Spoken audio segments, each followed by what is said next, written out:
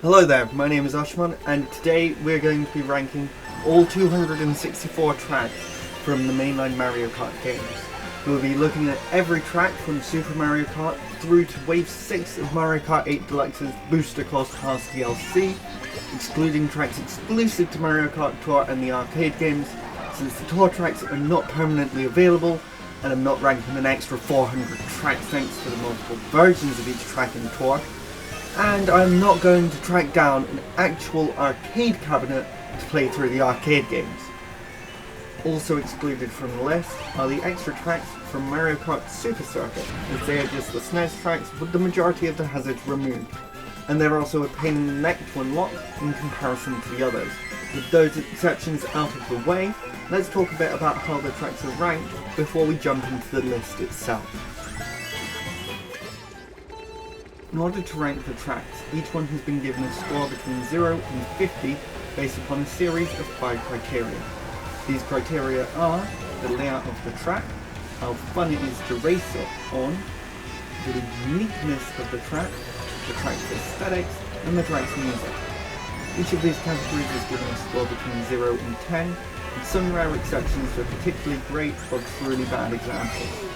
The track will then be ranked based upon the total score across the 5 categories. Where the tracks have the same score, they are then ranked based upon my personal preference. Each track will have its own scorecard, showing the score it receives from each of the 5 categories, along with the overall score. At the end of the video, I will also show you a full tier list of every track based upon their scores. Before jumping into the rankings, I'd like to explain each of the 5 criteria in a little more detail, since a couple of them are a little vague.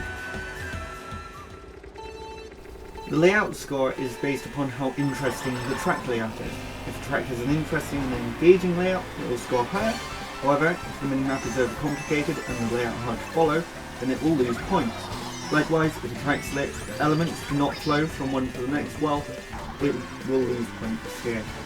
A good layout needs to be engaging whilst flowing together well, while a bad layout can be boring, overly complex, or feel disjointed. The fun score is probably the most self-explanatory criterion of the bunch.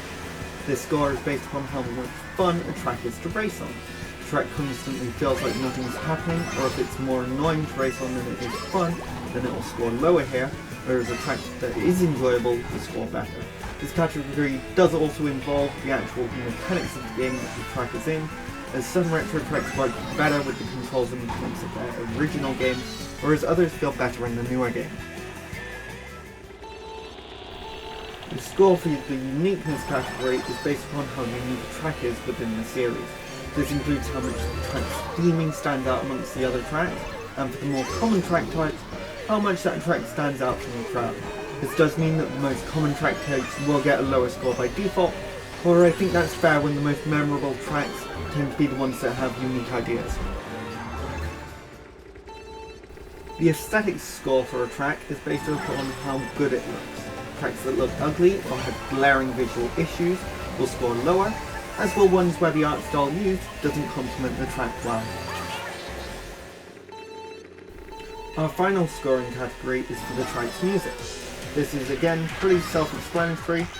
Music that is enjoyable to listen to and fits the track's theme well will score higher, whereas music that's less enjoyable to hear or feels like it doesn't suit the track well will get a lower score.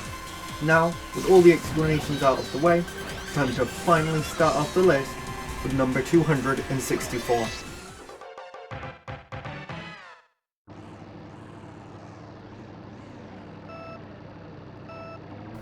One track has to come last, and in this case, it's Cooper Beach 1. This track doesn't really have anything going for it, with one of the most simple layouts in the series, dull gameplay, and a spot among the least unique tracks in the series. The track is pretty much just a circle with some water and bushes.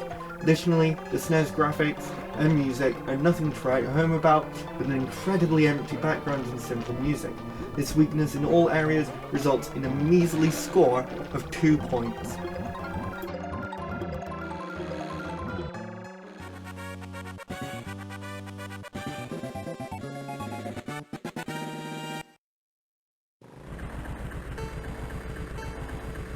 Snowland is quite frankly painful to play due to the constant screen shaking. There are very few tracks in the series that I actively dislike, and the original version of Snowland is among them, primarily due to the screen shaking, and the track scores a 3 in total, second lowest score in the whole series. It's a shame too, since aside from the screen shaking, track layout, background and music are all quite nice, although screen shaking makes the background pretty hard to look at too.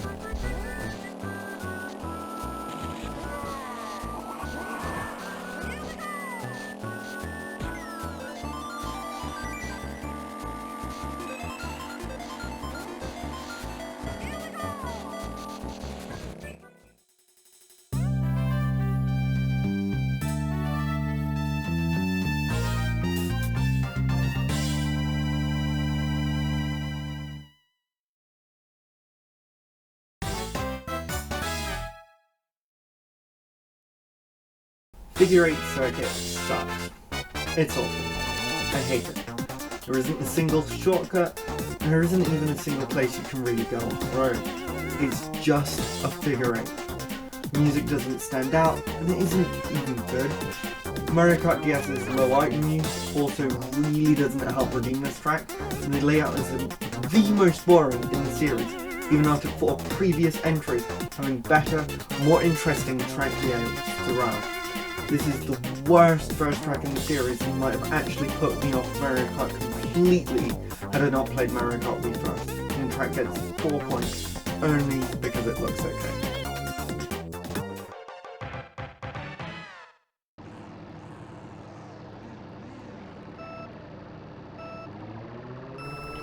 Vanilla Lake 1 is another Super Mario Kart track with a circular layout. The main thing helping this track score higher than Cooper Beach 1 is the relative uniqueness of the theme in this series overall, due to the varied nature of the snow courses in this series. Overall, Vanilla Lake 1 scores a grand total of 5 points.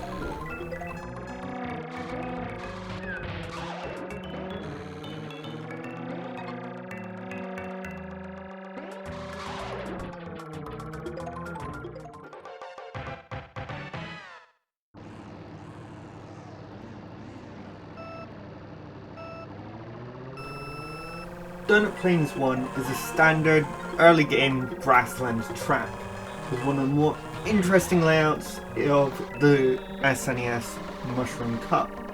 However, the track itself is pretty dull and nothing to write home about, netting a measly 5 points in total.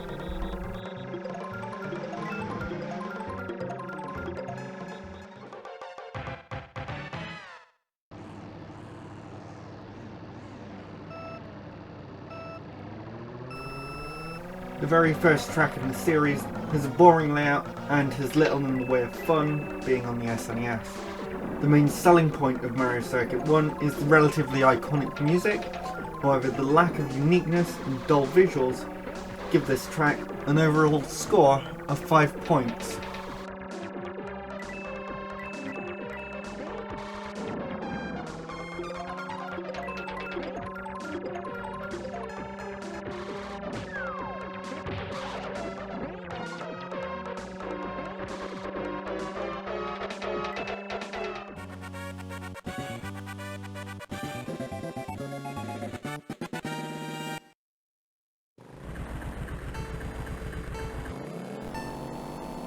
Mario Kart Super Circuit's version of Mario Circuit has a pretty basic layout with a pretty basic background.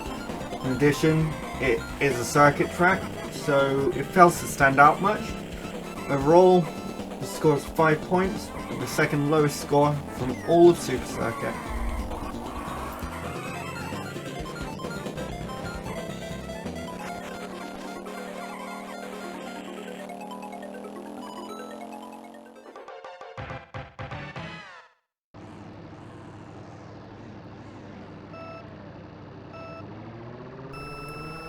Cooper Beach 2 may have a fairly standard layout at first glance, however, deeper sections of water that you have to try and avoid, and the starting area that's off to the side of the main track make it a bit more interesting, boosting the score up to a 6.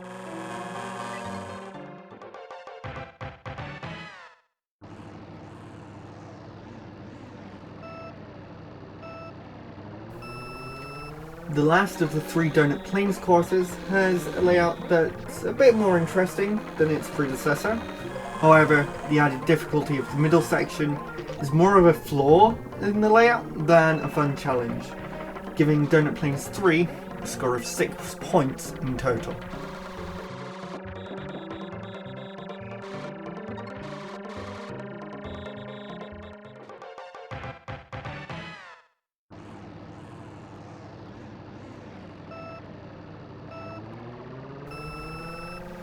Donut Plains 2 is a little more difficult and interesting than Donut Plains 1. The pool of water that you can fall into if you're not careful, the Monty Moles acting as hazards. The slight increase in difficulty helps this track score 6 points overall.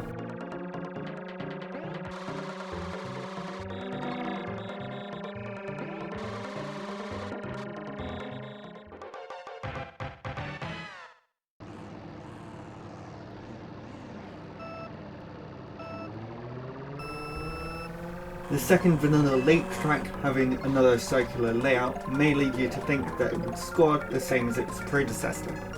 However, the added possibility of falling into the water and the jagged edges help boost this track to an overall score of 6 points.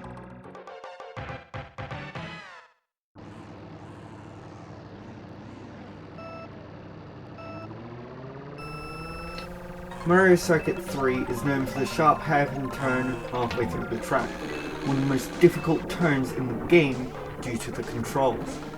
The rest of the layout also helps provide an increase in challenge from the previous 2 Mario Circuit tracks, however the flatness of the track keeps it from scoring higher than a 6.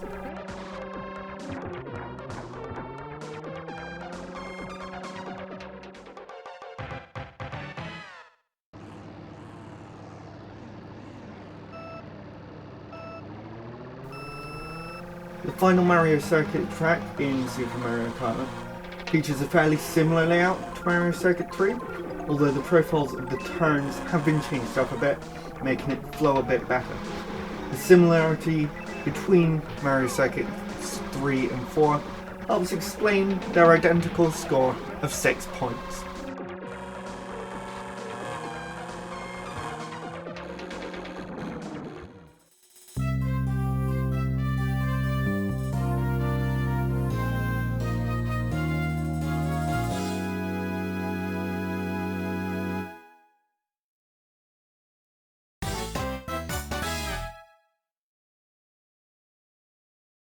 A common theme among the SNES and GBA retro tracks in Mario Kart DS is that they're pretty much just track but in 3D.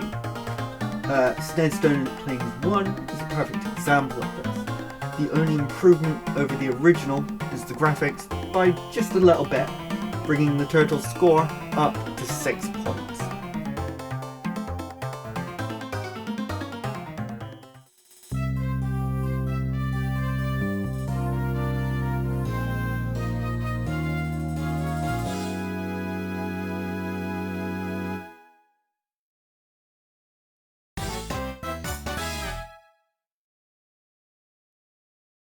Mario Kart DS's SNES Mario Kart Circuit 1 brings the series' first ever track to 3D for the first time. There aren't any changes to the layout aside from scaling it up so that it fits a 3-lap format better. Overall, it's only really a marginal improvement over the original, scoring a total of 6 points.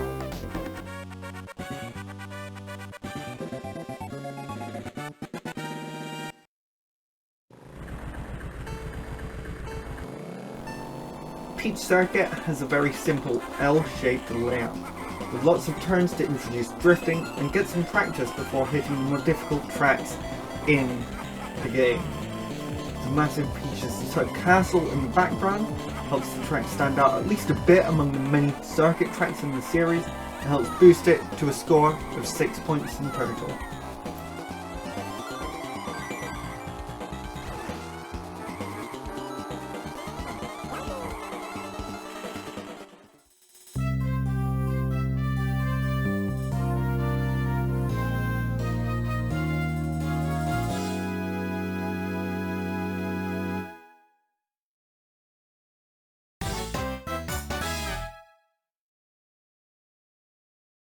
GBA Peach Circuit only really changes the original by bringing it into 3D. There's no real changes to the layout or design of the track, and it scores the exact same as its Super Circuit counterpart, 6 points overall.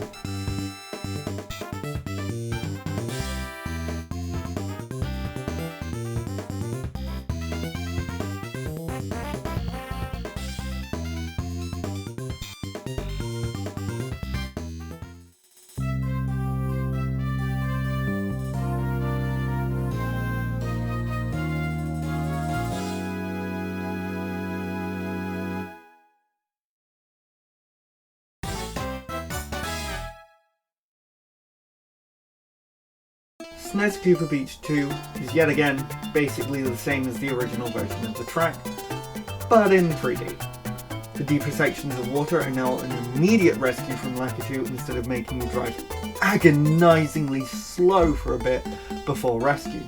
Overall though, the improvements aren't quite enough to boost the score up from a 6.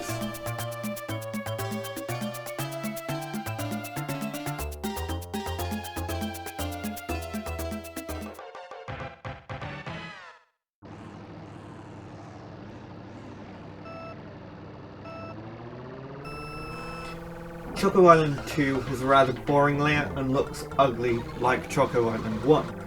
However, the final section of the track, covered in bumps, is not fun in the original game and drags the track's score down to a 7, making the Choco Island theme the only theme in Super Mario Kart where the first track scores highest.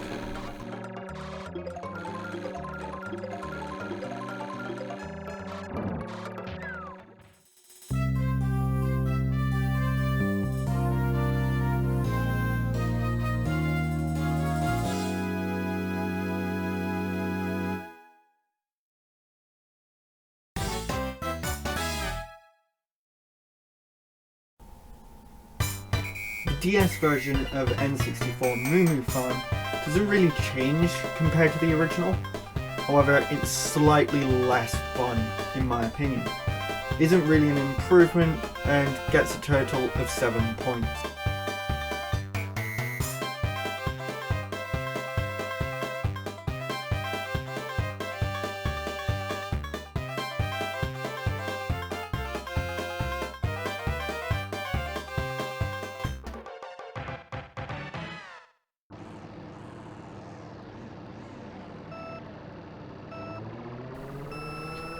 Ghost Valley 1 is the first track in the series where you can fall off and be rescued by Lakitu without having to use a feather to do so.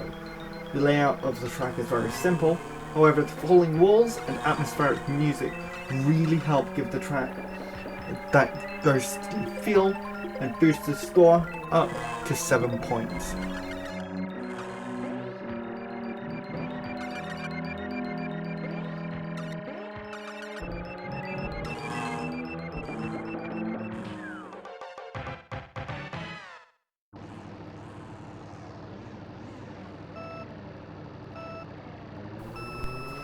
Mario Circuit 2 has easily the most interesting layout of the SNES Mushroom Cup thanks to the large jump over the track at the end.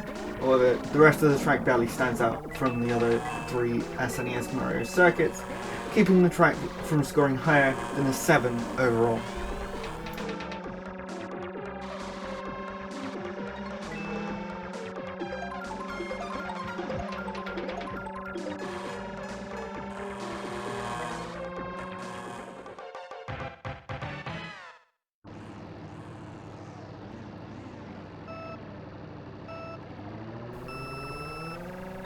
Choco Island 1 has a rather standard layout and looks horrible, with rather weak music to boot. However, having one of the most unique SNES track themes helps this track to achieve a score of 8 points overall.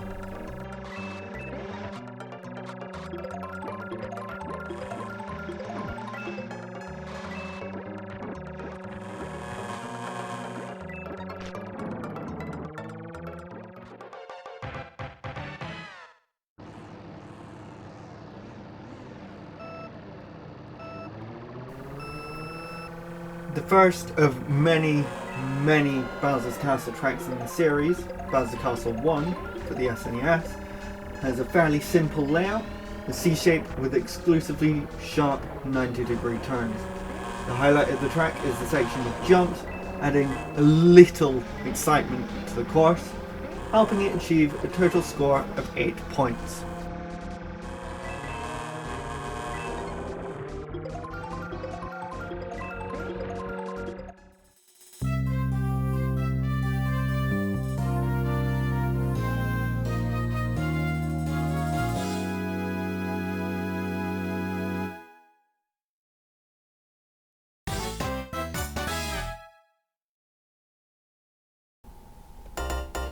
SNES Choco Island 2 is yet again basically unchanged from the original. The only real difference is that it's now in 3D, as the ramps are still annoying and the track still looks pretty ugly. However, it's still the best SNES retro track in Mario Kart DS, scoring 8 points overall.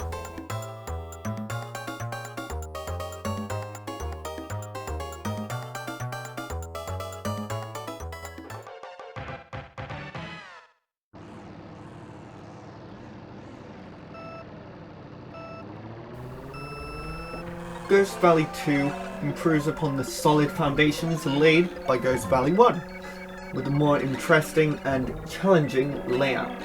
These improvements help the track net a total score of 8 points.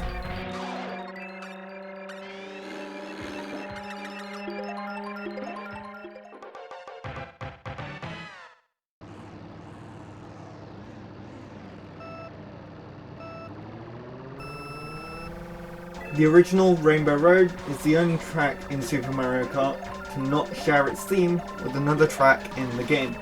The overall layout is deceptively simple, with the narrowness and lack of barriers making it a very difficult track to race upon. However, this difficulty very much feels unfair at times, which helps contribute to a score of only 8 points. However, the music is truly iconic.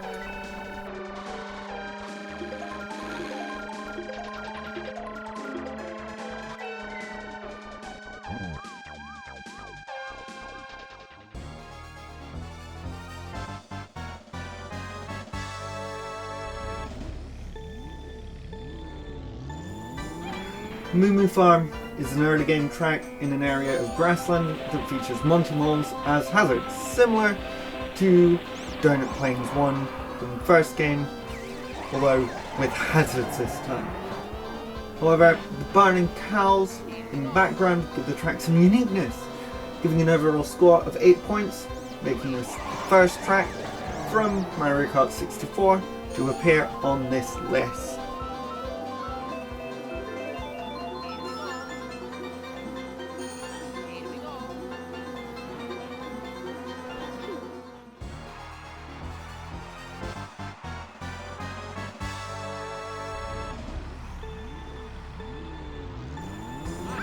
Luigi Raceway is a standard beginner track with a simple layout and iconic music. The main standout features of the track are the tunnel and the balloon, which carries an item box that always contains a blue slime shell. Fairly unremarkable track overall, Luigi Raceway scores a total of 8 points.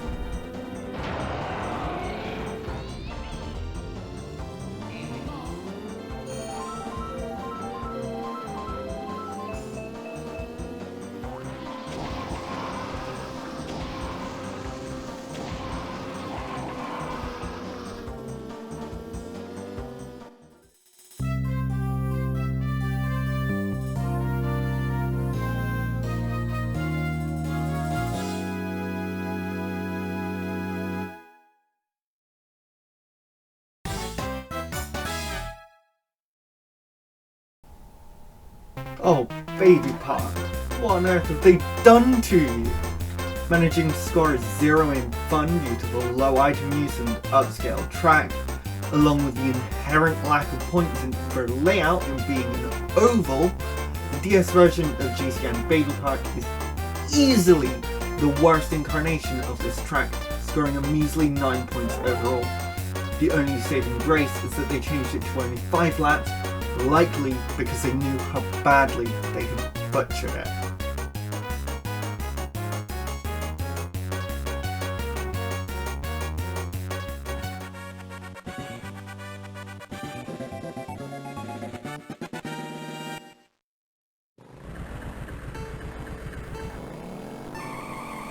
The first of 4 Bowser's Castle tracks from Super Circuit. Bowser Castle 1 is a fairly simple layout with a few swamps, jumps and 90-degree turns. Music for the track is probably the best part and lifts the score up to 9 points.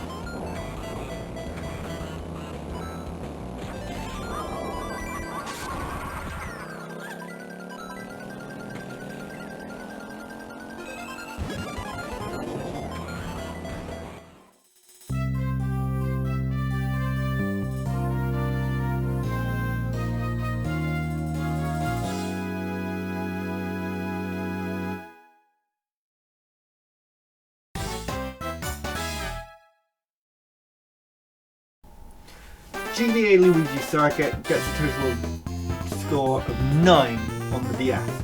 The background does look nicer than in the original, however the rain effect on the DS doesn't look nearly as good. For me personally, this does drag it just below the original, but not by much at all.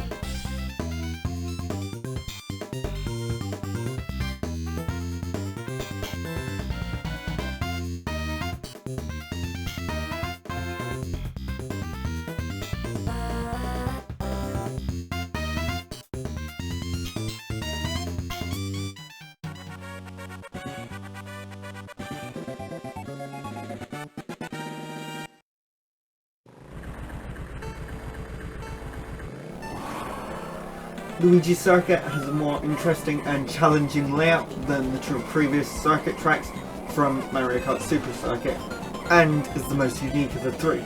The rain effect and puzzles on the track really help to bring everything together, and the track scores 9 points in total.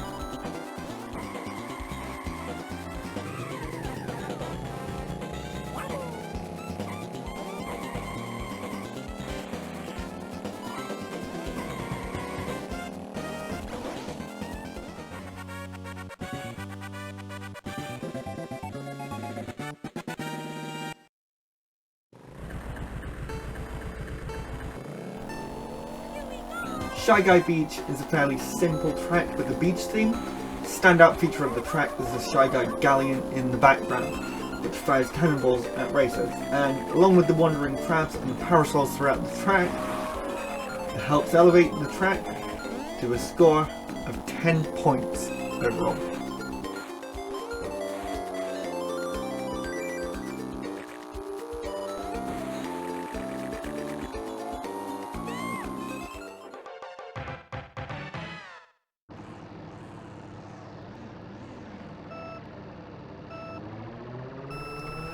Bowser Castle 2 from the SNES features the infamous dead-end section of track that leads directly into the lava pit below.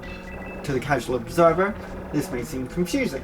However, with a well-timed and angled feather, this can be one of the best shortcuts in Super Mario Kart and helps give the track a total of 10 points, the earliest double-digit score in the series.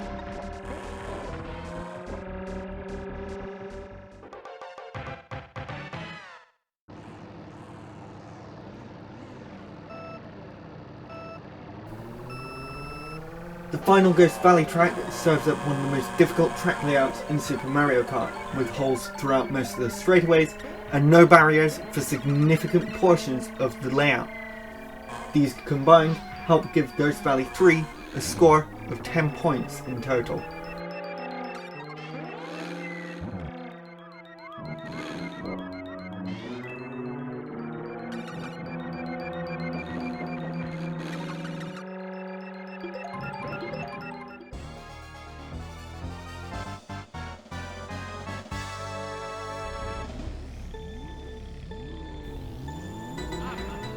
Koopa Troopa Beach is filled with different routes that you can take, and crabs acting as hazards.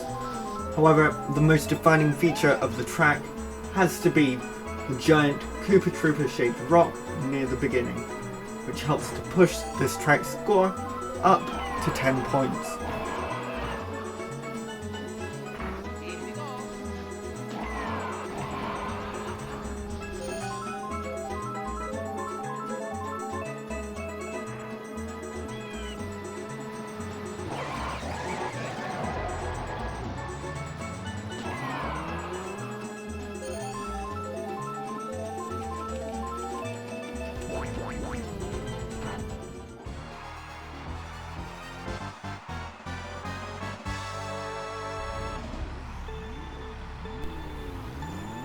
Mario Raceway, despite being a rather standard circuit type track, has a fun layout with large areas of off-road, allowing for some very creative uses of mushrooms and stars to get ahead of other racers.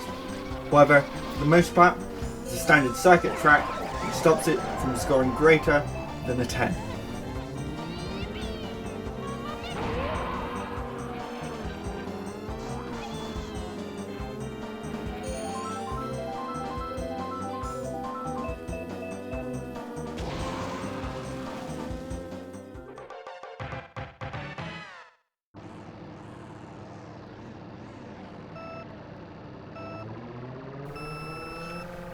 Bowser Castle 3 features one of the most interesting and fun layouts in Super Mario Kart.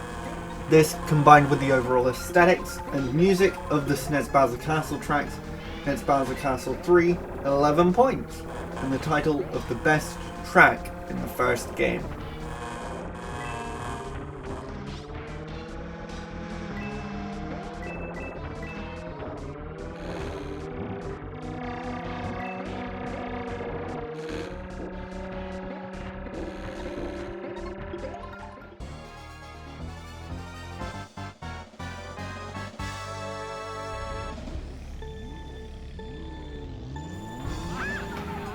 First of a number of tracks in the series in which you race on busy roads, the original form of Toad's Turnpike is easily the weakest of this group, due to the large size of the other vehicles on the road making them difficult to navigate around.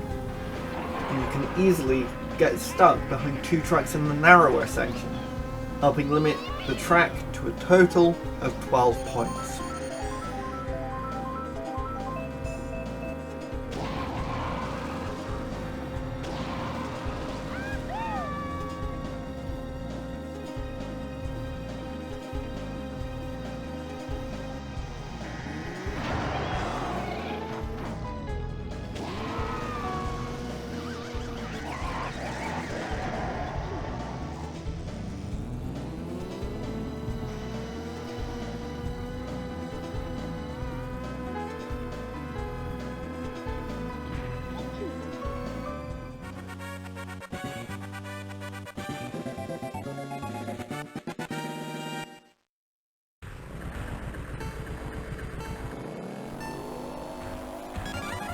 Super Circuit's Bowser Castle 2 is another 2D Bowser's Castle track.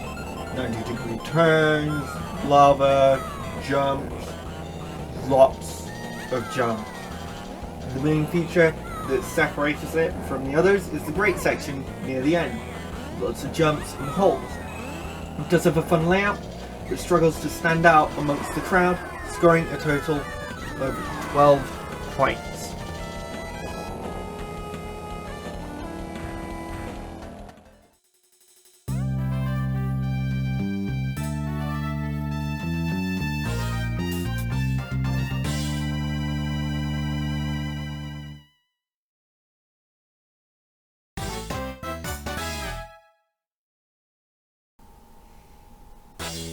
Mario Kart DS's Mario Circuit is certainly a Mario Circuit. It has an okay layout, but it feels a bit empty and a bit flat. It isn't very unique. The only interesting feature is a pair of fire piranha plants, and the DS circuit music is pretty dull and uninspiring. Overall, the track scores 12 points in total.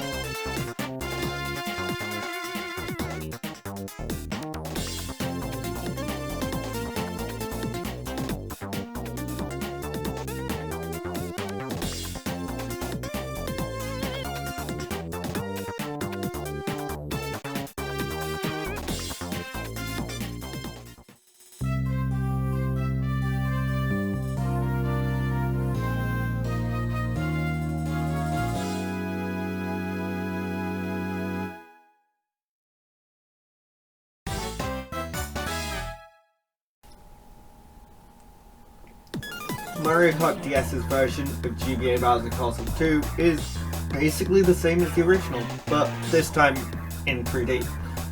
As ever with the DS remakes of SNES and GBA tracks, the only improvements are graphical, and it boosts the overall score by 1 point to a total of 13.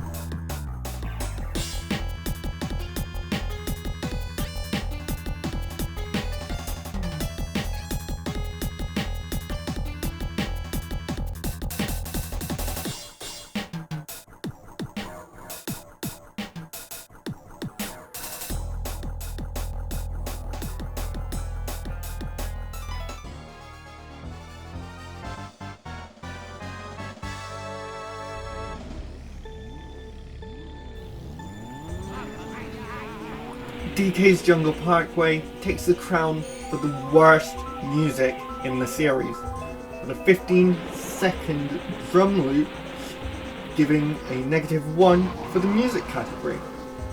Track layout and uniqueness help bring the track's score back up, and the sunset orange hues make this one of the best looking tracks in Mario Kart 64, all of this combining to give the track a total of 13 points.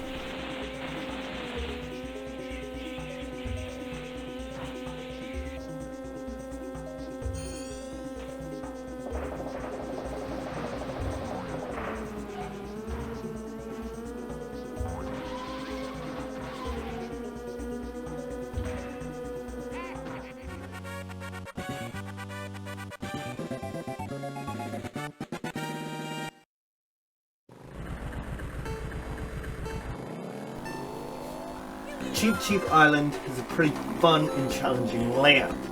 In addition, the track looks pretty good for one of the 2D games, with the beach at sunset really helping it stand out a bit, boosting its score up to a 14.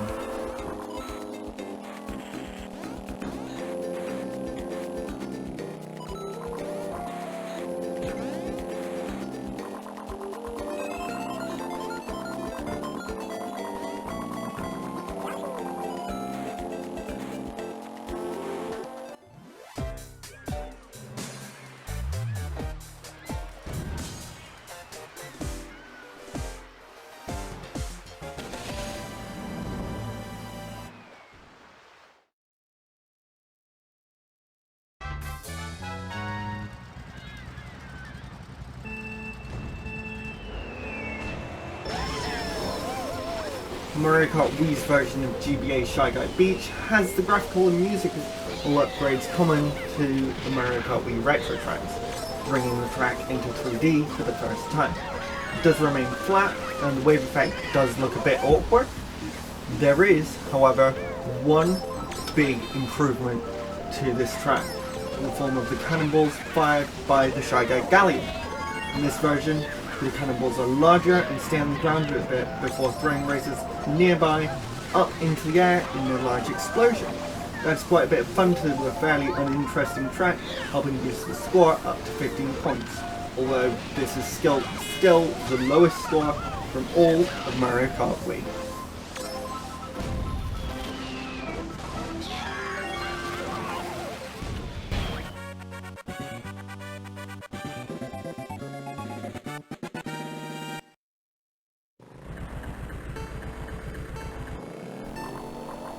Riverside Park has the most interesting layout of Super Circuit's Mushroom Cup, 2 big jumps and a variety of turn shapes.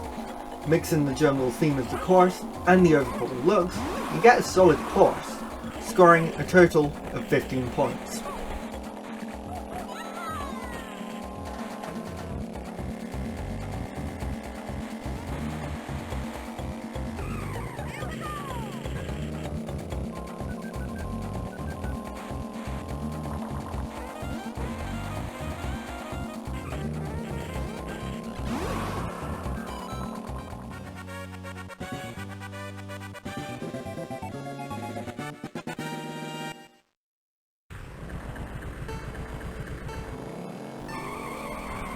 Bowser Castle 3 has among the most interesting layouts in Super Circuit, possibly only beaten by Bowser Castle 4. The purple-blue hue to the track makes it stand out among the 2D Bowser Castle tracks visually, and it scores 15 points in total.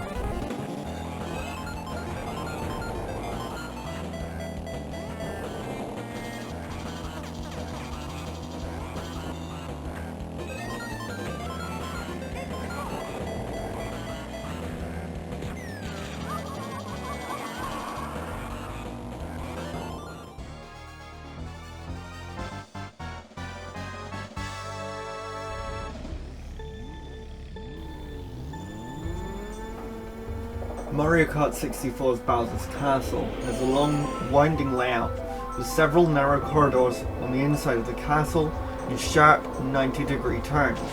The track is filled with thwomps crash down on races in slightly different places each lap and slide along the floors. There's even one in jail for some reason. Overall, this Bowser's Castle scores a total of 15 points.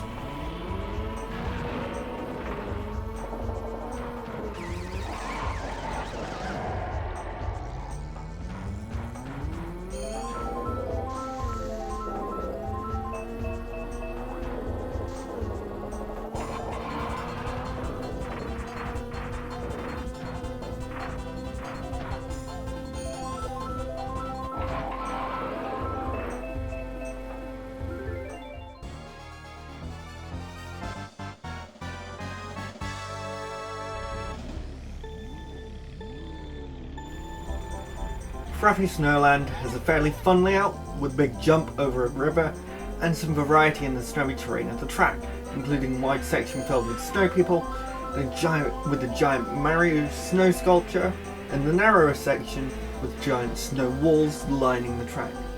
Mix in one of the best pieces of music in Mario Kart 64, and Frappy Snowland earns a respectable 15 points.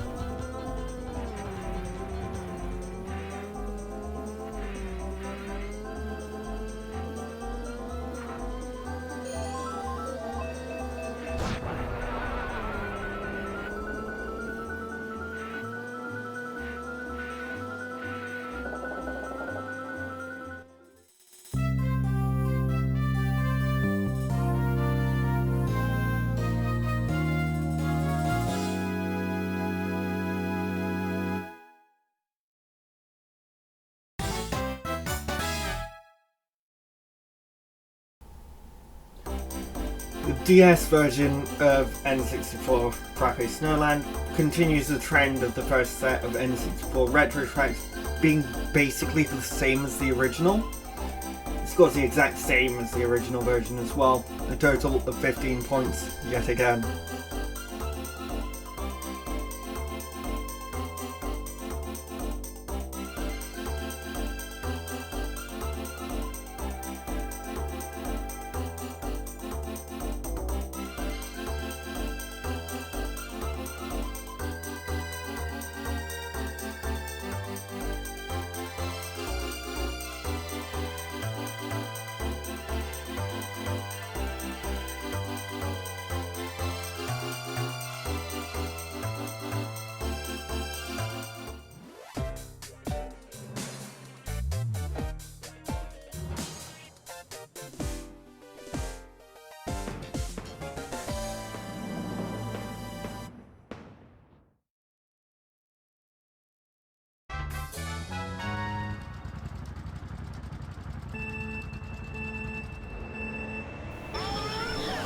The Mario Kart Wii version of SNES Mario Circuit 3 has undergone a few changes to update it for its first proper reappearance.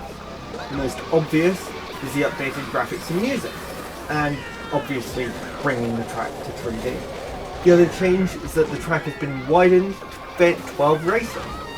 Other than this, it still feels pretty similar to the original version and scores a total of 16 points.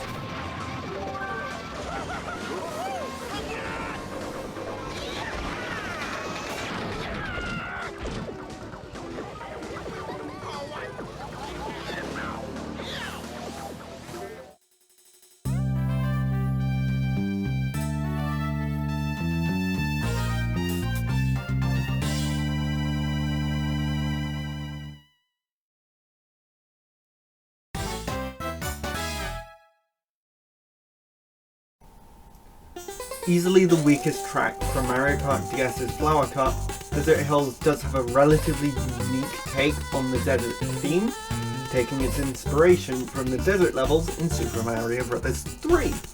However, its unique inspiration doesn't really save the track from its dull and forgettable layout. The only thing anyone ever really remembers is being able to pull off ridiculous shortcuts using mushrooms on the S-bend just before the finish. And the track scores a total of 16 points.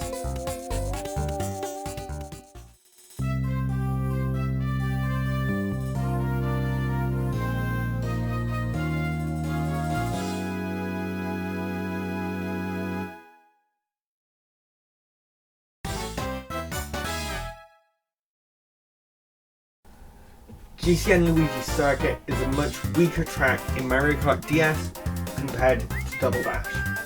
The lower item usage really makes the track feel less chaotic, and the music and aesthetics of the track are also not as good on the weaker system.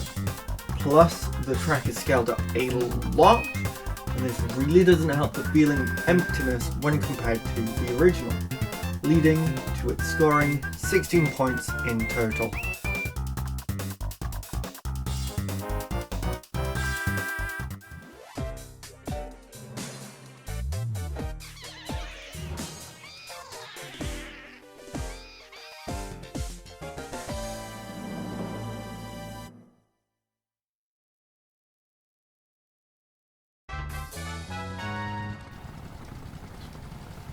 SNES Ghost Valley 2 in Mario Kart Wii received some decent upgrades from the original.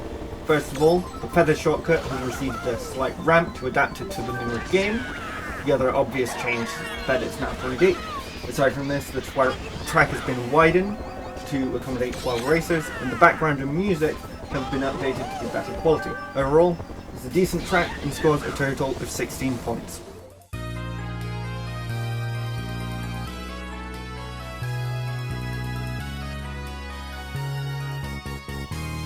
The final track of Mario Kart 7's Lightning Cup was a bit of a fun surprise when the game released back in 2011, being SNES Rainbow Road. Making the first Rainbow Road in the series also gained the distinction of being the first return as a retro track, aside from its earlier inclusion in Super Circuit. This remake is pretty faithful to the original, while making several improvements to the track, with the Super Thwomps receiving updated designs, the number of them decreased to accommodate for their larger size. And they now cause waves in the track that can be tricked from, while the bumps have been replaced with ramps that can also be tricked off of. The background has been given some more detail, with stars surrounding the skybox to give it a more noticeable outer space vibe. However, it's still an SNES track, so there isn't much that can be done to the layout. The overall score is the lowest in all of Mario Kart 7, with a total of 16 points.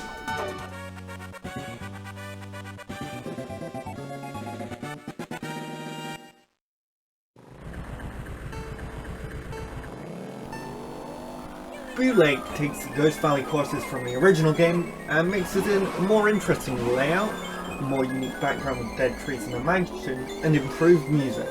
And these combine to give a total score of 16.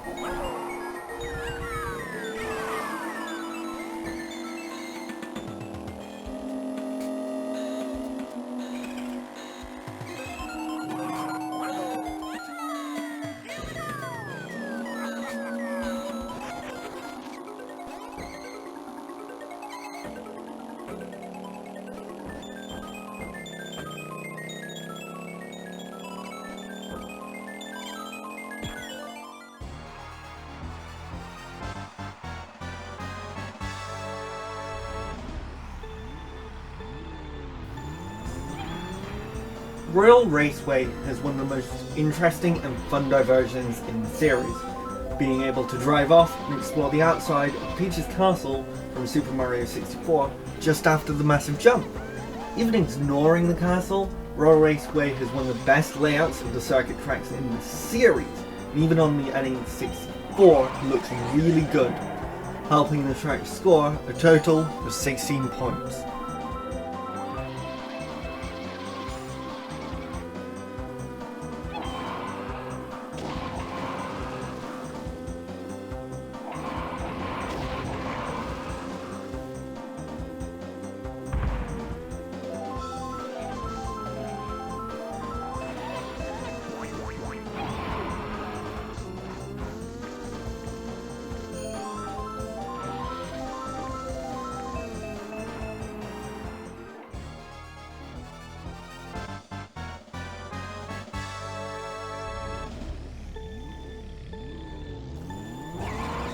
Kalimari Desert's layout may seem simple at first. However, the iconic train can easily throw you off course if you get in its way. Driving along the train tracks through the tunnel may not be the best idea, as it's slower and you will likely be hit by the train, but it's really fun and helps this track net a total of 16 points. Plus, you can skip a lap by driving through the tunnel with a star, so that's always fun.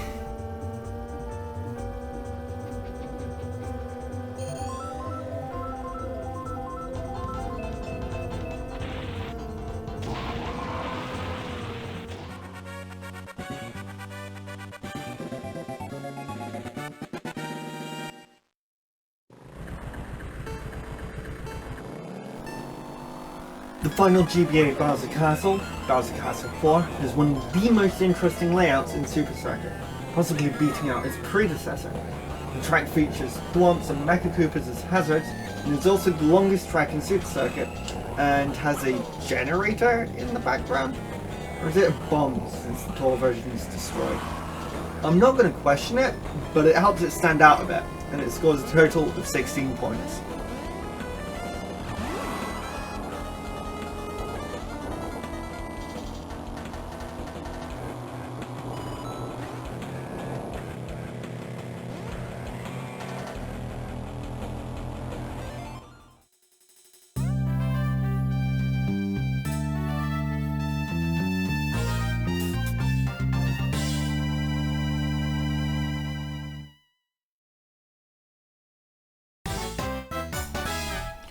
Yoshi Falls has a pretty simple layout, being pretty much an oval with a slight bump on the side.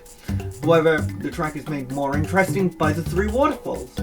Your options are to take the safer route of crossing the bridges, or to take a risk and cross the waterfall for a slightly faster route or an extra item. The main standout feature is, of course, the giant Yoshi egg in the centre, and it looks pretty good. The music, however, is pretty dull, and the track gets a total of 17 points.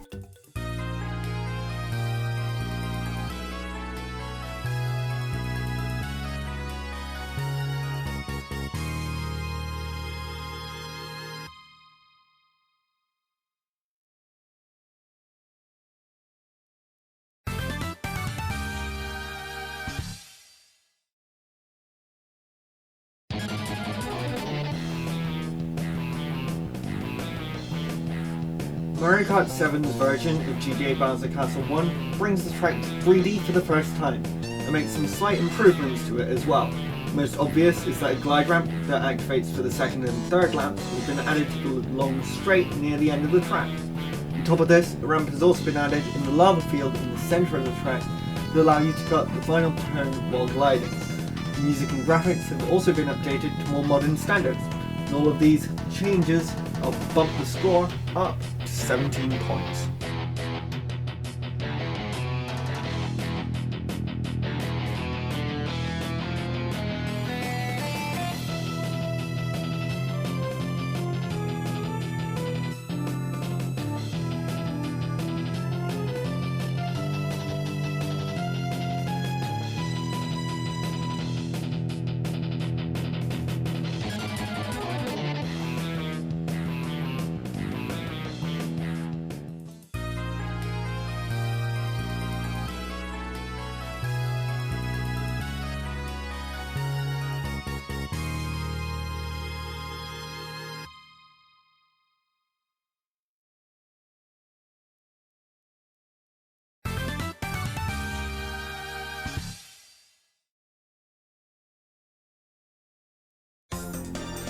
The version of N64 Luigi Raceway found in Mario Kart 7 makes several changes to the track from the original.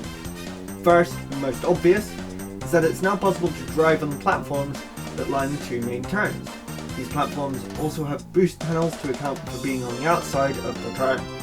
The other, less obvious changes are that the hot air balloon has been moved and the item box underneath it is a normal one, no longer giving a guaranteed blue shell every time.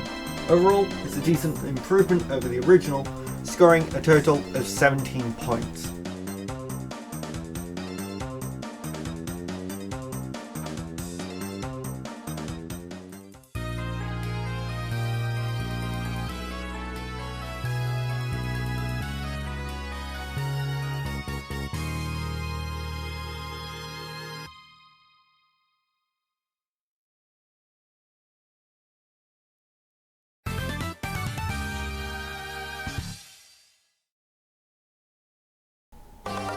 Mario Kart 7 is the third game in a row to bring back an SNES Mario Circuit track. At least they picked the most interesting of them. The big jump from the original is now a glider ramp and actually elevated thanks to being in a 3D Mario Kart now. Most of the straightaways have been lengthened to make sure you actually finish the track instead of exploiting the jump at the end. Overall, this version of SNES Mario Circuit 2 is a pretty significant improvement over the original, just barely misses out on the top 200 with a score of 17 points.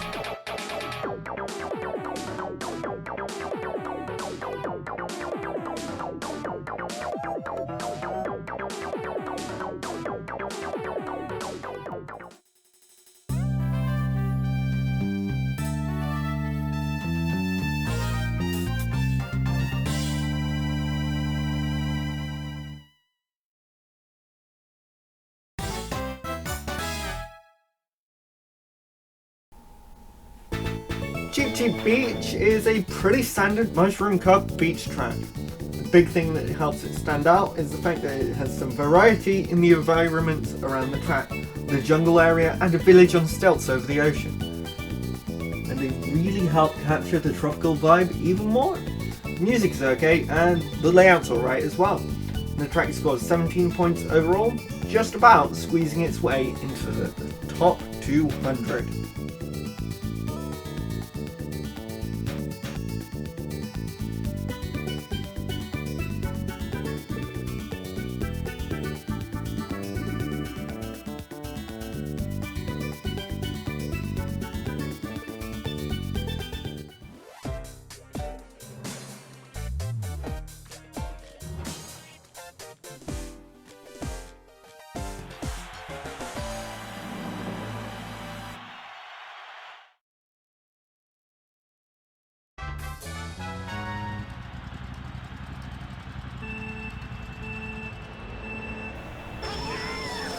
N64 Mario Raceway in Mario Kart Wii is almost entirely unchanged from the original version.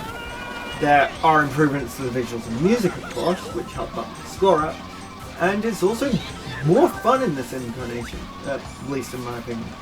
Overall, it's a pretty good track, and it scores a total of 17 points.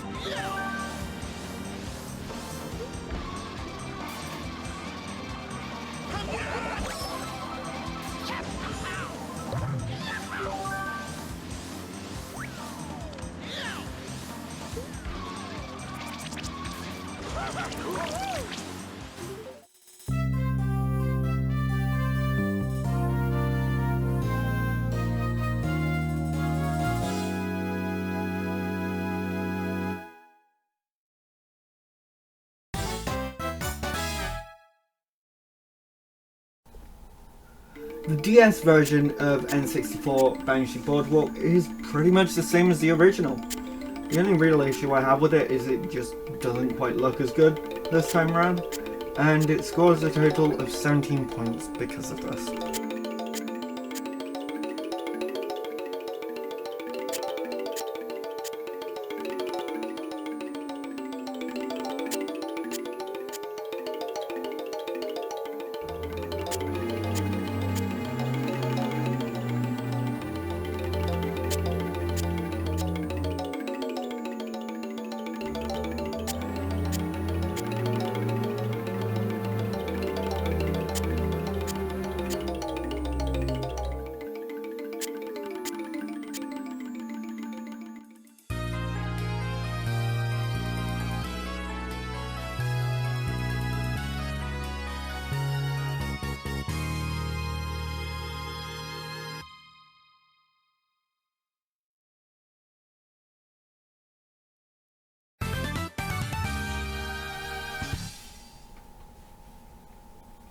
Toad Circuit is pretty standard as far as beginner courses go.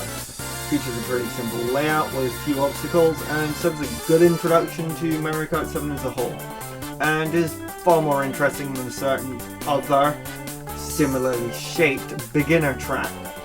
On laps 2 and 3, a glide ramp is activated on the straightaway just below the bridge to introduce blinding, and the track looks pretty nice overall, with its own visual identity thanks to the giant toad balloons. They look stupid and a little bit awkward, but they're just so charming in their own way. The music, which is shared with this game's Mario Circuit, does feel kind of generic, being a circuit theme, but it does have some fun parts that are quite memorable. Overall, Toad Circuit gets a score of 17 points, earning it a place at 197, barely within the top 200.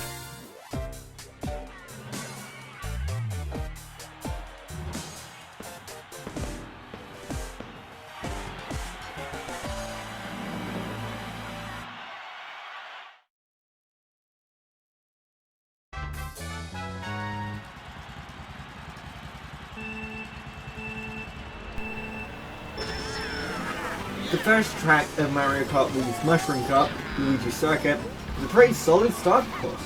Though it has a simple layout, it works in all of the major features of the game in a fairly intuitive way, such as going over speed boost panels to go quicker, and that going off-road slows you down, yet has a ramp with an item box to show that off-road can be used as a shortcut if you have a mushroom off start.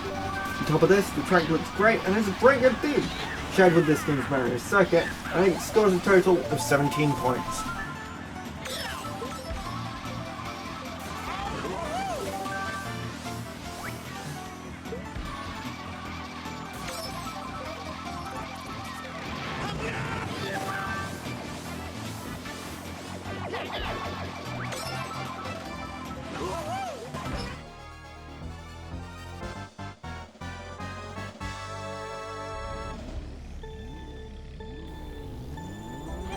Mario Kart 64's Sherbet Land has a fun layout, taking some inspiration from the cracked ice shape found in Vanilla Lake 2, and adding in a cave, waddling and sliding penguins, and a rock to create something greater than the sum of its parts, giving a total of 17 points.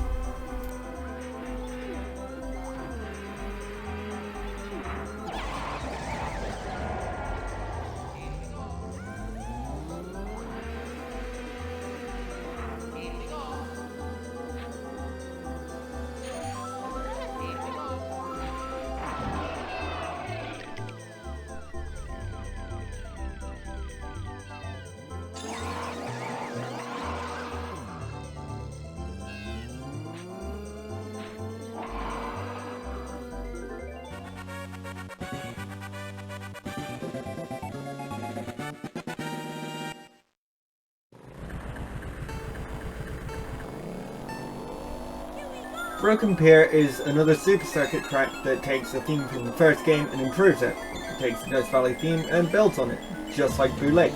However, in keeping with the general theme of the Super Circuit Special Cup of being a previous track, but better, Broken Pier is very similar to the aforementioned Boo Lake, but has a more interesting layout, scoring a total of 17 points.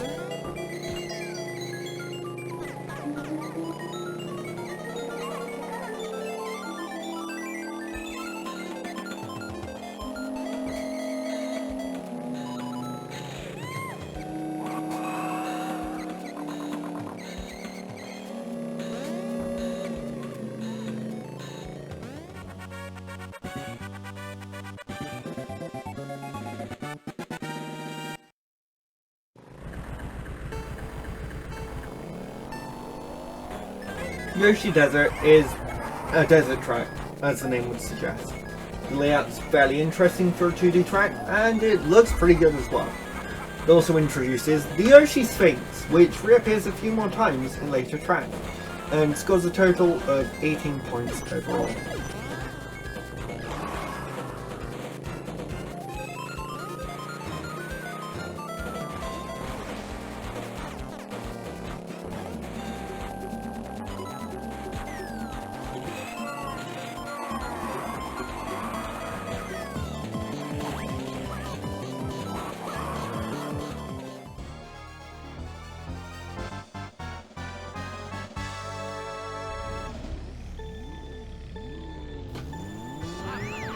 Choco Mountain is one of the most unique courses in Mario Kart 64 and has a rather fun layout, and the music is a bop.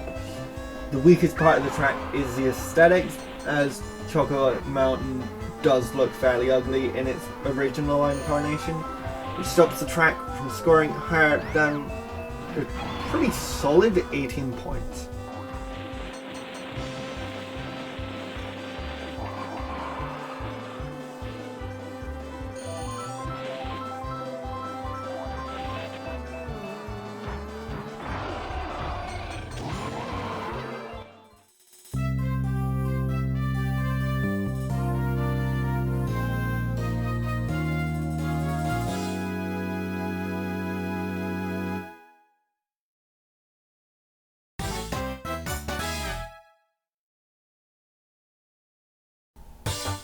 Mario Kart DS's version of N64 Chocolate Mountain is pretty similar to the original version.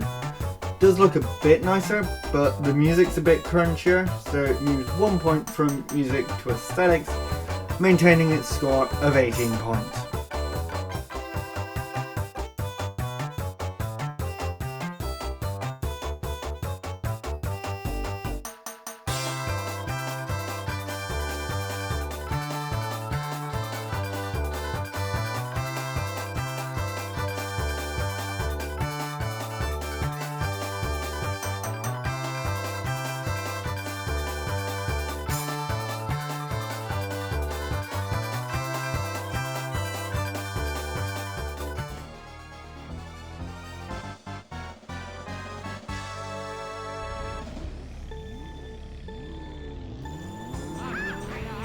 Wario Stadium's windy layout with lots of hills is one of the more interesting ones to come out of Mario Kart 64. Dirt bike track feel makes it one of the more unique tracks in this game. It stands out as the only Mario Kart 64 track to never appear since. Maybe a bit overly long, but with the tracks introduced in Mario Kart Wii and the sections feature introduced in Mario Kart 7, a return of this track could easily be one of the most fun in the series. However, in its current form, Wario Stadium scores a respectable 18 points.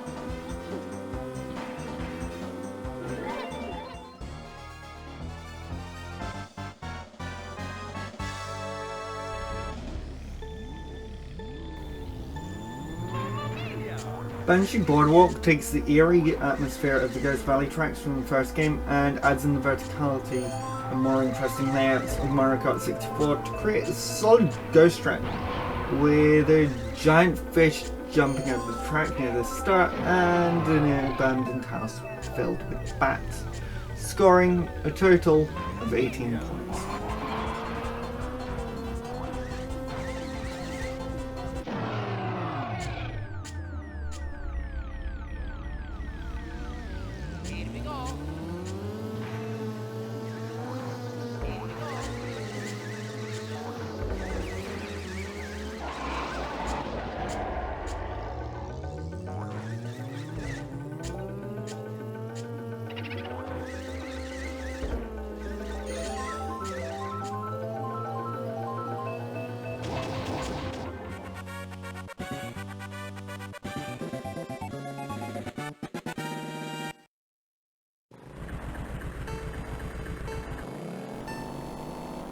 In at 188th place, we have Lakeside Park. It's fairly similar to Riverside Park, but with a slightly more interesting and challenging layout. Oh, and an erupting volcano that drops volcanic rocks on you. And, of course, it scores a total of 18 points. Just be careful not to end up going over the jumps that send you further back.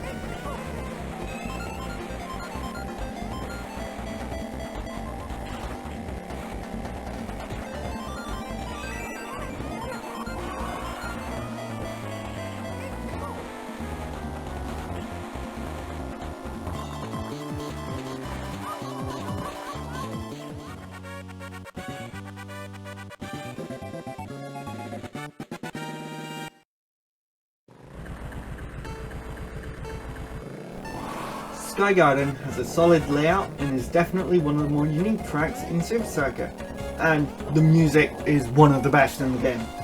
In addition, Sky Garden, being the 10th track in Super Circuit, it's exactly halfway through the game, and thematically acts as a sort of Rainbow Road light, which adds just a bit to the uniqueness of the track and helps it attain a total of 18 points.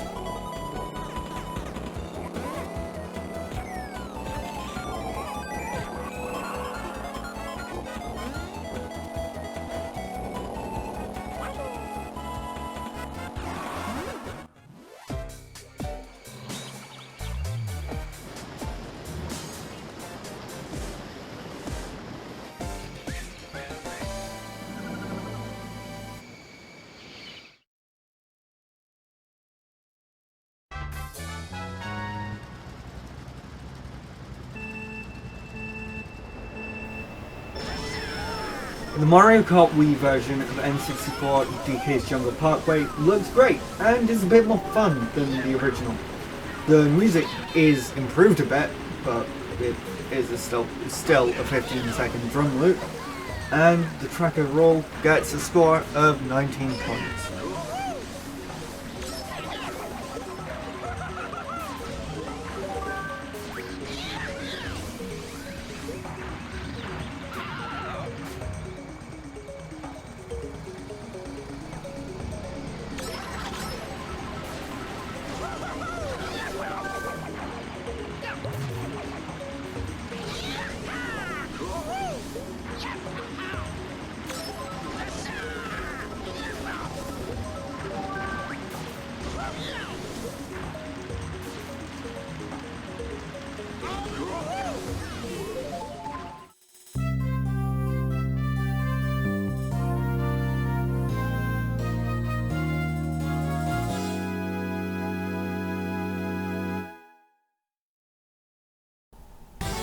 The DS version of GCN Mushroom Bridge follows the trend of butchery of the tracks by the first set of GCN Retros.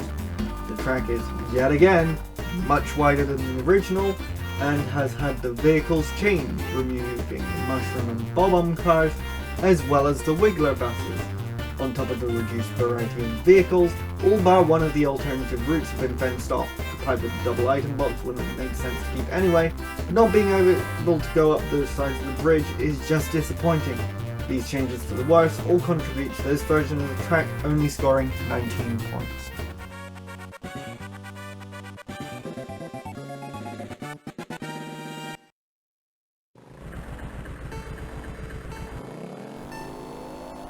Super Circuit's Rainbow Road again fits the trend of the tracks in the Special Cup from this game being basically another track but better, although in this case it's a track from the first game, being basically SNES Rainbow Road but much more interesting. The track has no barriers and is instead lined with jump ramps, allowing for some skips if you get enough at the game, and it scores a total of 19 points.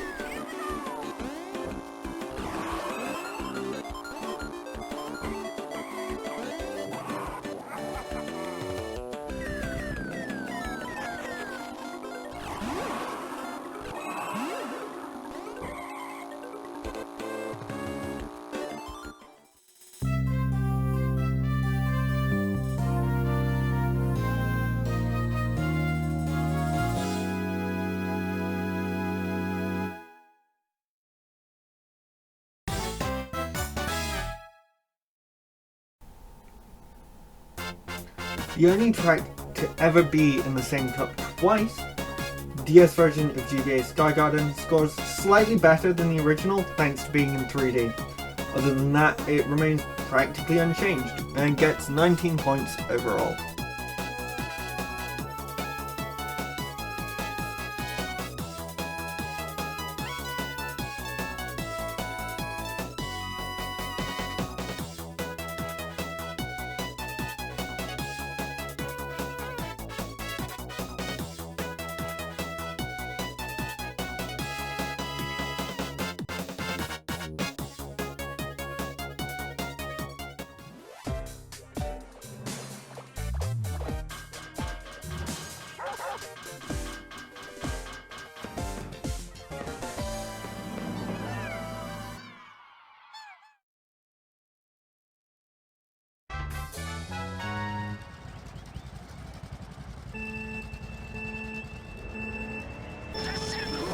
Mario Kart Wii's Mario Circuit has a relatively simple layout, being pretty much a figure 8 with a few extra turns that help spice it up a little bit.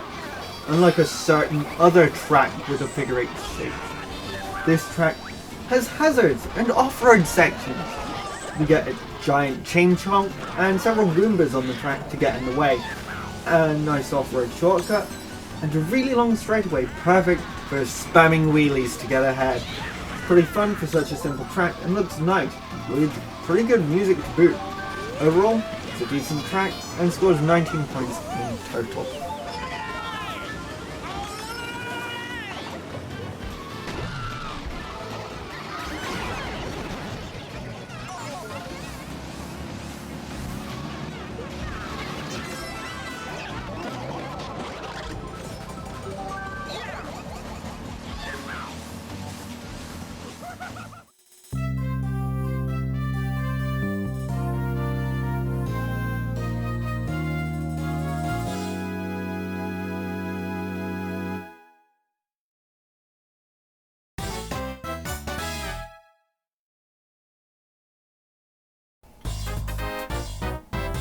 GCN Yoshi's Circuit is the least butchered of the DS versions of GameCube track.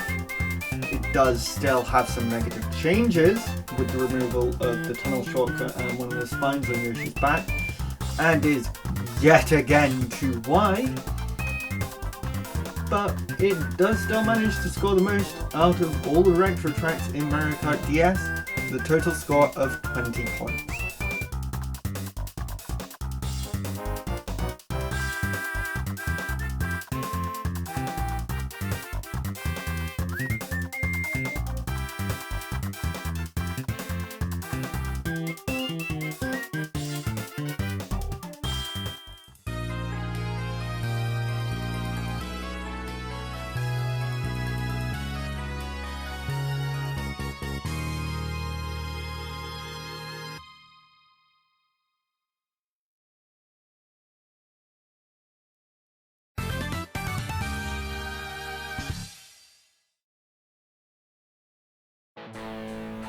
Rock Mountain, also known as Alpine Pass in PAL regions, has a pretty generic name and an equally generic theme. The layout isn't anything to write home about, being pretty much an oval shape, but it does play around with changing the elevation really well. Two most notable parts of the track being the large elevation changes from the gliding section to the near vertical ramp at the end. However, the rest of the layout is fairly standard and dull. The gliding section definitely helps increase the fun of the track, and the aesthetics are great as well. However, the music, although it is good, doesn't really feel like it fits the vibe of the whole track, at least in my opinion. I can appreciate the pun of having rock music when the track's name is Rock Mountain, but it still doesn't fit the vibe of the track to me, and the final score is 20 points in total.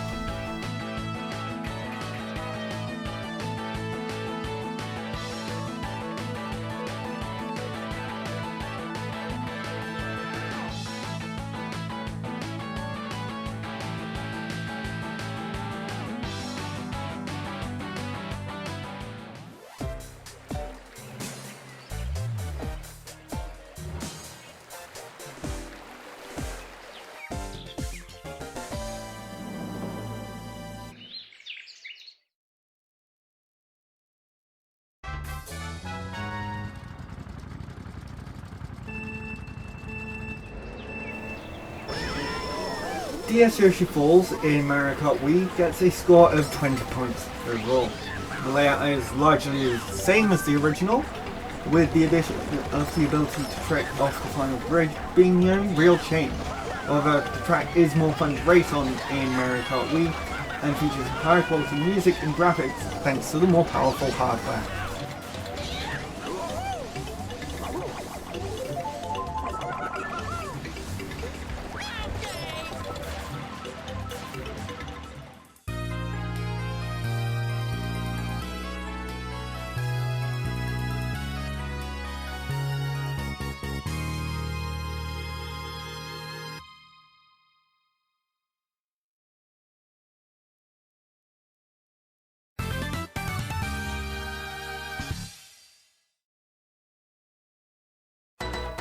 The Mario Kart 7 version of N64 Koopa Troopa Beach, which for some reason was renamed to N64 Koopa Beach in North America, features several improvements over the original.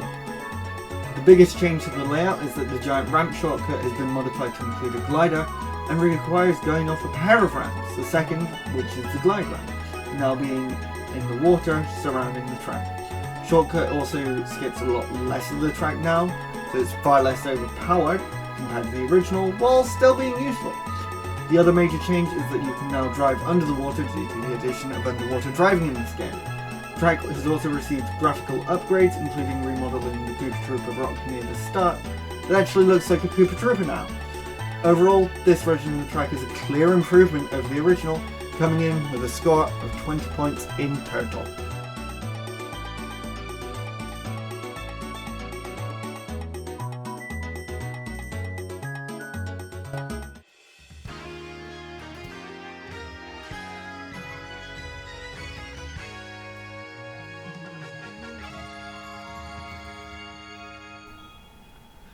SNES Mario Circuit 3's return in Wave 2 of the Booster Course Pass is the lowest scoring track in the entirety of Mario Kart 8 Deluxe, with 20 points in total. The track is almost unchanged from its incarnation in Mario Kart Wii, the only gameplay changes being the addition of traffic cones in front of the yellow slicks and the dash panel at the end being updated for the modern design. Aside from this, the changes are basically all aesthetic, with the skybox having a more saturated appearance reminiscent of the SNES original, and elements from levels in the Mario Brothers games have been added to the barriers around the track, while the music has been slightly rearranged, sounding a bit cleaner than previous versions. This track really did not have to return again, and it would have been much more interesting to see Mario Circuit 4 return for once, or if the layout had received an update to make it a bit more interesting, such as adding elevation. As it is, however, the track is just a bit of a wasted slot that could have been given to any of the many more interesting tracks from throughout the series.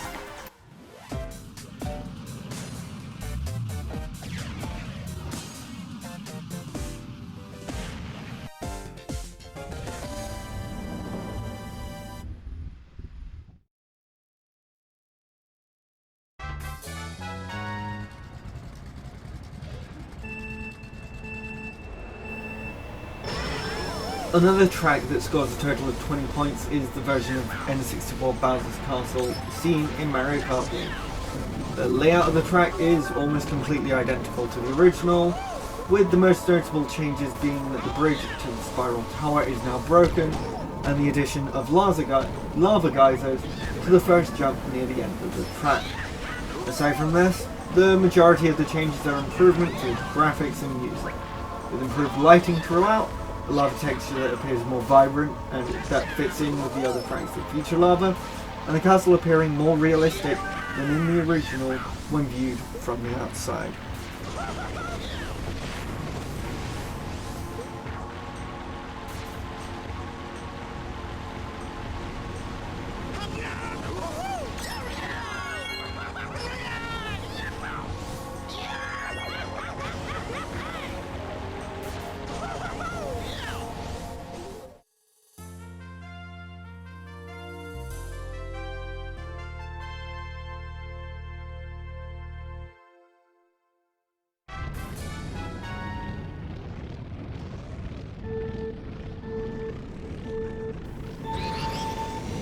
Dry Desert is the weakest track of the Mushroom Cup from Double Dash. The only real standout feature is the giant piranha plant that eats you if you fall down the pit of shifting sand, and also the tornado. The track overall scores 20 points, placing it at 175th position on the list, the lowest of any track in Double Dash.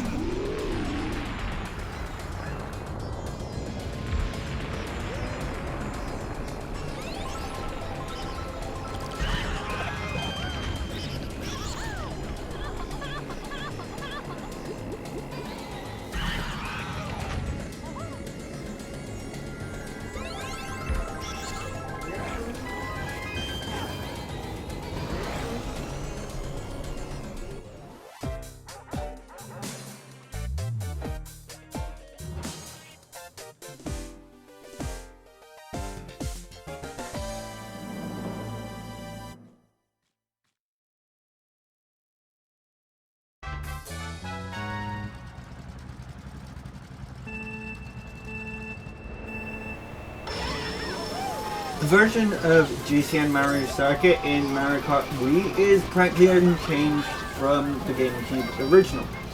The trick system does add some fun to the track, but not by enough to increase the overall score beyond 20. The two versions of the track are practically interchangeable in my eyes.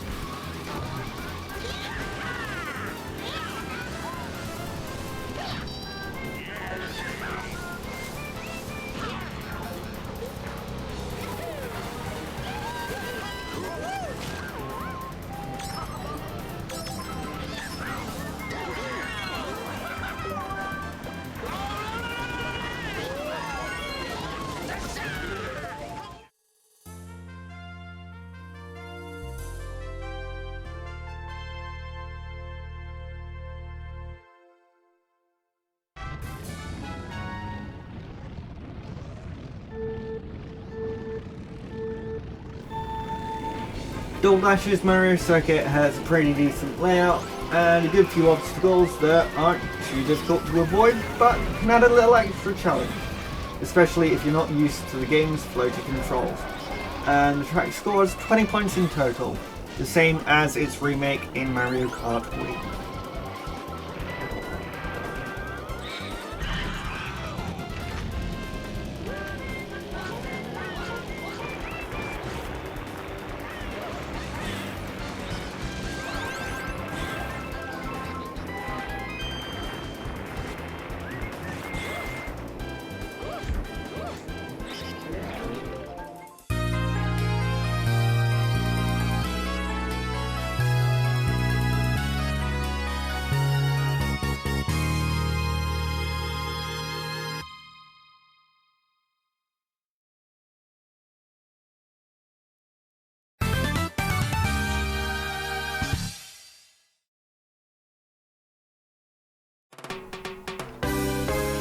Cheap Lagoon, known as Cheap Cape in Power Zones, good luck saying that second name quickly, is a pretty standard mushroom cup beach theme track. They are pretty simple, with some relatively inconsequential split paths and few obstacles in the form of some large oysters. The track introduces the underwater driving feature to the series and does a solid job of acting as a tutorial to the new mechanic. It looks pretty good and the music's alright as well. Lagoon overall gets a score of 21 points.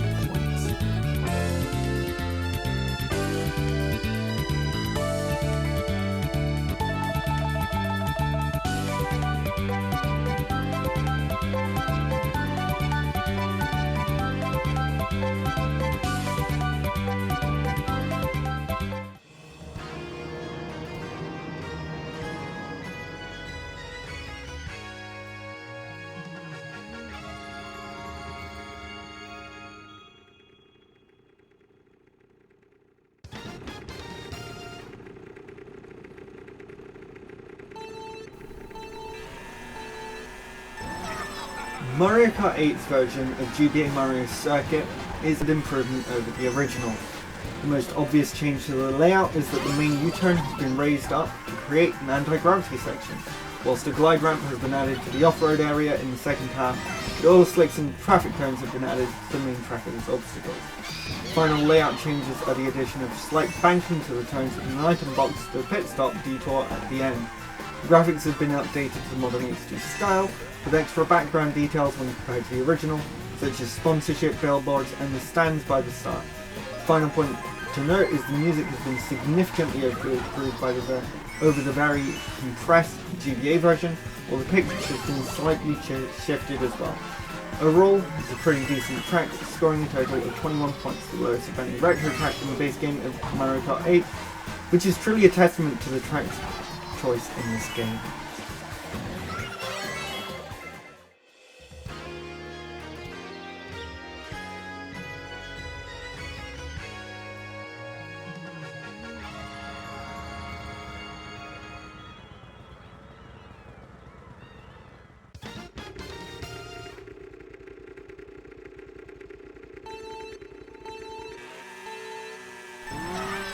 Mario Kart 8's Flower Cup starts off with the base game's weakest new track, Mario Circuit, which scores 21 points overall. The layout does make it a lot of use of anti-gravity, being a Mobius loop in the shape of an egg, which is inventive, although it is rather boring. Basically being figure 8 circuit but twisted, although there is some off-road and a glide ramp at the end, meaning you can hit the sign at the finish line. It's also pretty easy to set up effective glide from it, though you do have to pull back to the track very quickly or you'll end up out of bounds. It's not the most exciting or unique track out there, and the music is fairly generic. However, the track does look pretty good, which helps bump the score up a bit.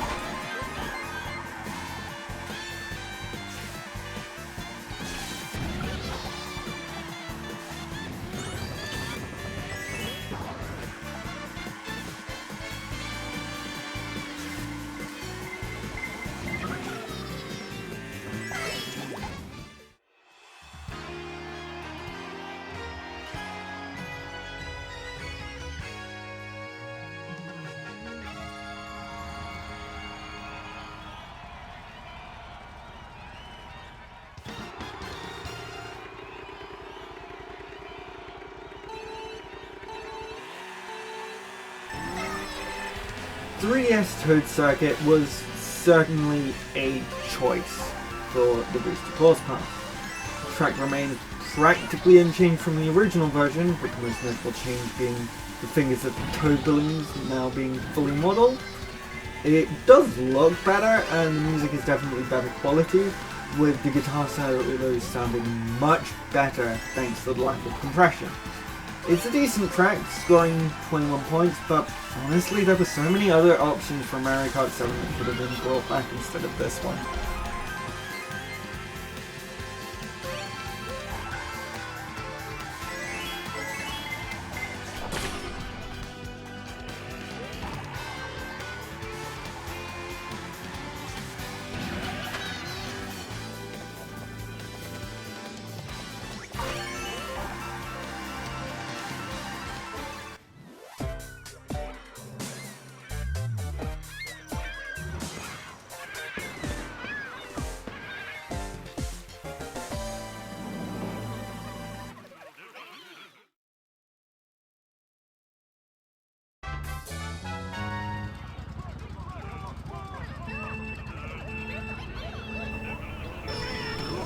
The Wii version of GCN Peach Beach is practically unchanged from the Double Dash original. Main differences are that the alternative route with the jump has been added to the minimap and is used by computer players now, and that the pipe with the double item box has been completely eliminated. Likely as it would have been redundant in this game due to the lack of double item boxes. Overall, these don't have any effect on the score, as it remains with a total of 21, being just as interchangeable with the original as GCN Mario Circuit was.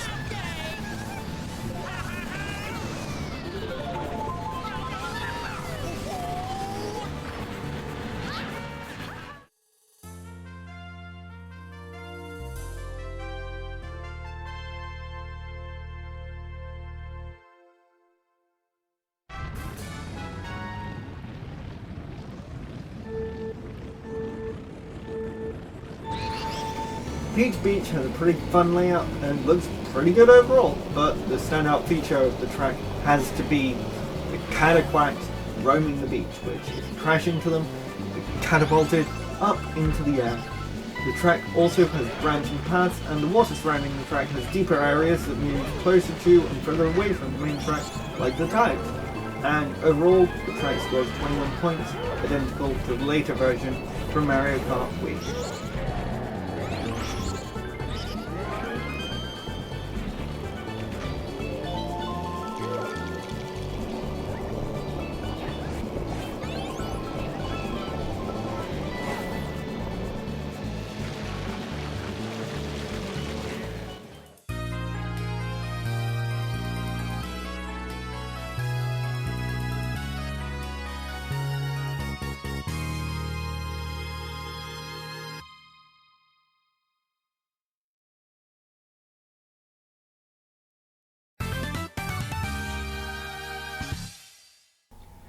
In most games, Mario Circuit is one of, if not the most generic tracks in the game. Mario Kart 7 bucks this trend with a Mario Circuit that actually stands out a bit. Is it the most unique track in the game? Of course not. But the beautiful cherry blossoms lining the track, the trampoline mushroom straight out of Mushroom Gorge, and finally driving through Peach's castle after appearing in the background or as the centerpiece of tracks in every game since Mario Kart 64 do help it stand out. The track does have its issues, with the winding section immediately after the mushroom being a right pain thanks to the difficulty of moving in the air, and the mushroom itself blocking the view of the track after landing. When you have the time, if you don't know what you're doing, you'll land straight on the ground. Despite this, the track is one of the best Mario circuits in the series and gets a total score of 21 points.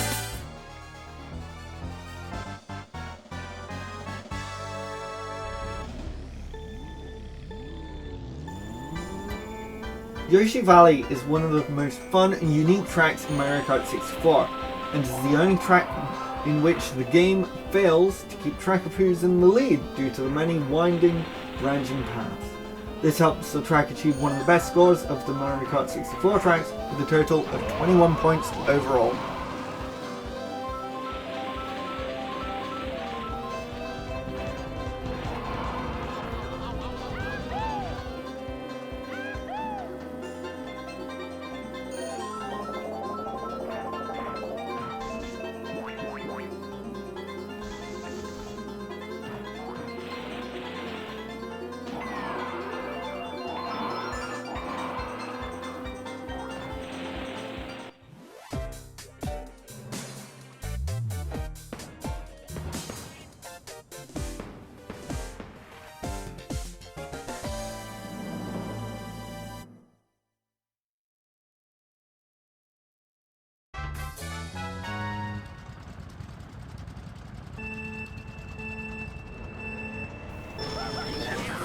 The version of DS Desert Hills in Mario Kart Wii is an improvement over the original version, being more enjoyable and has better quality music and graphics.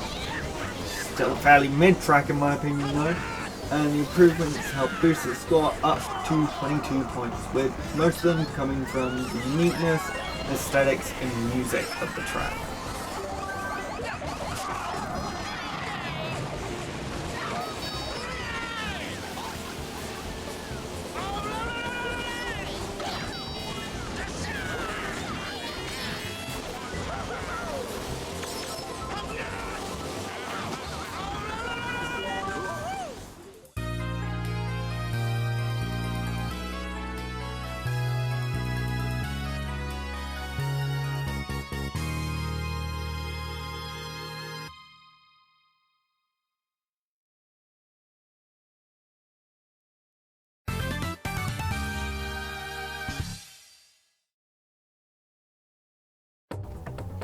The Mario Kart 7 version of N64 Calamari Desert features improvements to both the quality, the graphics and the music for the track, alongside a few changes to the layout, with 2 glide ramps added that require mushrooms to reach. These make for fun and rewarding off-road shortcuts, and can be especially rewarding if you hit both in a row.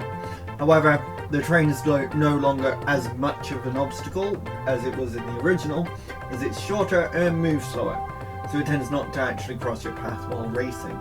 Lastly, the tunnel is now considered out of bounds, whilst the train track outside is considered off-road, which makes the track significantly less interesting, as you're basically forced to stick to the main route. Overall, it's a solid track though, and scores 22 points in total.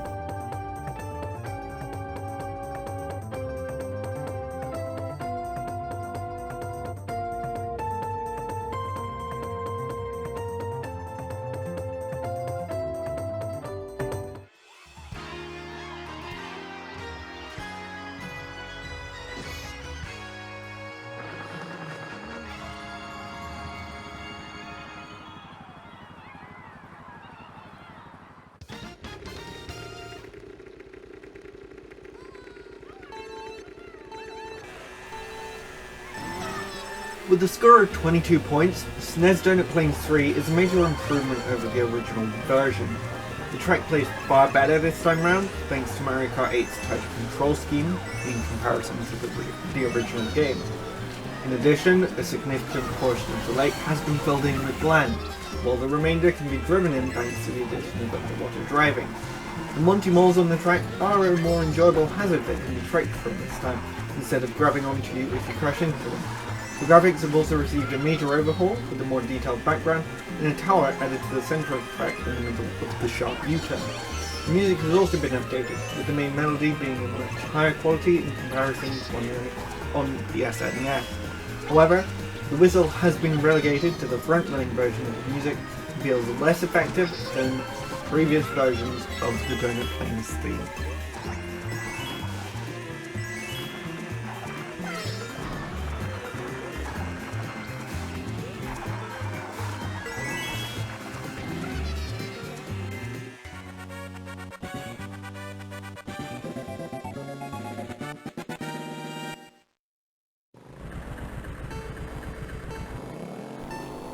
Ribbon Road is one of the Super Circuit tracks where they took a really unique concept and turned it into a track.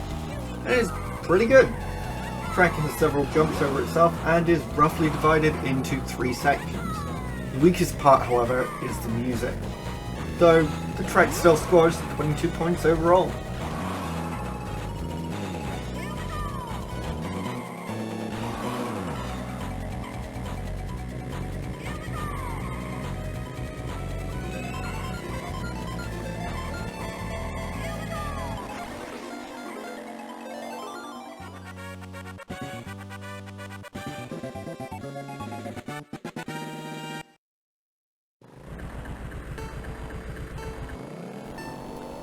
Sunset Wilds is one of the more unique tracks in Super Circuit due to the gimmick of the background changing each lap. The sun sets throughout the race and the lighting of the track changes as it does so. It also looks really good for one of the 2D games. It gets a total score of 22 points, after getting marked down a little for the Shy Guys wearing Native American headdresses in the original Japanese version.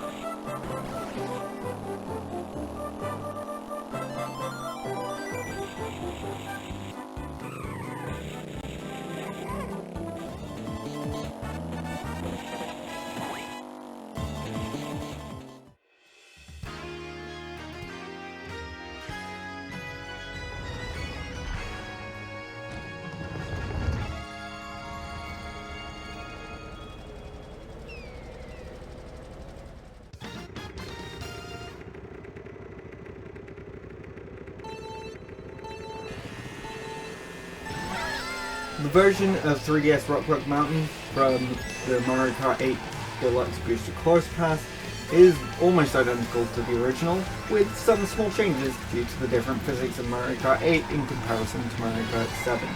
The new glider physics mean that the first fallen log can no longer be reached, while anti-gravity has been given the final steep slope, with some of the boost panels replaced by spin boosters. Aside from this, the changes are mostly cosmetic, with the rock colour changed from dark grey to tan, and some moss added to the fallen log.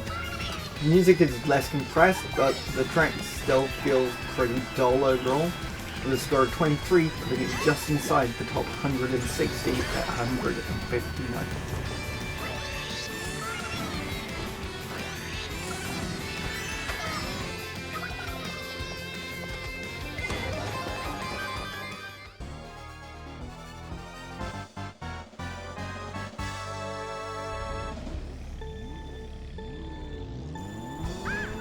Mario Kart 64's Rainbow Road has one of the most interesting layouts in the game, and is one of the best looking tracks in the game as well, with an absolute banger piece of music that reappears in several later Rainbow Road soundtracks to top it all off. The biggest problem with the track, however, is that it is so incredibly long. It takes 6 minutes to complete the whole race, and the barriers throughout make it the easiest Rainbow Road in the series, with the track being more of a test of endurance compared to skill. And this really drags the score down a bit to a total of 23 points, which, in spite of the major issues, does make this the highest scoring track in the entirety of Mario Kart 64.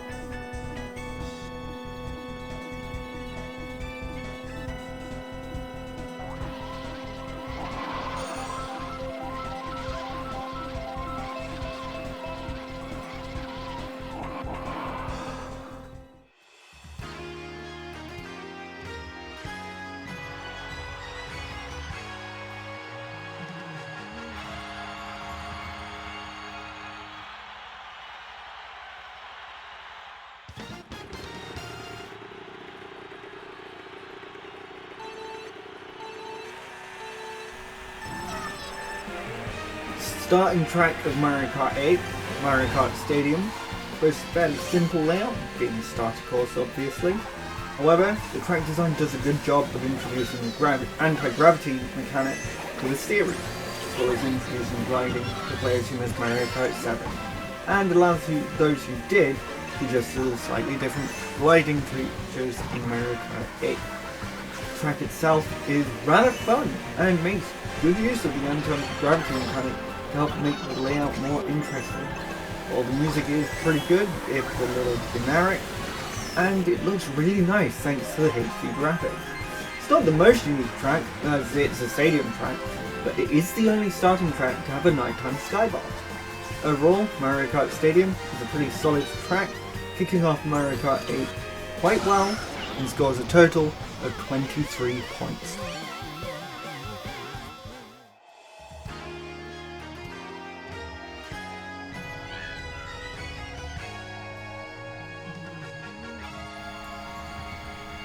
Bone Dry Dunes is certainly one of the Mario Kart tracks of all time.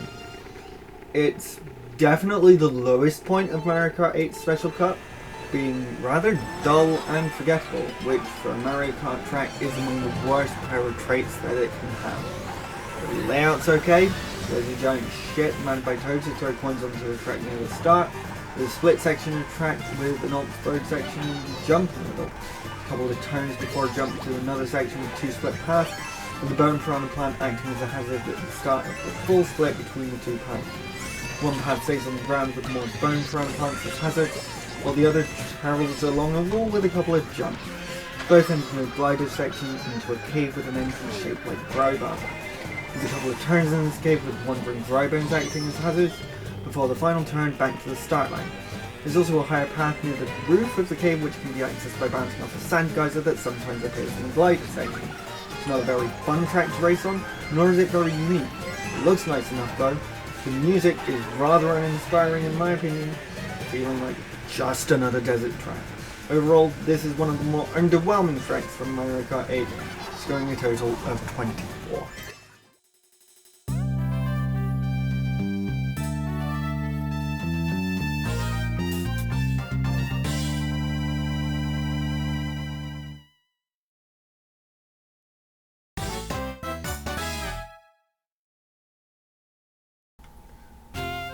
DK Pass is okay. Not great, not terrible, just okay. The layout is okay. The music is nice, but quite crunchy, and it's not exactly the most fun or unique track in the game either. It scores a total of 24 points, and I'd describe it as the definition of a mid-tier track.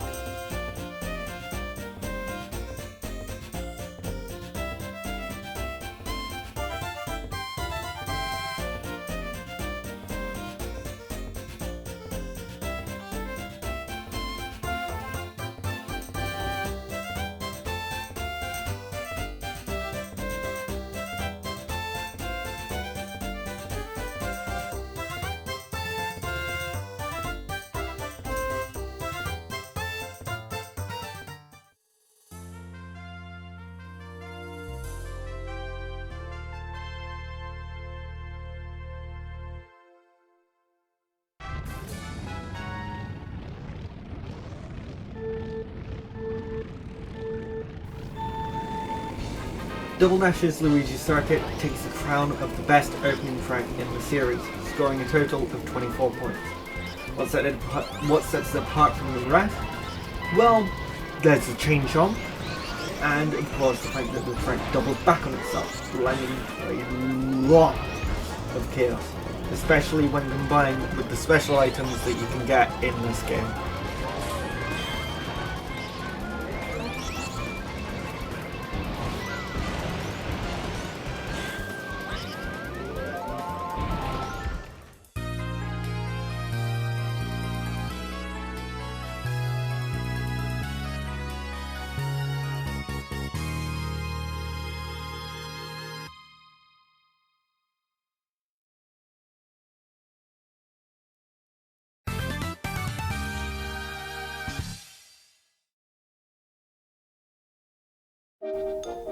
A fun track set in an alpine village, Daisy Hills is another early game track that features farm animals as its primary hazard. Although instead of the cattle seen in meadows, this time there are goats. The layout is pretty simple, but also has quite a bit of depth to it. There's several options for different paths, and it plays with varying levels of verticality quite well. Music's cheerful and upbeat, while the aesthetic of the track feels like a quaint village nestled within the Alps. The architectural resemblances to Austrian, French and Swiss alpine villages. Daisy Hills is a pretty enjoyable and pleasant track to race on. It's got a respectful 25 points.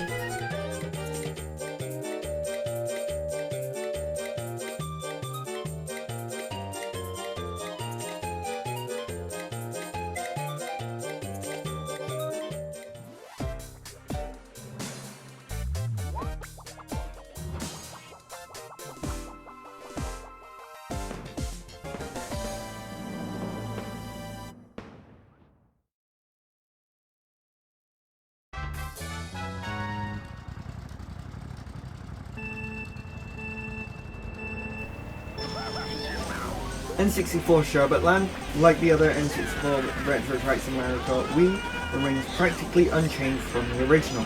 The only notable change, aside from the standard graphical and musical quality increases, is that the ramp behind the rock has had a proper boost panel added. Overall, pretty good upgrade and scores a total of 25.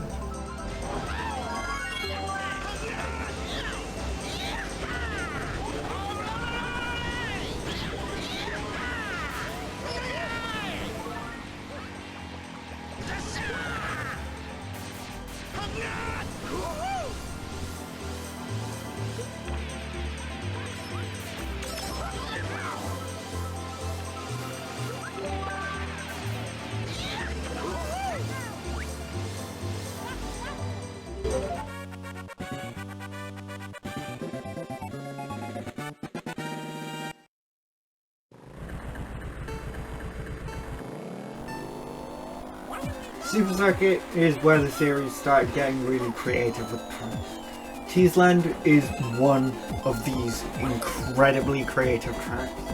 It takes place on the moon and it has little mouses running around. Plus, it has a relatively interesting layout for a 2D Mario Kart game. It looks unique and the music isn't bad either, with everything coming together to give the track 25 points overall, the highest score of every track in Mario Kart Super Circuit.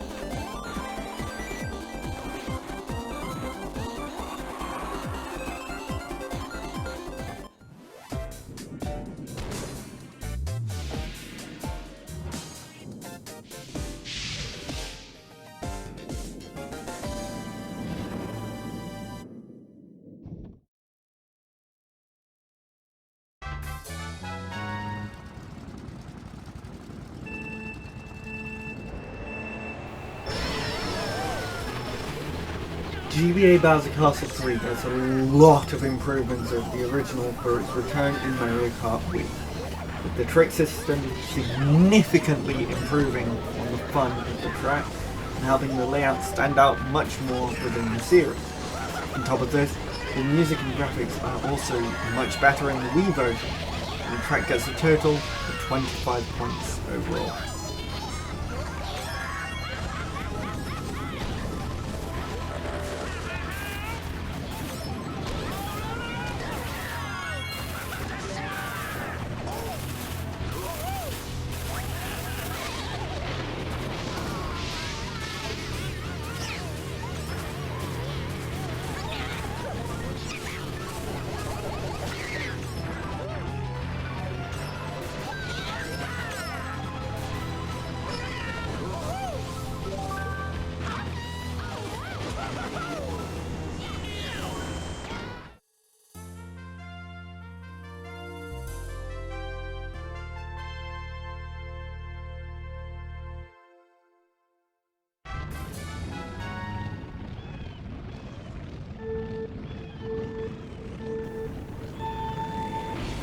Yoshi Circuit is the last of the 3 circuit tracks from Mario Kart Double Dash, and has the most interesting layout of all the circuit tracks in the series.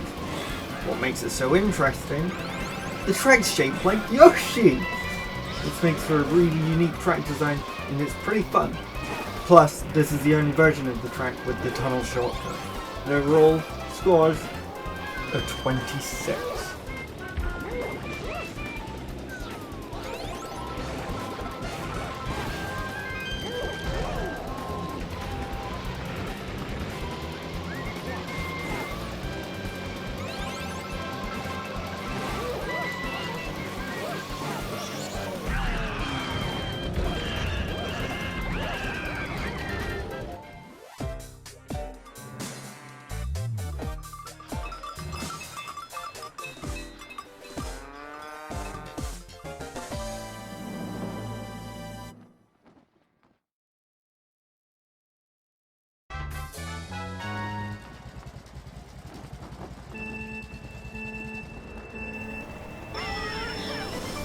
Moo Moo Meadows takes the idea behind Moo Moo Farm from Mario Kart 64 and massively improves upon it, bringing the cattle onto the course as a hazard, along with making Monty Balls burrow around at the end of the track, and adding an off-road section. Patches of grass and jumps help give it a fairly interesting layout, and looks really nice as well.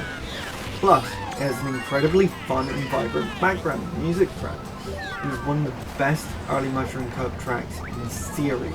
It's always a fun track to race on and brings back fond childhood memories of my dad yelling at the cows when he'd crash into them. Overall, Moo Moo Meadows scores 26 points.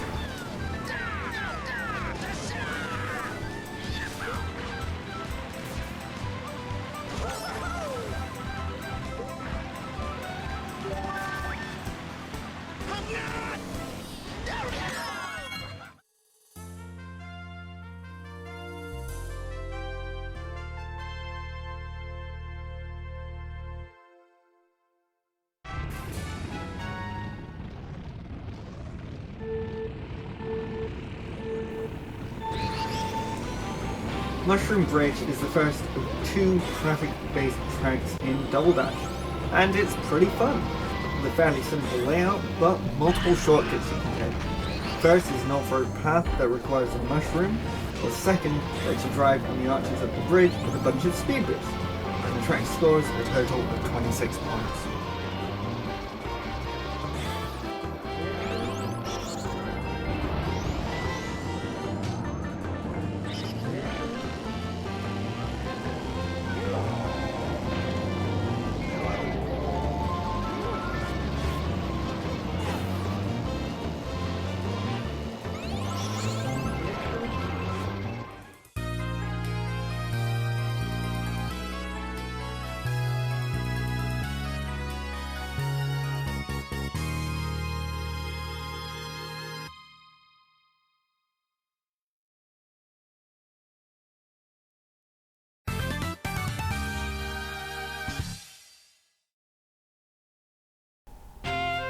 Mario Kart 7's version of DS DK Path features graphical improvements and higher quality music compared to the original, and the ramp at the end of the track has been converted into a glide ramp, helping the final section of the track feel a bit less empty in comparison to the original version. It's also a lot more snowy with fog on some of the track now, and it's still a pretty average track overall, scoring a total of 27 points.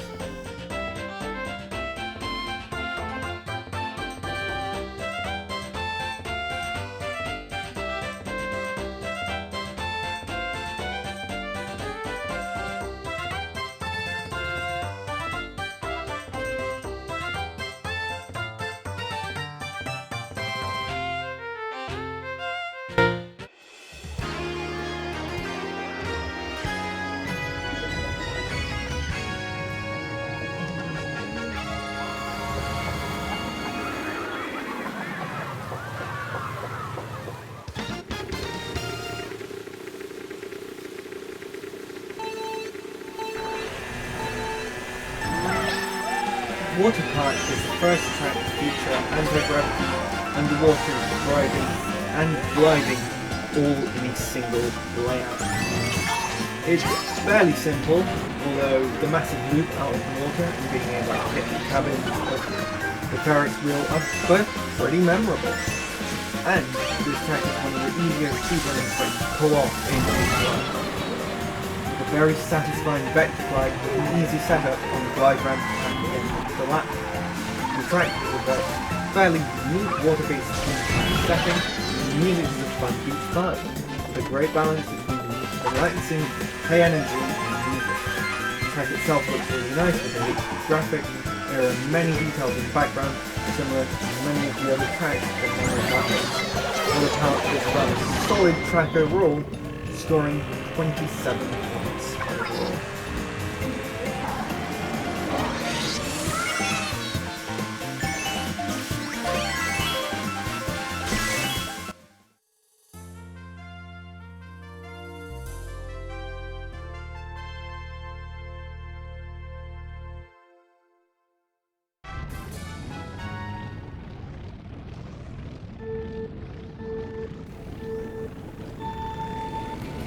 Waluigi Stadium brings back the dirt bike stadium feel of Wario Stadium from Mario Kart 64 with a much more condensed layout that still keeps twists and turns, but introduces options for shortcuts over muddier sections.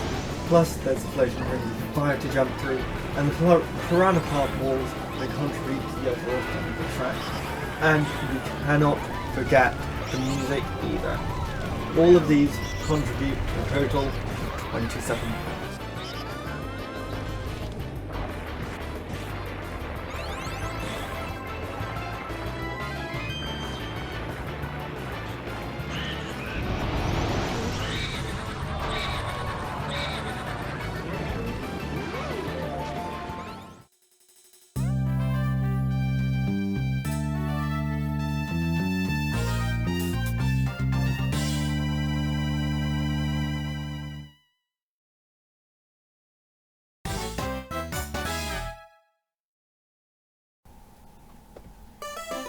Peach Gardens is set in the expansive gardens of Peach's castle and really captures the relaxing vibes of a massive garden. The track is filled with flower beds you can get through with a mushroom, hedges that you have to drive around, and there's chain chomps running loose around several parts of the track. You also get really chill background music and it looks quite pretty and scores a total of 27 points overall.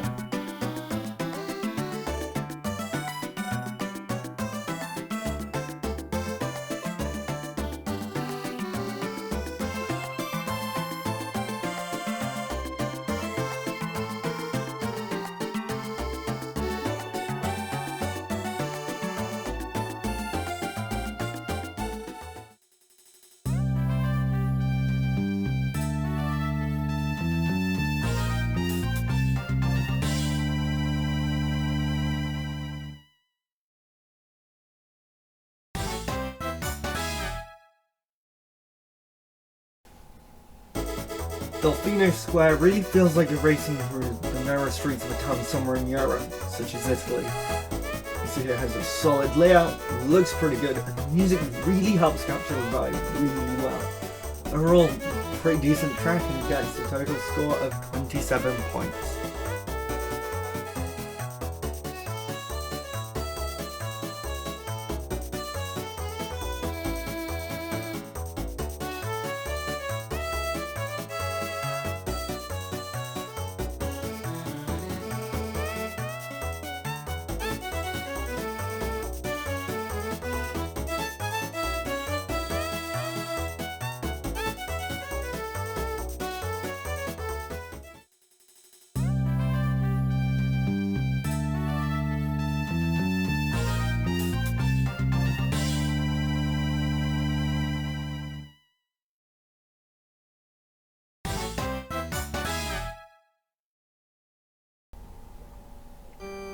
Luigi's Mansion takes its inspiration from the GameCube launch title of the same name and converts it to the Mario Kart formula really well. It takes you through the haunted mansion, then out into the surrounding Boo Woods, which is really creepy walking trees in the Boo Wood section, along with mud patches that make you lose traction. Plus it has some really nice references to the original game, such as the portrait ghosts shown in some of the paintings on the walls. Overall, it's a solid track and easily the best of the Mushroom Cup tracks in DS, with a score of 27.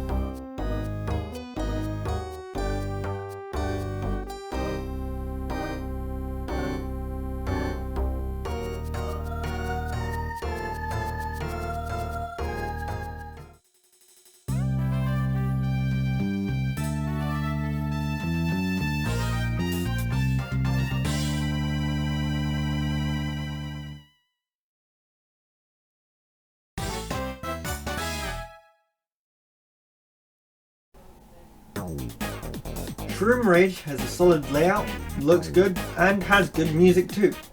It's pretty fun being a traffic course, and definitely captures the feel of a highway winding through a hilly area. It's a good track overall, and comes in with a total of 27 points.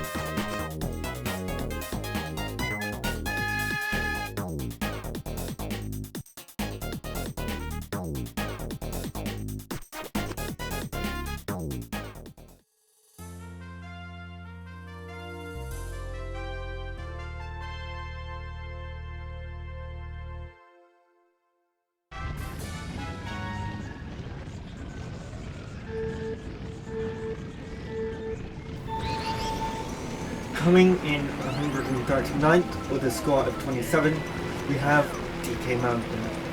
It has a pretty fun layout with the DK barrel cannon at the start launching right to the top of the mountain and go barreling down to the bottom. And of course there is the infamous bridge at the end where you can get easily sent back by getting knocked off the side by items, especially large ones like chain chomps and Bowser shells.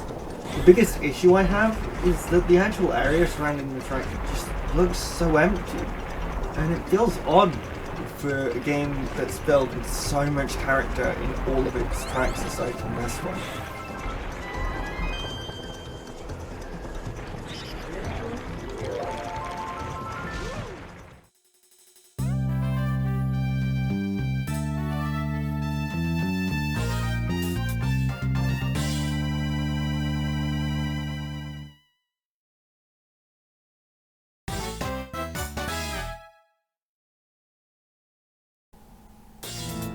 Bowser Castle from Mario Kart DS is a really solid layout, with multiple branching paths, unique obstacles and tight turns.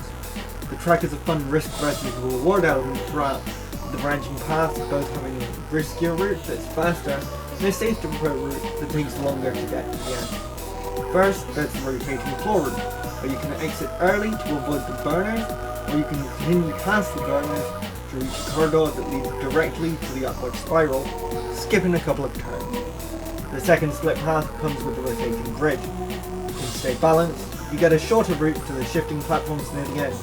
However, if you fall off, not only do you have to wait to hit the ground below, you also have to take a longer route up to the shifting platform. It's a really strong track, but held back by the DS, and scores a total of 27.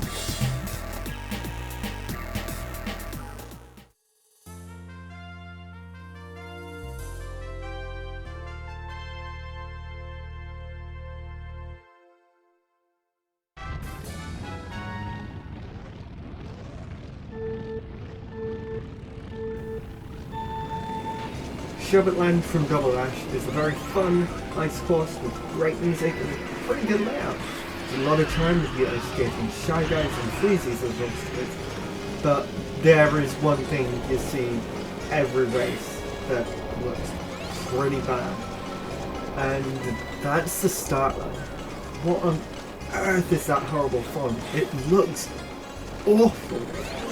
It really really look bad, and you see it not only on the start line but the sign before it as well, and it really drags down the aesthetics of the track, helping the track only score 28 points.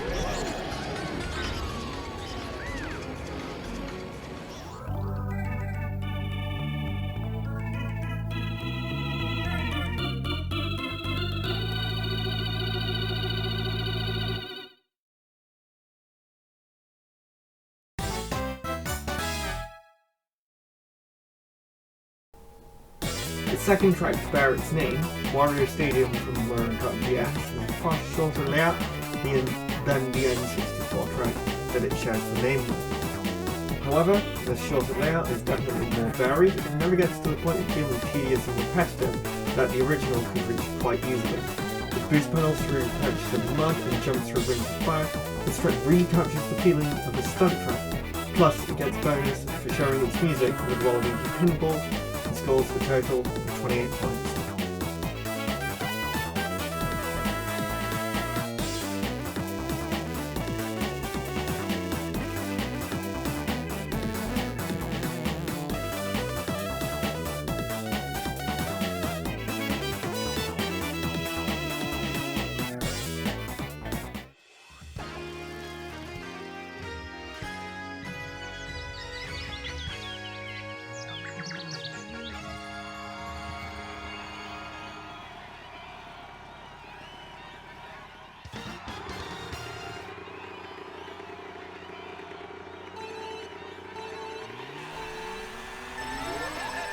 The final Mario circuit to appear on this list, Mario Kart 8 Deluxe's version of DS Mario Circuit, just barely misses out on the top half of the list, landing in 135th place with a score of 28 points. The layout has been slightly adjusted compared to the original, with the section after the tunnel having a slightly longer straightaway and the finishing straight being slightly angled. In addition, the latter half of the track has received elevation changes, most notably on the final S-bend. The track's aesthetics have also been updated, most noticeably in the section immediately after the tunnel, which is now forested, with the dirt section shortened to only being the section after the jump. There's also a wiggler in the forest that's asleep during the first 2 laps, and wakes up on lap 3 and marches along the track. Music is pretty significantly improved from the original version thanks to the lack of DS compression, and the track comes together really well, placing it as the best Mario circuit by a pretty significant margin.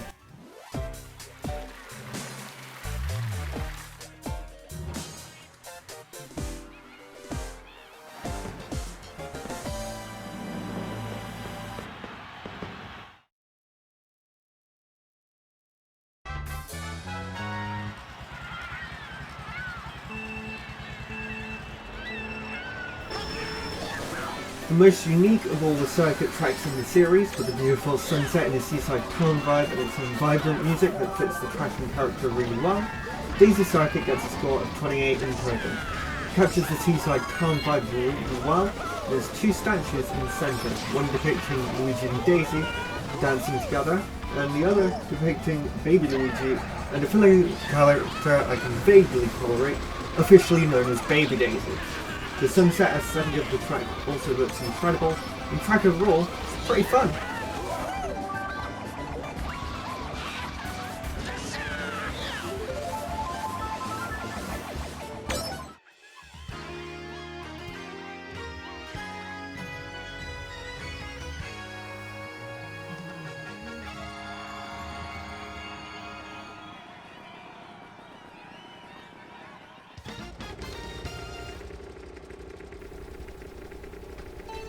Mario Kart 8's version of N64 Royal Raceway just barely misses out on the top half of the list, with a score of 28 points, placing it at 133rd place. The track has received a significant visual overhaul, including the grandstand, walls, starting line, and bridge appearances resembling Peach's Castle, which has also received an updated design. The most noticeable change to the layout is the replacement of the big jump over the lake with a gliding section, which is surrounded by hot air balloons, themed to Peach, Daisy, and Rosalina. Similar to the trees lining the track have been replaced with cherry blossoms, while this is much more realistic, while maintaining its pink hue. The music has been updated significantly, feeling very vibrant and energetic. There is one downside though, and that's the fact you can no longer drive up to the castle, with it instead remaining exclusively in the background of the track.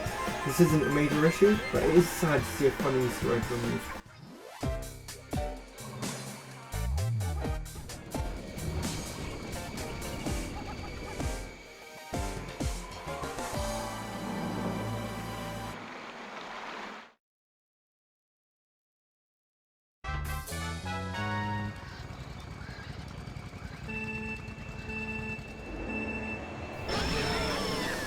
Kicking off the top half of the list at 132nd is the Wii version of GCN DK Mountain, which has had some slight tweaks compared to the original version of the GameCube. Most noticeable are the addition of trick ramps to the downhill section of the mountain and half pipes on a couple of the turns. There are also some small changes to the details of the track, such as the sign pointing to the barrel tunnel, patches of deep grass being changed to mud, and missing transition texture when returning to the dirt track in the split stone section.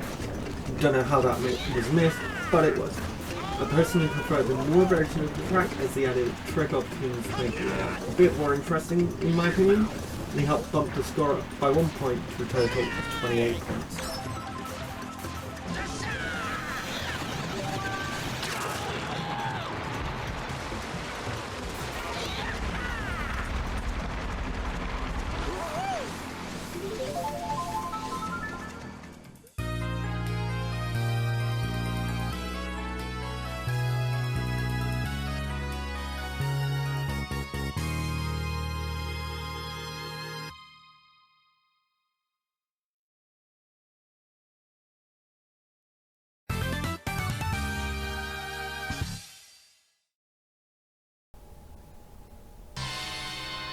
The Mario Kart 7 iteration of Bowser's Castle strips back from the chaos of one you've seen since Double Dash, instead going for a more simple layout.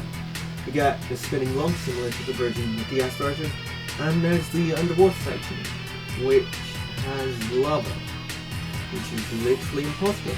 Because the lava would evaporate the water, though let's be honest, I don't think anyone's actually looking for realism in the series with Rainbow Road as its staple. The track itself looks decent enough, and the music's actually rather good, easily being the best part of the track overall. This is easily the most forgettable of the recent Bowser's Castle tracks though, and is certainly one of the Bowser's Castles of all time, scoring 29 points overall.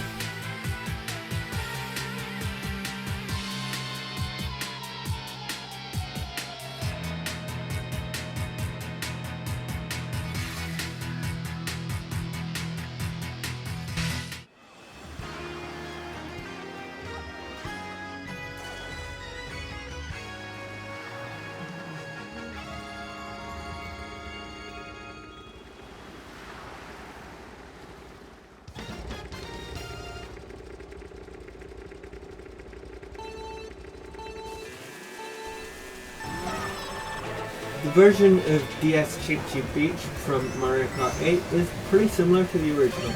The addition of tricks makes the ramps much more enjoyable, while the boost ramp at the start being replaced by a glide ramp is kind of a no-brainer for this game. Plus, the underwater driving means that the tides no longer ebb and flow, instead remaining static throughout the race. The updated visuals look lovely, and the music sounds much better with the live arrangement and lack of compression in comparison with the original DS version. Overall, it's a solid track, scoring 29 points in the total.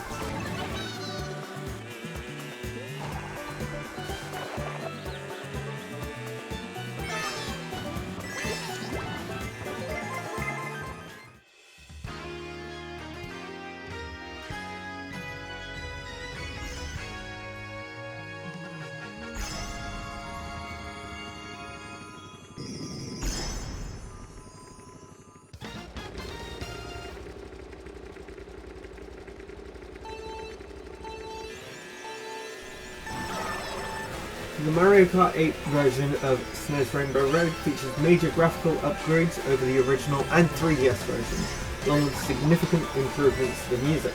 The track now takes place above some plains with rainbow glowing new Super Mario Bros. Style hills surrounding the background. The track itself has received some banking on the turns, while the Super Quants have again updated their design. Overall, it's a solid track and scored a total of 29, a respectable score, despite being the lowest from the original DLC for Mario Kart 8.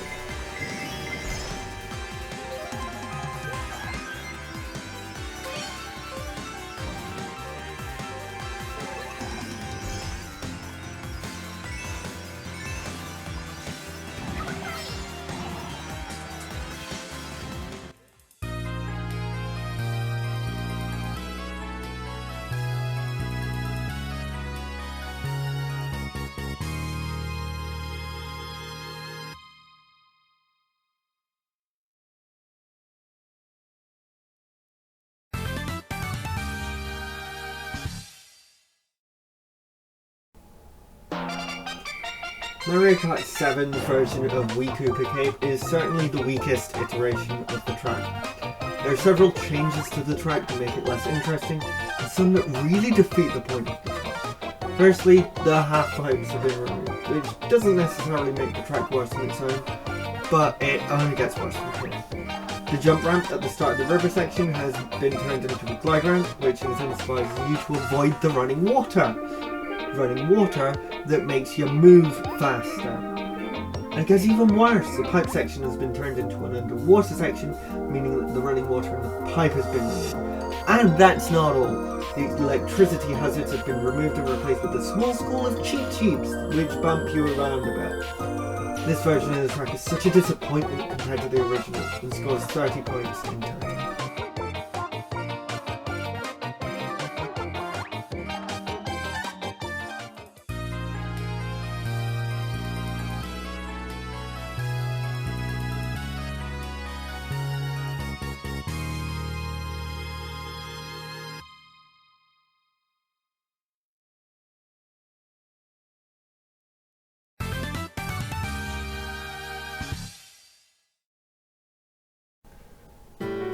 Rosalina's Ice World is certainly one of the most uninspired track names in the series. The layout is pretty good, with the half-pipe section feeling a bit like a bobsled track, and the ice over the water section breaking apart after the first lap, changing the route you have to take. The track does look quite nice, with a starry night sky and snow everywhere, though some of the ice textures aren't the best. The Comet Observatory from Super Mario Galaxy makes a cameo in the form of a structure by the start line, along with several domes, and the starting planet of Gateway Galaxy appearing in the sky overhead. The underwater section bears a resemblance to Cosmic Cove Galaxy from Mario Galaxy 2, and the music sounds quite nice, though it's not the most interesting to listen to during the race. Overall, it's not a bad track, but still kind of dull and gets a total score of 30.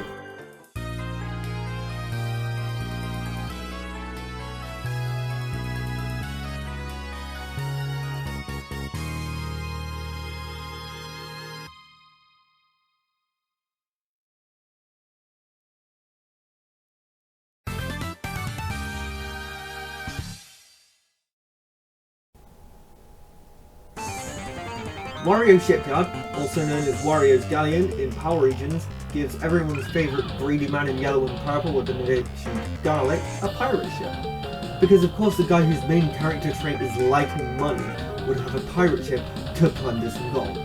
Well, it's more of a shipwreck, but it still hits. The track has fish bones and water currents as obstacles, as well as the giant swinging anchors and crabs. It's a pretty interesting track and has a pretty gloomy vibe. But the Grey Castle walls and floor for a lot of the track aren't the most interesting or nice to look at. The music's okay, but it's not incredible, and that's probably how I describe the track overall. Okay, not great, but not stellar, and it scores a total of 30 points overall.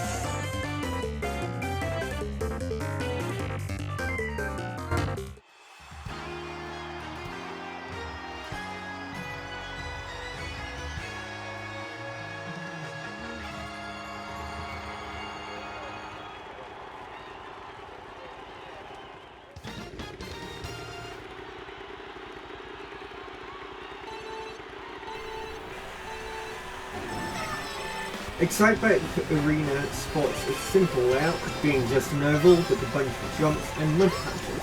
The jumps and mud are randomised each race, which is a very fun reference to the source material for the track. The music's pretty fun, interpolating the original NES themes from Excitebike really well. And the track looks really nice, with the stadium itself taking on the red and tan colour scheme of the original Famicom. Overall, it's a fun track and a great reference to an old school Nintendo IP, scoring a total of 30 points.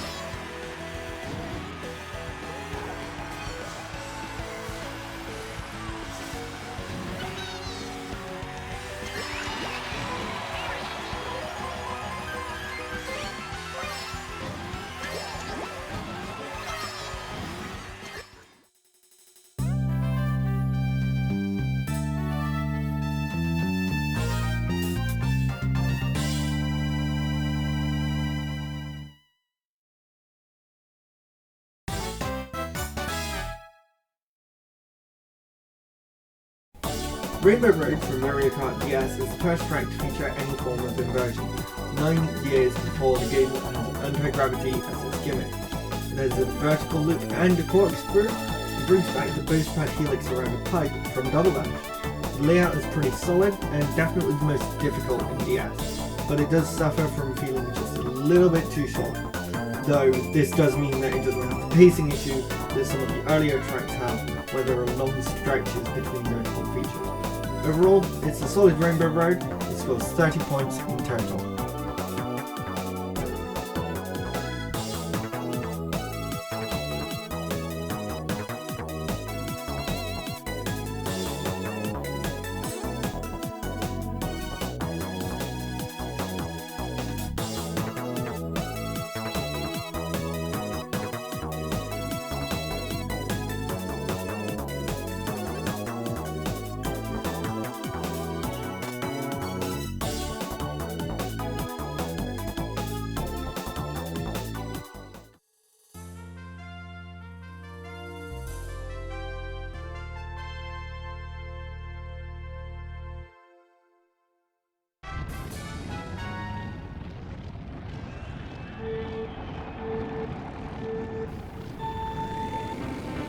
Baby Park has the most simple layout in the series, being unopened, and it's incredibly short as well.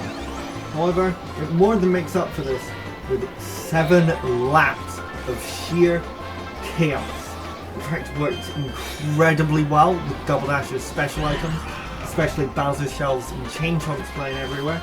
This is the earliest track in the entire series to score 10 points in any category, earning itself 30 overall.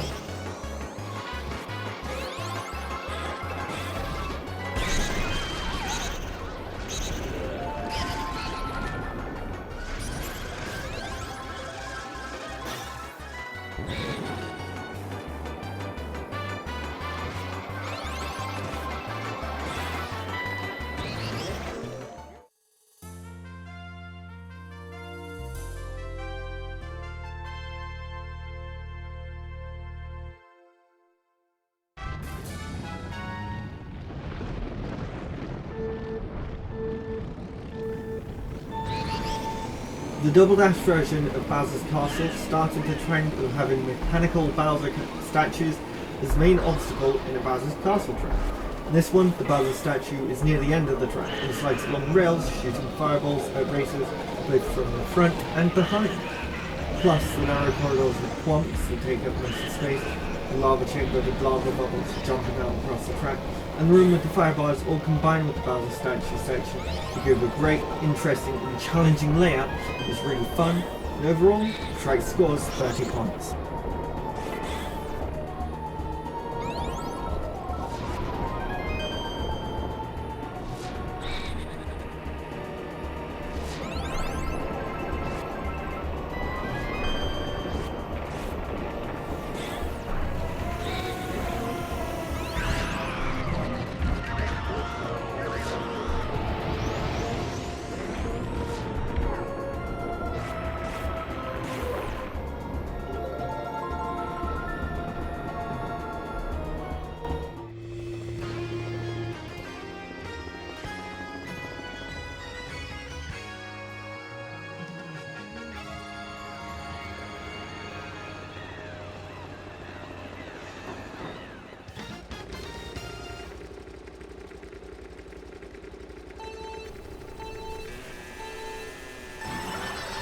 Ice Outpost brings some interesting ideas to the table with a cool polar outpost scene and split paths throughout.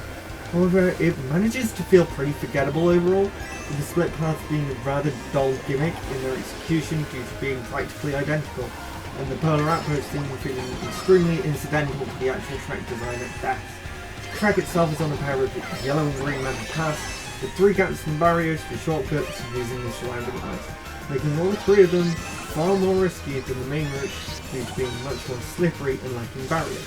The track looks lovely, and the music is actually surprisingly good, though it doesn't really stand out much among the crowd, which is also a pretty fitting description for the track as a whole. Good, but forgettable. The track gets a total of score of 31, placing it at 121st overall.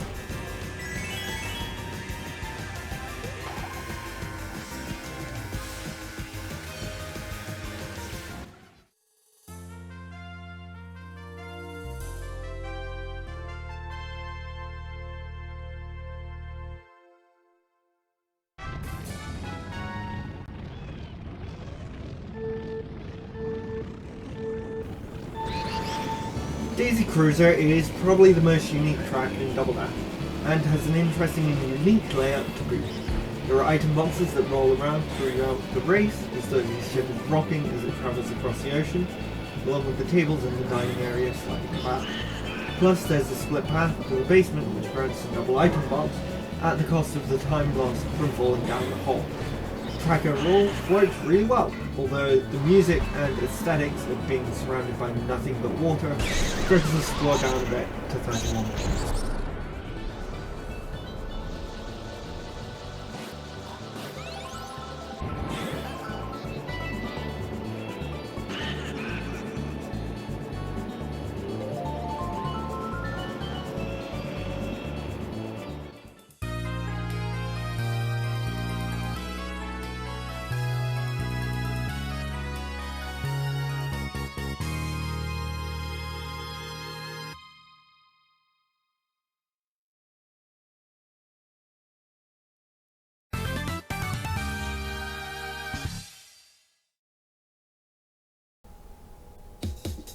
DK Jungle, not to be confused with similarly named and themed tracks, takes heavy inspiration from the Donkey Kong Country Returns. Many of the course elements are taken straight from this game, such as the enemies that act as obstacles, DK barrels, and Donkey Kong's treehouse in the lake.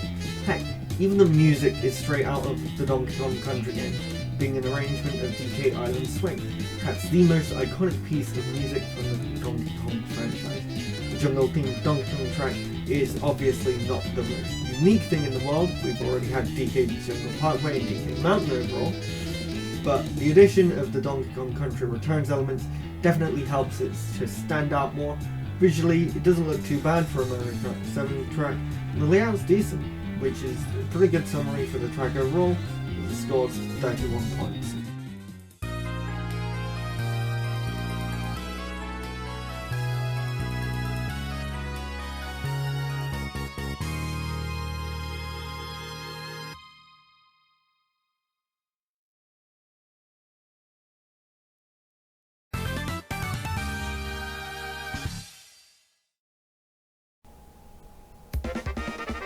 Piranha Plant Slide, known in PAL regions as Piranha Plant Pipeway, takes significant inspiration from the original Super Mario Bros.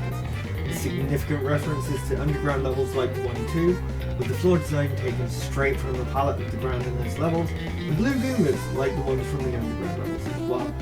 The track starts by entering a pipe and you exit from another near the end.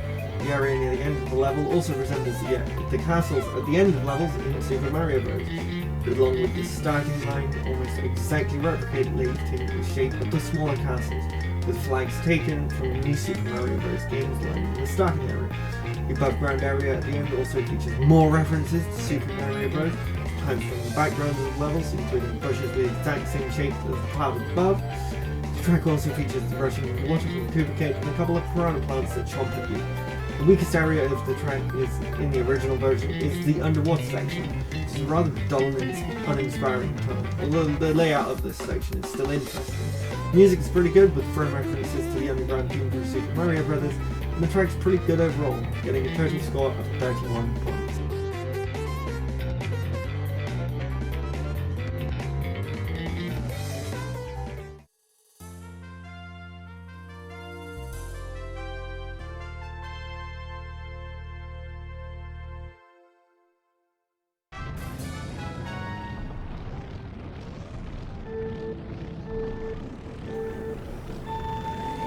Dino Jungle scores a total of 31 points for the solid layout and the dinosaurs hard to track have a more unique identity.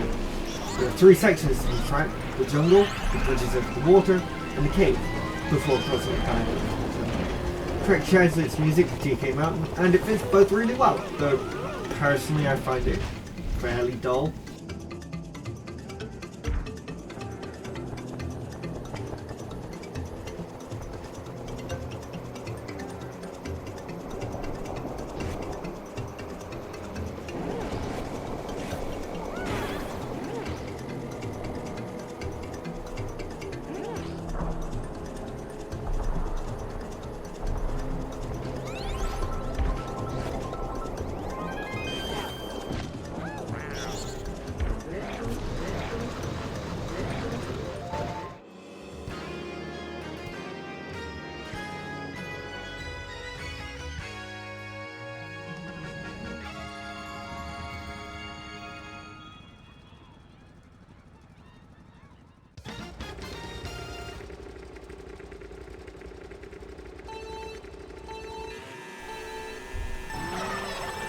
Mario Kart 8's reimagining of N64 Toad's Turnpike is a massive improvement over the original. The first change that makes the track far more enjoyable is that traffic is scaled much closer to the size of the cars, making it much easier to avoid than in the original, especially in the narrower 2-lane section. Other than this, optional anti-gravity sections have been added to the outside of some of the turns, which completely avoid the traffic, although they are slower than just driving through it. The item boxes have been relocated from the laybys to travelling along the road, while the laybys now contain coins. Some of the new vehicles have ramps and glide ramps on them, while adding another layer of complexity to the traffic light. The background has now become a city at night compared to the vague twilight design of the original version, while the music has been improved a bunch, with the improved prominence of the synths helping it feel more energetic than the N64 arrangement. Overall, this is the definitive version of the track, scoring a respectable 31 points.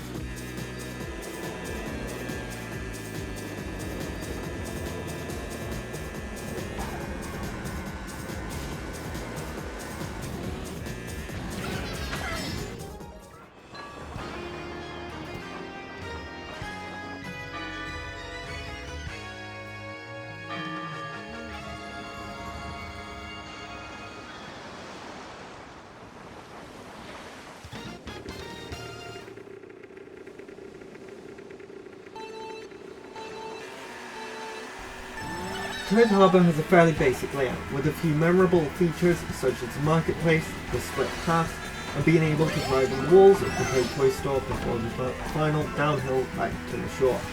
Aesthetically, the town the track takes place in takes cues from several places throughout the world, primarily San Francisco, although there is a statue of Peach out in the harbour that takes clear inspiration from the Statue of Liberty in New York, while the route up the hill from the market feels like it is inspired by cities in Europe. Streetcars act as a hazard along the later section of the track, starting from the town by Toad Toy Store and running down the hill down to the back of the starting line, really capturing the San Francisco vibe. And the whole track looks really nice and summery. The music is also evolved, being really cheery and fun to listen to, helping boost the overall score for the track 31 points.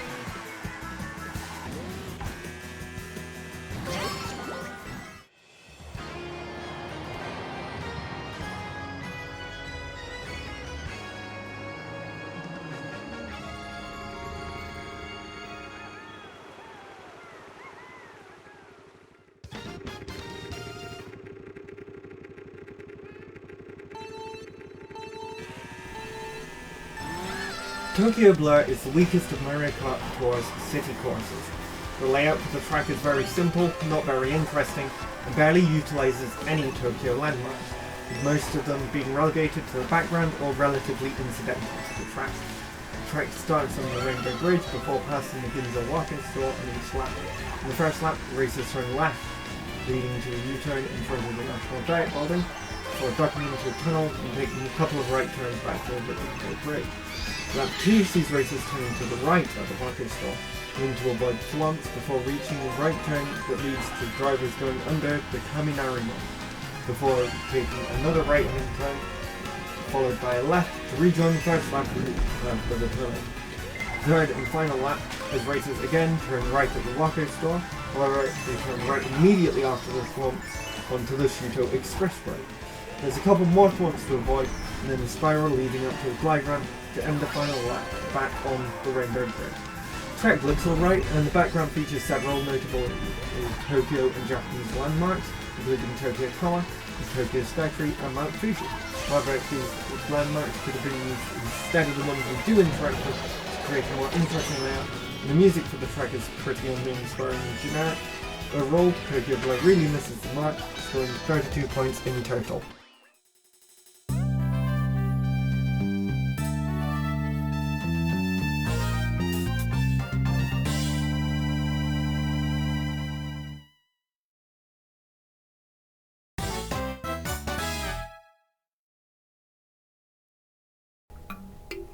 Based on the level of the same name from Super Mario 64, Tick Tock Clock scores a total of 32 points. It's a really unique track and has a solid layout, looks pretty good, and has pretty good music.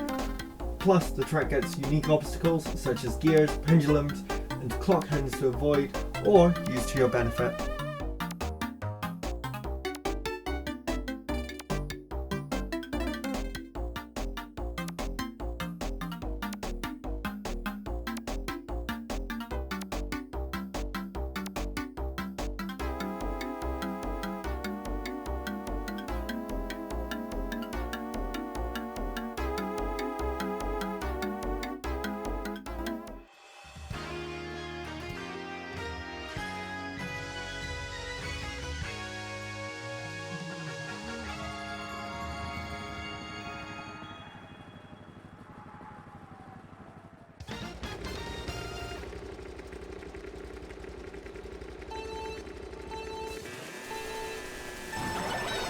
The remade version of GCN Dry Desert from Mario Kart 8 is certainly an improvement over the original, which was the weakest track in Double Dash.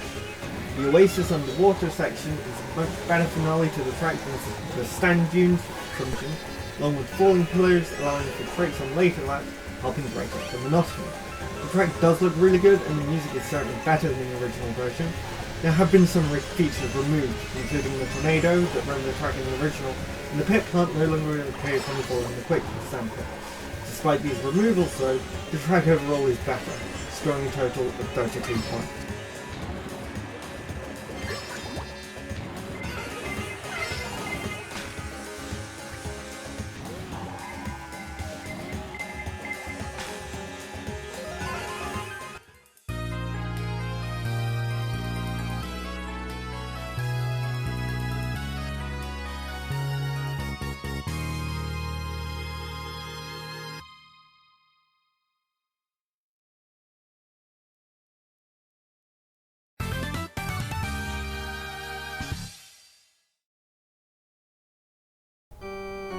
Mario Kart 7's version of DS Luigi's Mansion featured some graphical changes to the track, such as replacing the portrait ghost from the original Luigi's Mansion with portraits of boos that stretch out from the walls as you pass, and changing the colour of several sections of the track from the original saturated green to a more natural looking dark brown. A few layout changes have also been made to allow for the addition of a couple of glide ramps and an extra shortcut by going through the wall in the graveyard section. The quality of the music has also been improved from the original DS version, and the track overall achieves a score of 32 points.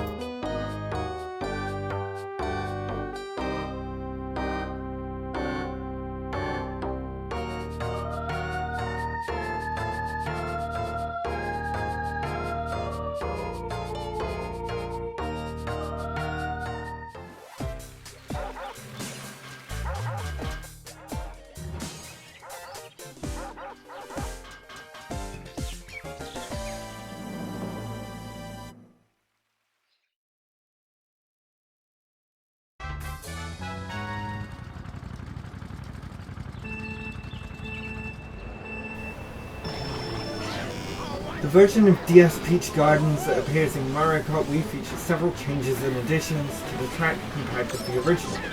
First is that the track's Mario Kart sign has been moved to line up with the actual start line. The section with mounting walls near the end of the track has also had a pair of ramps added to the off-road area, and the chain jumps in the hedge section now actually have changed. As with most retro tracks, there have also been improvements to the graphical quality and the quality of the audio for the music. Overall, this is a solid remake and scores a total of 32 points.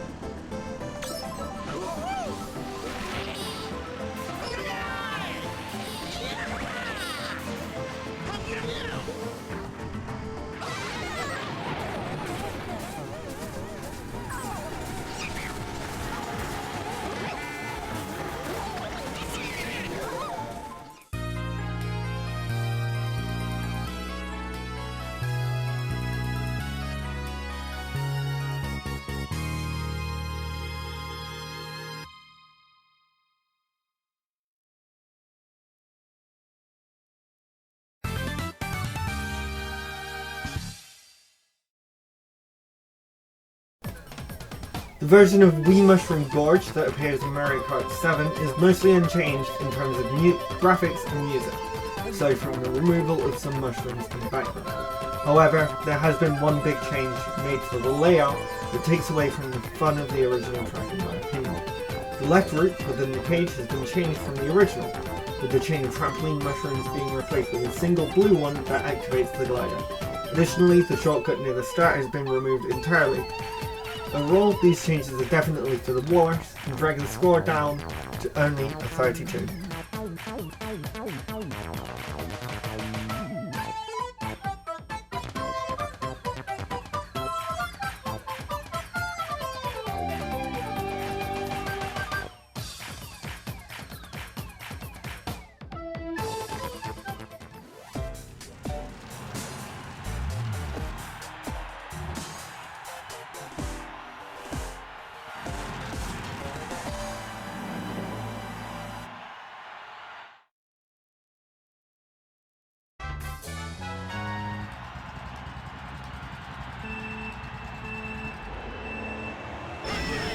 The Mario Kart Wii version of GCN Waluigi Stadium has some great improvements to its layout, with the addition of half pipes to the track really fitting the theme and making it much more fun. On top of this, there are some slight improvements to the looks of the track, helping this version of the track score a total of 32 points.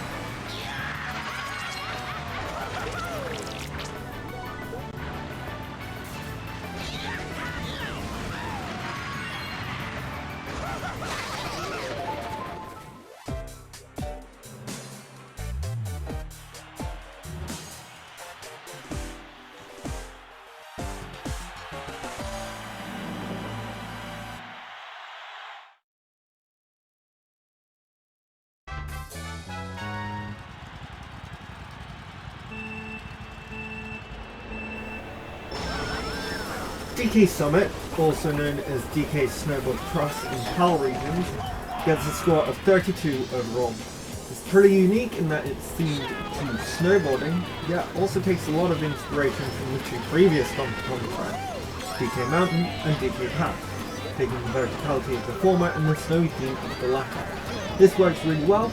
It has a pretty fun layout with a train park style jump, moguls, and a half-pipe section at the end. On top of this, the music is pretty solid, and it looks really good, and the foggy snow effect works really well.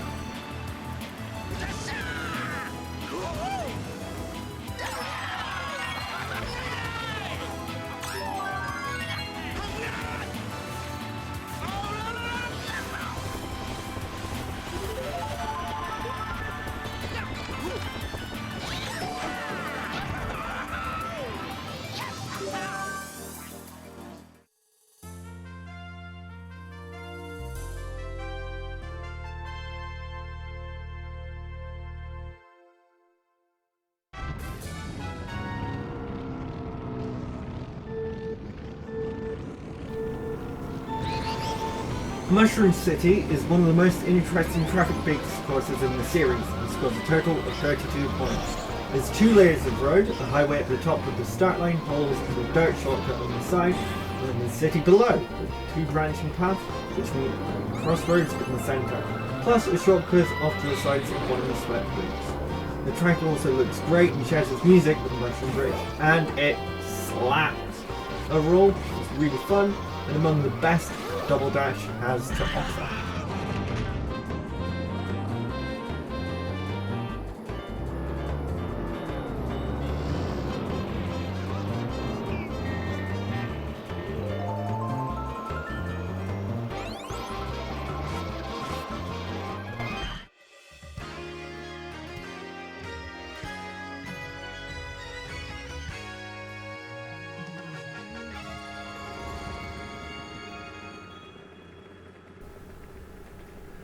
Mario Kart 8's Rainbow Road is one of the Rainbow Roads of all time.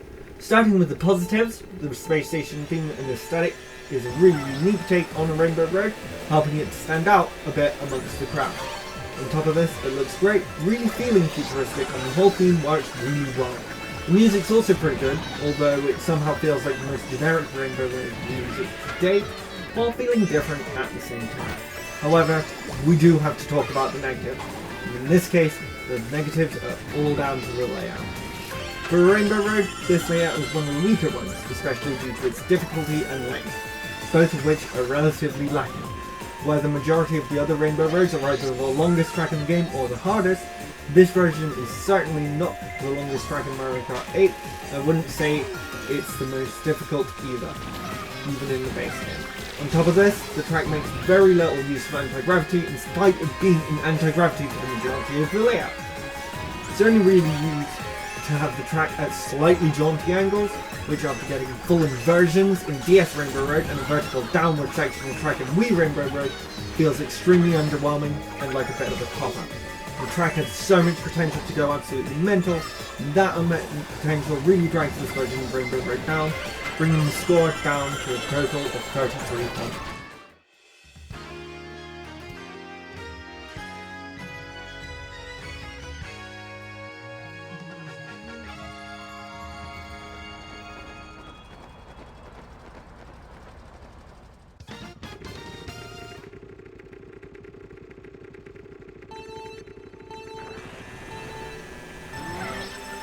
GBA Sky Garden is probably the track hit hardest by Tour's habit of simplifying the layout of GBA tracks, with the new layout significantly taking away from the challenge presented by the original and DS versions of the track.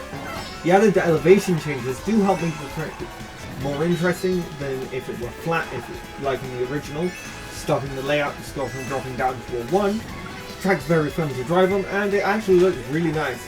The updated live instrumentation for the music is possibly the best this piece of art has ever sounded, with triumphant horns and overall upbeat ride really being captured by this version of the music. Overall, the track layout may have been oversimplified, but the rest of the track really helps it, and it scores a total of 33 points, narrowly missing out on the top 100 at 104. If only they had kept the more interesting layout.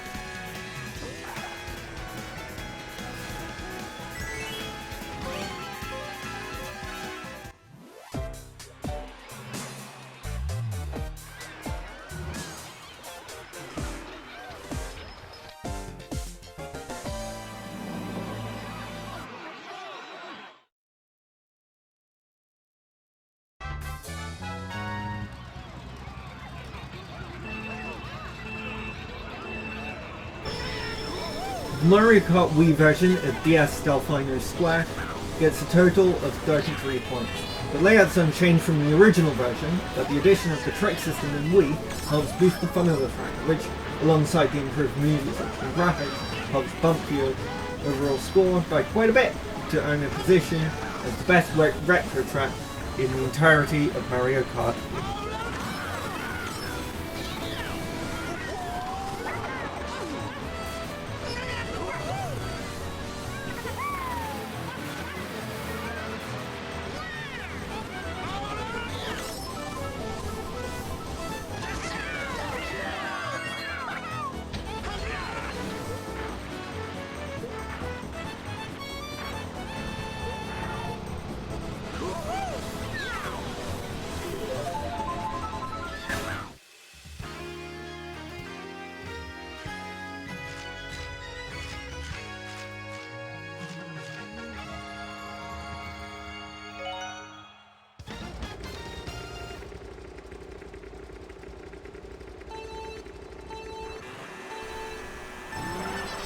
Sweet Sweet Canyon is easily the most unique track of Mario Kart 8's Mushroom Kart, feeling like it came straight from Wreck-It Ralph, which is by far the best Disney movie, don't at me.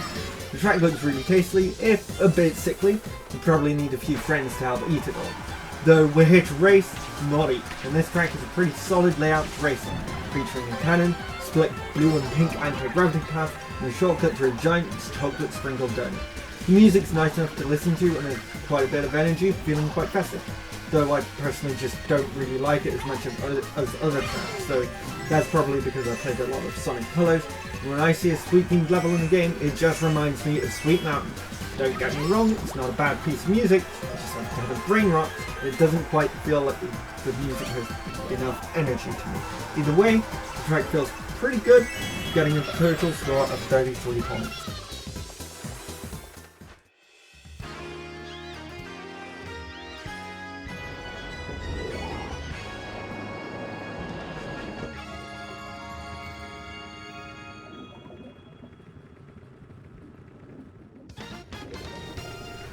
Dolphin Shoals is one of the more unique beach themed tracks in the series, starting underwater, which is the first in the series.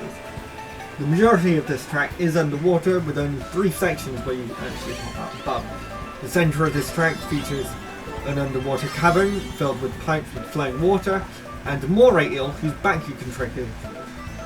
Following this is the final turnaround, with a glide ramp leading back to the start. It's not the most unique track in the series, there's a ton of beach tracks after all. However, it does look pretty good and really cohesive, although the Dolphin rock formation isn't really visible while racing, despite being the main standout feature. The final thing to talk about is the music. A lot of people have probably been screaming at their screens about the fact that I've not given it a 10 out of 10. Hear me out. The sax, when you exit out onto the final turnaround, absolutely slaps. However, the rest of the music is okay at best, and that's why I've given it an 8. Overall, it's a solid track that falls just a little short in some areas, scoring a total of 33 points, coming straight in at 101.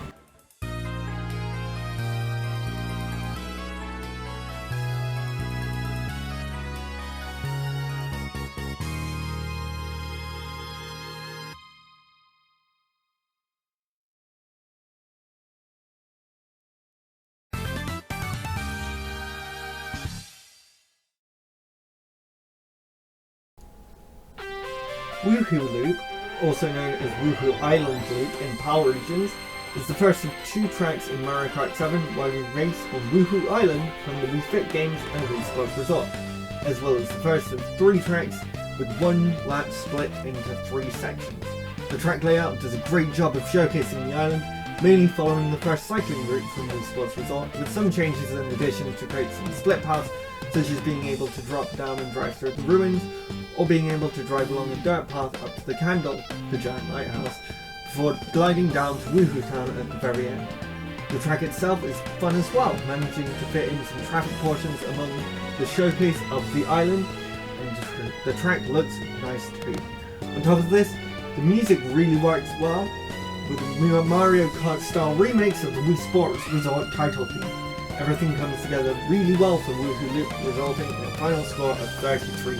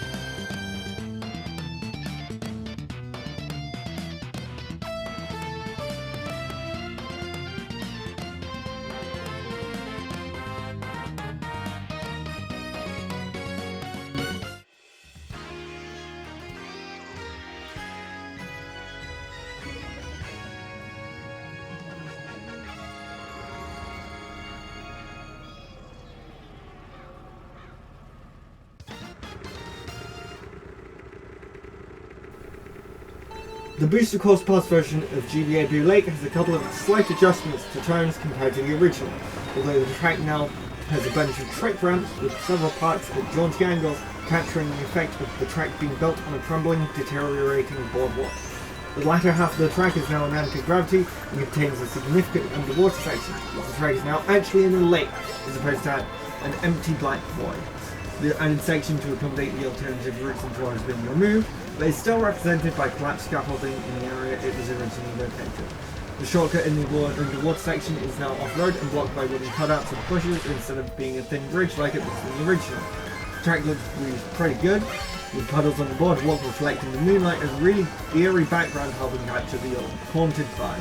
The updated music sounds pretty good as well, with a pretty significant upgrade in comparison to the original.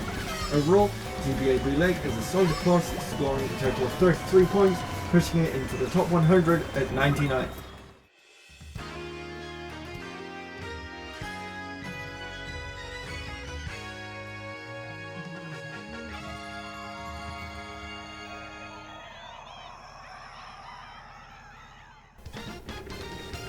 The Booster Course Pass version of GBA Snowland did a ton to improve upon the original, which, to be fair, had a lot of potential, but was dragged down by the stupid screen-shaking ice physics of Super Circuit. The layout's pretty much the same shape as the original, although elevation changes have been added along with varied sections in the track design.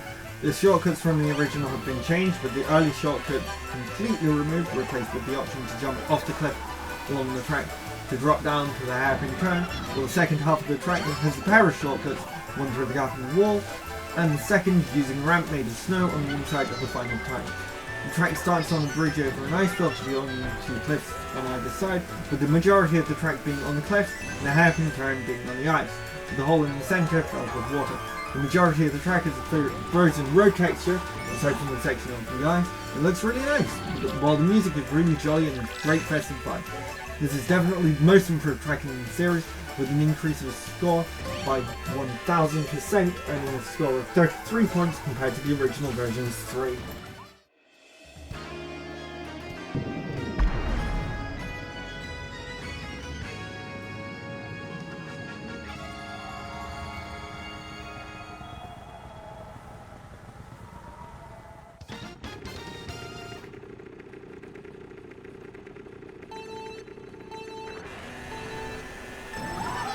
The final track of Mario Kart 8's Mushroom Kart, Swamp Ruins, is surprisingly unique among the series. The only other track seems to ancient ruins, being Dry Ruins from Mario Kart Wii, and Piranha Plant Cove from Tour and the Booster Course Pass, but it feels like it's a perfectly natural fit.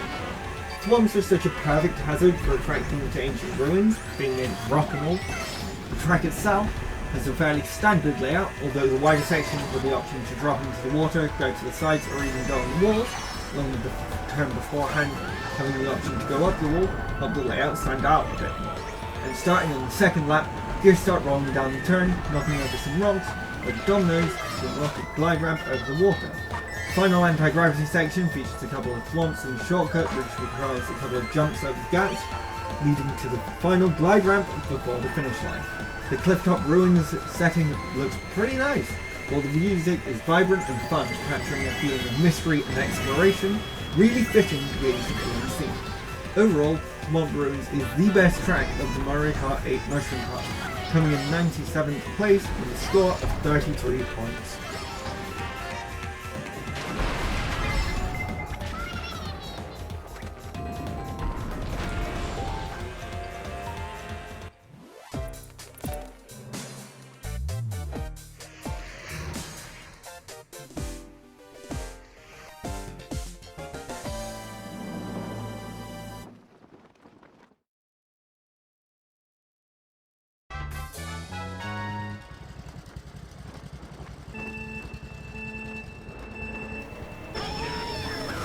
A wacky rollercoaster of a track, Wario's Gold Mine really fits the character it's named after. Of course Wario, or as I like to call him, Mr. I Like Money, would have a gold mine, and obviously the mine would completely ignore safety regulations.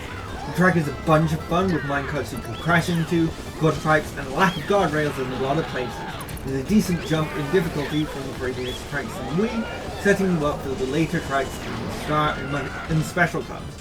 On top of this, the sunset and smog outside look pretty good, plus the music really fits the vibe of the track with its chaotic nature and mining town theme. Warriors Gold Mine is an incredibly solid track. It scores a total of 33 points overall.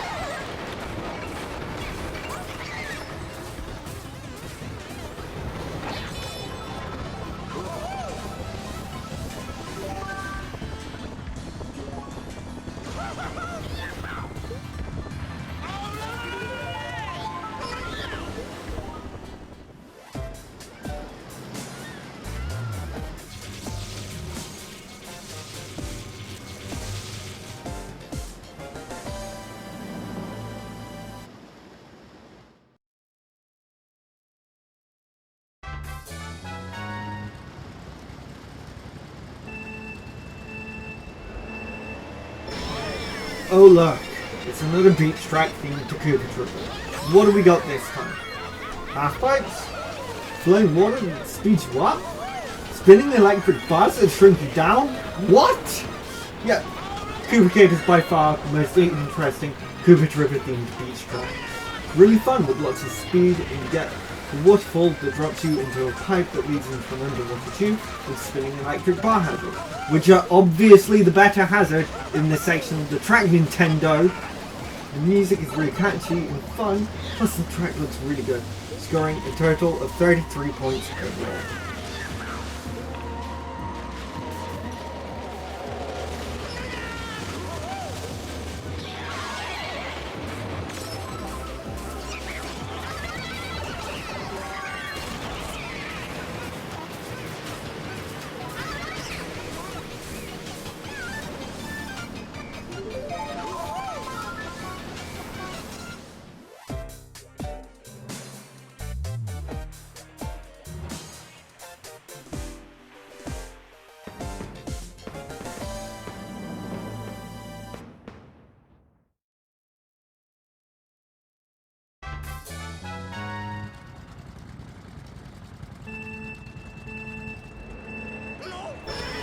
One of the best desert tracks in the series, Dry Ruins, scores a total of 33 points. The layout's rather interesting and changes each lap, with falling pillars that can be used as trick ramps, and the central bowl of the final room of the ruins filling up with more and more sand each lap, being almost completely empty during the first lap, and covered in massive sand dunes by the third, requiring a mushroom or star to cross. There's also a section just inside the ruins with the half-pipe you have to use to cross the sand, which is really fun, and a creative use of the half-pipe mechanic in the game. The track also looks pretty good considering it's a desert, and the music is really fun and changes to fit the drive, with me being more upbeat on the outside and becoming slower and more mysterious while inside the ruins. So overall, a really solid track, and I always enjoy racing on it.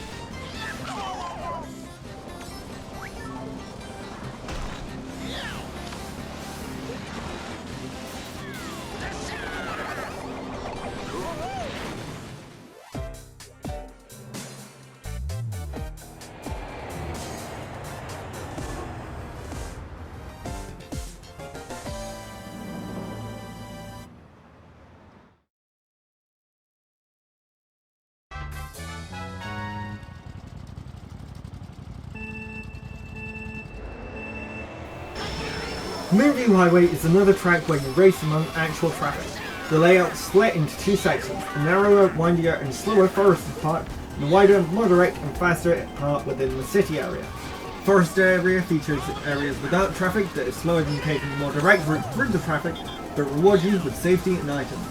The main route through the forest features several twists and turns, making it challenging by the cars, trucks and bob-on cars. In contrast, the city section is wider and straighter than the forest section, with 4 lanes instead of 2. The city section also features walls which enclose the track and keep items bouncing around, with 1 or 2 turns it contained within the tunnel. There are also many boost panels dotted around, which makes the section much quicker than the earlier sections. The track overall is a blast to race on, looks great and has incredible and dynamic music which changes depending on the section and the track you're in, becoming more jazzy in style when you enter the city. It's one of the many bangers from Mario Kart Wii and gets a total score of 33 points.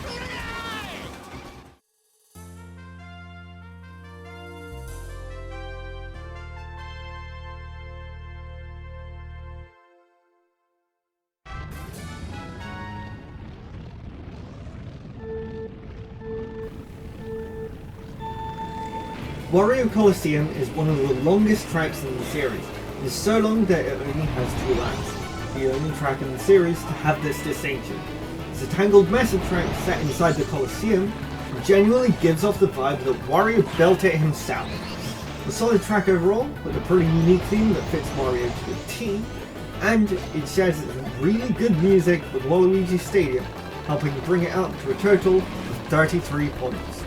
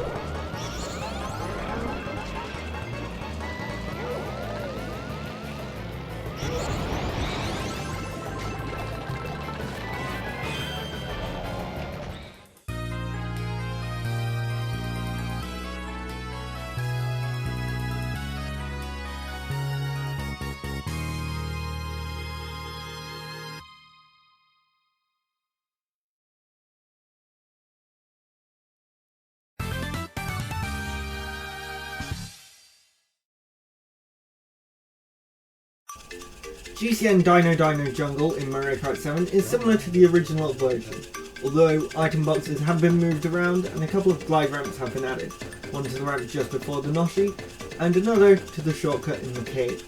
The ramp for the shortcut is also narrower and ramps have been added to the end of the track, plus you can now trick off the existing ramps. The music is slightly better quality and overall the track is slightly improved, earning a total score of 34 points.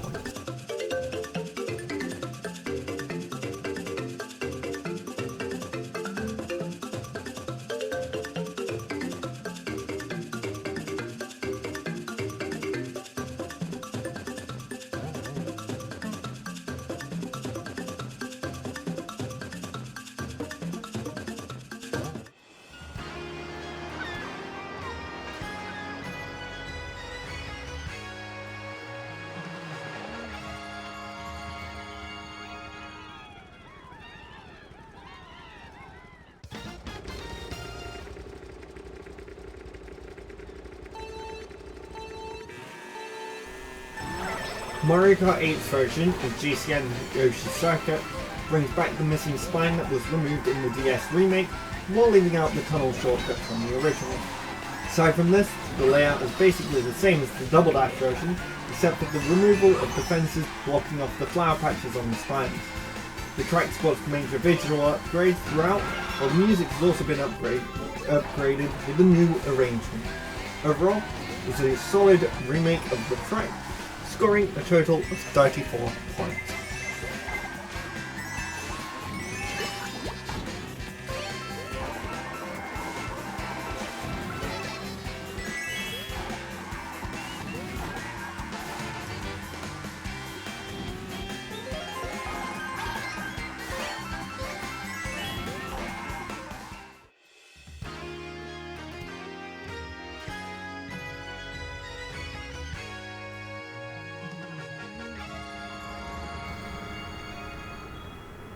Missed Potential is the story of Mario Kart 8 Deluxe's version of GBA Sunset Wilds. The layout has been significantly simplified from the original, although some verticality has been added, helping counteract the less interesting and challenging shape of the layout. The track itself is fun to race on, with slippery mud puddles, dancing explorer showguys, and a bunch of areas for tricks, making it a really enjoyable experience. The music and aesthetics are where this track truly shines, with the music truly capturing the feeling of exploring a new frontier, while the sunset lighting bathing the track looks stunning. However, speaking of the sunset, this version lacks the iconic progressive sunset from the original, with the sun remaining stationary throughout the race.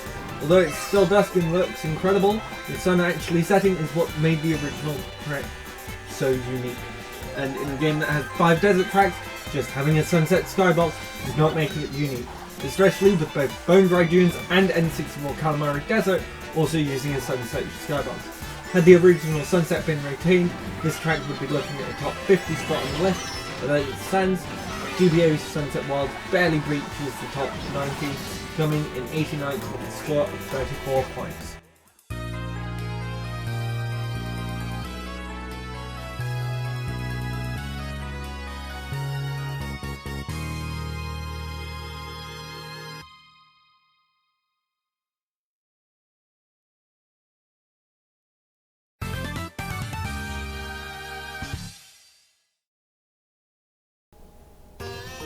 Striker Bazaar is the most unique of the desert-themed courses in the series, being set in an Arabian Nights-esque bazaar with references to Super Mario Bros. 2, with the added distinction of being the only nighttime desert track in the series. Combine this with the solid layout, with several splitting paths that feel like a busy bazaar, among the best layouts for any Mushroom Cup track in the series, if not the best, great visuals and decent music, we get one of the best Mushroom Cup tracks and the clear standout among Mario Kart 7's Mushroom Cup. On top of all this, it's a pretty fun track to race on, it scores a total of 34.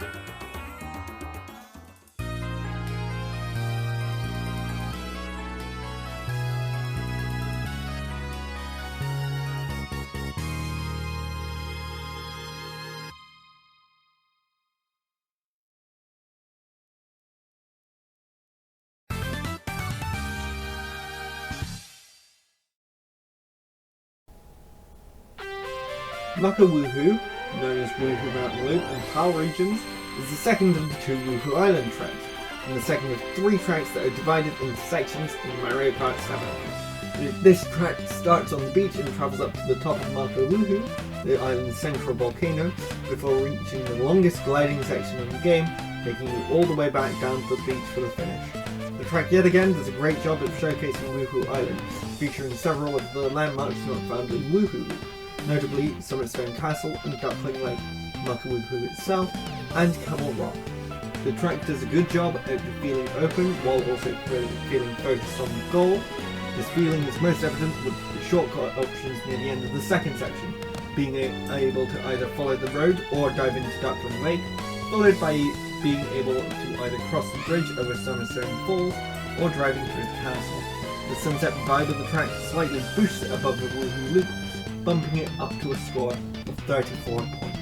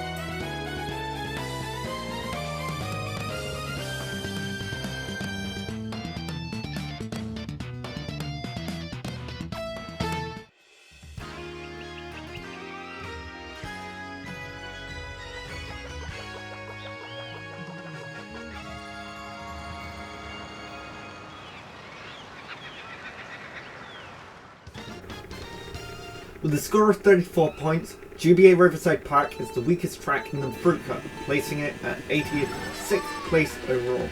The track layout has been updated, with the turns in the first half of the track simplified, while the final 273 turn is now within the cave and spirals upward.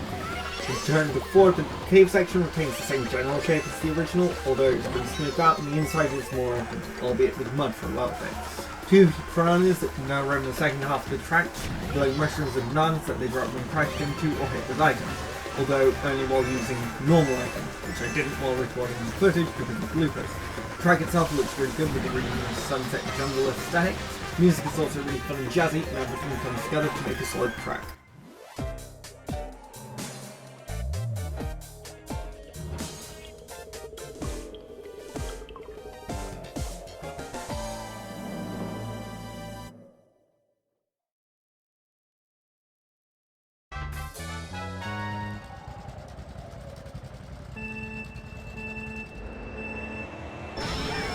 In spite of mushrooms being a staple of the Mario Kart series, and the Super Mario series as a whole, Mushroom Gorge is the first of very few tracks in the series to actually feature them as part of the track other than the set dressing.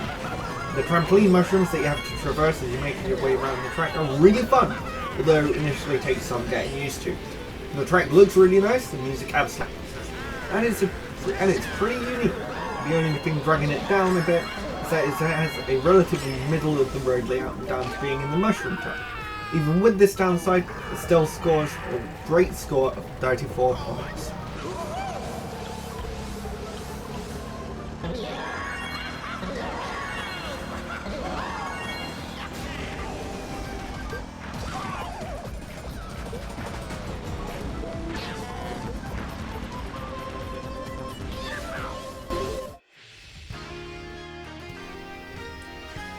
The highest scoring remake of a track from Super Mario Kart, and the only one inside the top 100, Mario Kart 8 Deluxe's version of SNES Bowser Castle 3 truly sets the standard for the quality future remakes of SNES tracks should achieve. The layout is both faithful to the original and a major improvement. The track now features elevation changes, with the split jump section now being locked with Striker, and the three-way slip path now featuring the ability to drive along the top of the wall, separating the three paths. The last U-turn is now a smooth turn as opposed to two sharp negative degree turns back to back. The track now features anti-gravity in the split jump section as well, with the section going up a river of lava flowing from the top of a wall. Bone piranha plants and thwomps have been added right at the end, along with a pair of thwomps just before the three-way split section. The track looks incredible with an orange glow and variation in the track between stone slabs, metal grating and dirt off-road helps mix things up a lot more compared to the original version. New music is incredible, with the new electric guitar giving a really strong heavy metal vibe. It really helps boost the track score up to 34 points, placing it in 84th position overall.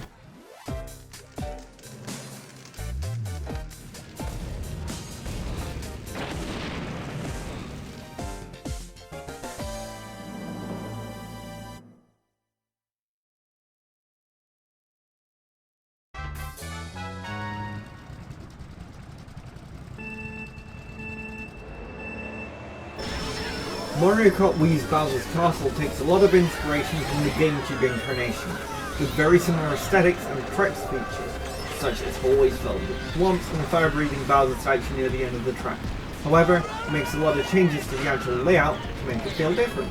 We start with the drawbridge that sags downward and only reaches halfway across the moon, which you jump from to reach the castle itself, with Bowser's laugh echoing as you cross the threshold.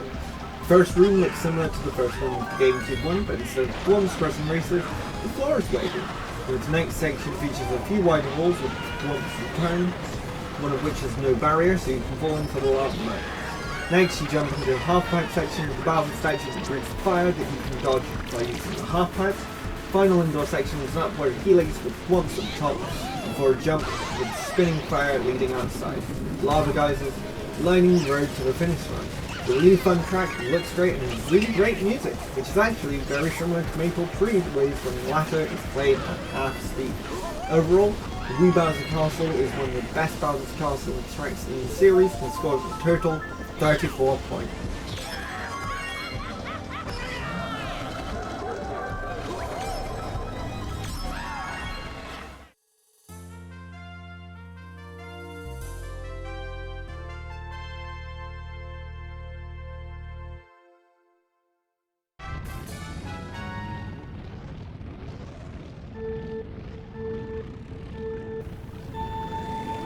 GameCube Rainbow Road is the earliest of the ones that I consider to be quintessentially Rainbow Road. In my opinion, it's the first that hits the right mix of a fun, difficult and interesting layout. It introduces several features that are brought back in later iterations of Rainbow Road, such as the upward helix with boost panels that reappears in DS Rainbow Road, and the pipe cannon, the predecessor to the launch star cannon from Wii Rainbow Road. There's also lots of dark turns and places to fall off the track. In addition, the track looks great with floating rainbow items, and Mushroom City in the background, and the music's incredible, with some use of the Rainbow Road theme from Mario Kart 64 really elevating the music to the next level. And overall, the track scores 34 points, the highest score for all of the Mario Kart Double Dash.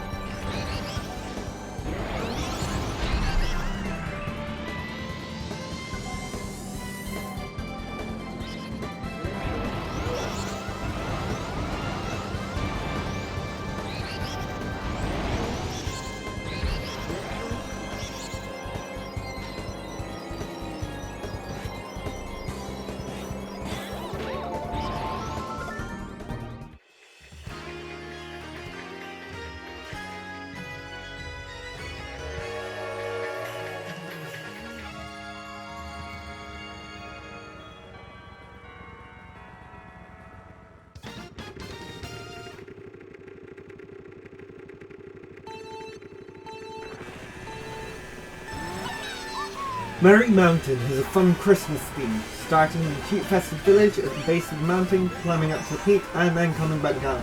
There's a split path on the way up, with the option to either continue along the main path up the mountain, or follow a raised railway track up instead. The latter half of the track uses anti-gravity due to the steep slope of the downhill section, and the peak of the mountain features a half pipe on the outside of the tunnel, while the ramp in the centre of the downhill has a glide ramp that activates starting on the second lap. The mountain is littered with presents and the festive theme looks really nice. Christmas inspiration is definitely unique, but the layout is rather simple and it isn't the most fun. Music is triumphant and feels like it came straight from Christmas music, although it's kind of generic. Overall, Merry Mountain gets a score of 35 points, placing it in 81st.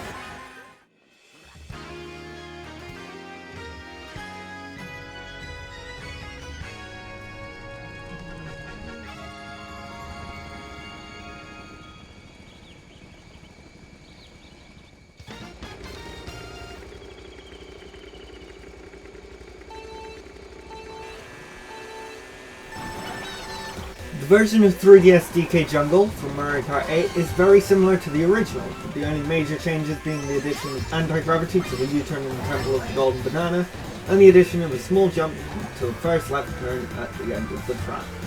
The graphics have been updated to the more realistic HD style of Mario Kart 8, and the music's been updated to improve the quality.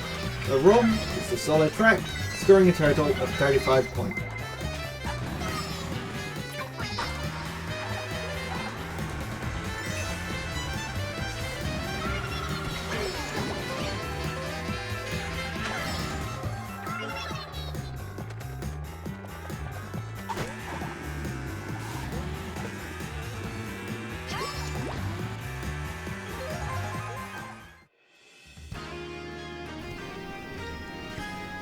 The Booster Course Pass version of N64 Choco Mountain, like the vast majority of Booster Course Pass tracks, takes on its updated appearance from Mario Kart Tour, meaning that it includes the changes made in that version of the track.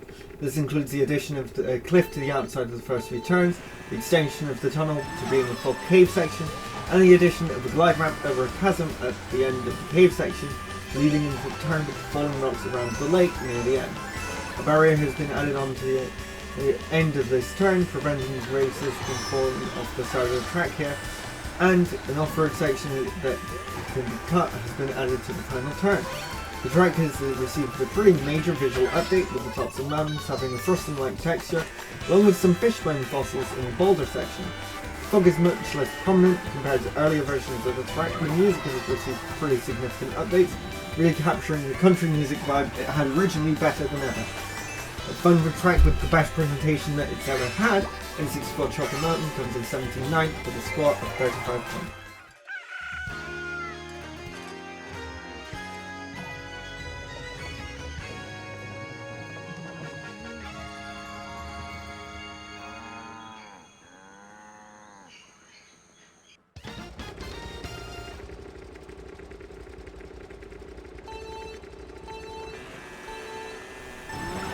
Mario Kart 8's remake of Wii Moo Moo Meadows captures the feel of the original really well, while making improvements to the layout, music and graphics. The time before the field with the Monty Moles has had a glide ramp added, with the windmills acting as heading and coins clinging to the end of the fans of the windmills that can be collected by gliding into them. The track now takes place at dawn with the sunrise helping stand out more, while the updated textures look amazing. Finally, the music has been updated to be fully orchestrated, with the new version sounding incredible, especially with the added violin, which really improves the country and farmyard vibes. Overall, this is a great version of the track, scoring a total of 35 points.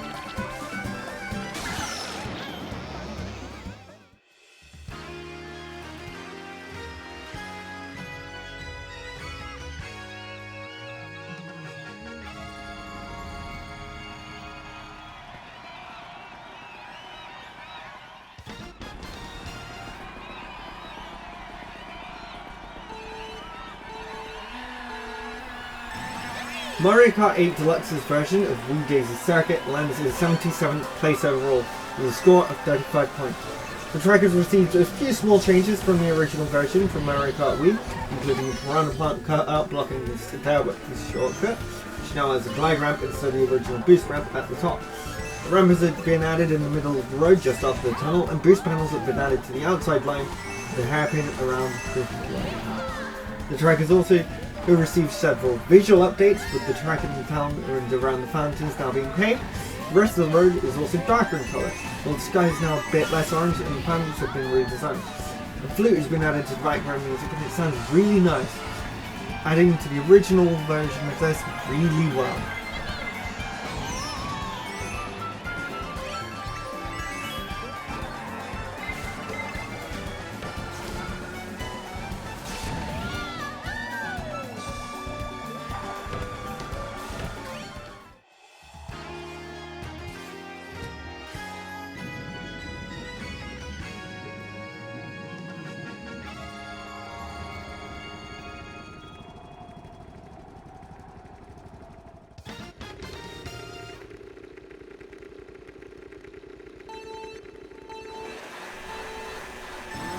Up next, with a score of 35 points in total, is GCN Sherbet's Land's Mario Kart 8 Remake.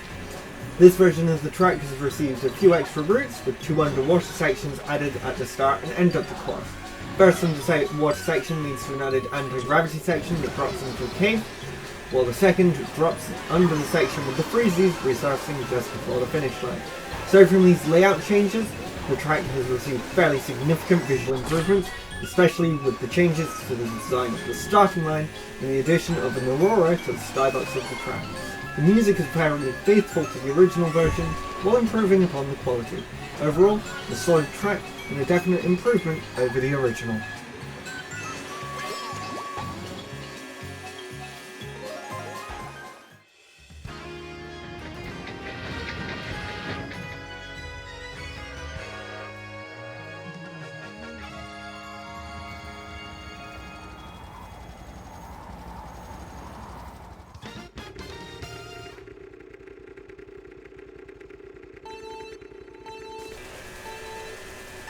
The version of N64 Calamari Desert from Mario Kart 8 Deluxe's Booster Course Pass starts off as expected for the first lap. However, in the second lap, the track changes in comparison to the original and 3DS versions of the track. The second lap starts the route of Calamari Desert 2 from Mario Kart Tour. This new version of the track redirects races onto the train tracks at the second level crossing, with a red metal ramp that curves round over the train track. From this ramp, the race follows the railway along the inside of the latter section of the main route, with the train heading towards racers as they reach the start line for lap 3 at the entrance to the tunnel. Lap 3 takes racers through the tunnel before rejoining the main route at the exit of the tunnel at the first level crossing. In all 3 laps, racers can follow either the main route between the 2 level crossings or follow the railway tracks around the outside with a pair of double icon boxes on the train tracks in the final lap. The fence on the left hand side of the train tracks has been removed and the track overall has received several graphical upgrades. The music has been updated with live instrumentation, really capturing the desert vibe really well. This version of Colorado Desert is the best execution of the main idea behind the track so far, coming in at 75th with a score of 35 points.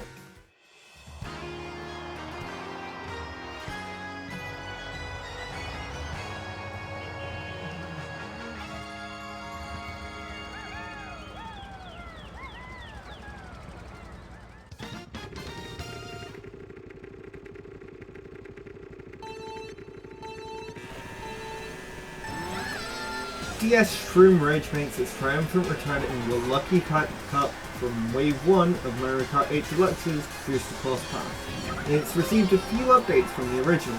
Firstly, the off-road section before the tunnel has been given a glide ramp on the grass, while after the tunnel, a fan creating an updraft has been added on the inside of the S-bend. Some barriers have been added to the edge of the cliff, and fog has been added to the forest below the track. The cars now all go in the same direction instead of driving in opposite directions like in the original version. The track looks pretty nice, and the music is a fun little pop to match the fun track with everything coming together. Score a total of 35 points, placing it at 74th overall.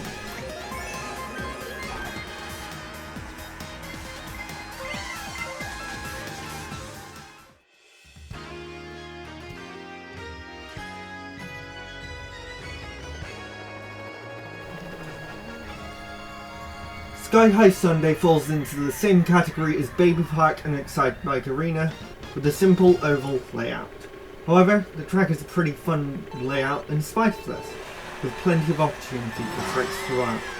The track is entirely in anti-gravity, starting with a glide ramp before the first turn, with the railings in the centre of the track acting as spin boosters.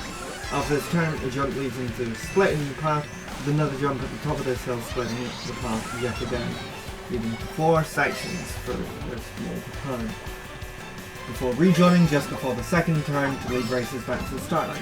Relatively simple, but interesting at the same time, giving plenty of options for each race. The track's really unique with the ice cream theme working pretty well. It isn't the nicest looking track since the bright colours can be a bit garish at times, but it still looks pretty good. The music's alright, but rather forgettable, and overall the track earns a score of 36 points, placing it at 73rd.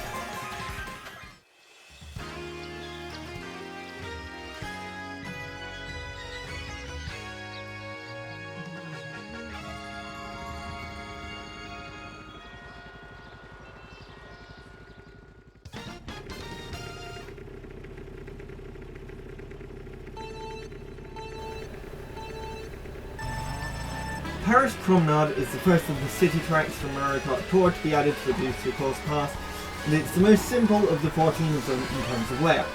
The first 2 laps combine aspects of Paris Promenade 1 and 3 from Tour, starting in front of the Arc de Triomphe, which can be driven around either way, or driven under using mushrooms, just before taking a gradual left turn to the glide ramp that takes racers over the Jardin du Trocadero, before reaching a split path with the option to either turn left or continue ahead.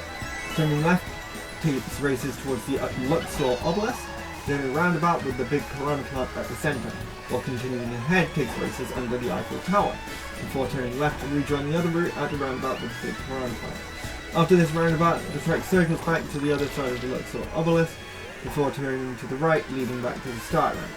On the third lap, the track turns to the right of the Arc de Triomphe, heading past the Église Saint-Augustin, before continuing back towards the roundabout with the big Piranha Plant in the opposite direction to the first 2 laps, and continues to complete the rest of the layout in reverse.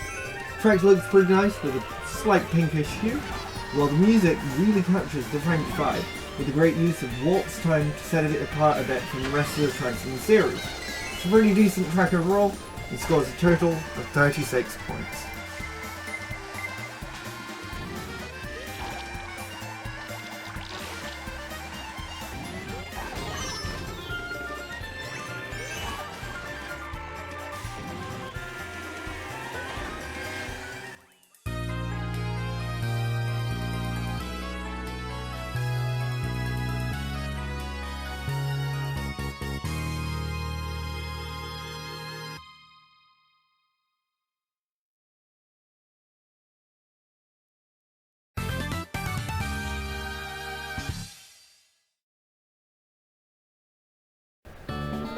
The version of GCN Daisy Cruiser for Mario Kart 7 features the standard graphical upgrades, and the music's still just okay, but the biggest change compared to the original has to be the layout. The first change is that a second route has been added directly after the starting line, letting you drive on a metal catwalk along the starboard side of the ship, while the swimming pool has been turned into an underwater driving section, with the pool now having a bowl shape and a much smaller portrait of Daisy in the centre. The original path along the port side of the ship has been turned into a wooden path, while the cellar has been transformed into an aquarium with a moray eel swimming around and a much smaller drop from the corridor, likely to make up for the lack of double item boxes. The final, least notable change is the removal of the hanging life preservers at the bottom of the ramp leading back up to the finish line. Overall, this version of GCN Daisy Cruiser is a really solid track, scoring 36 points in total.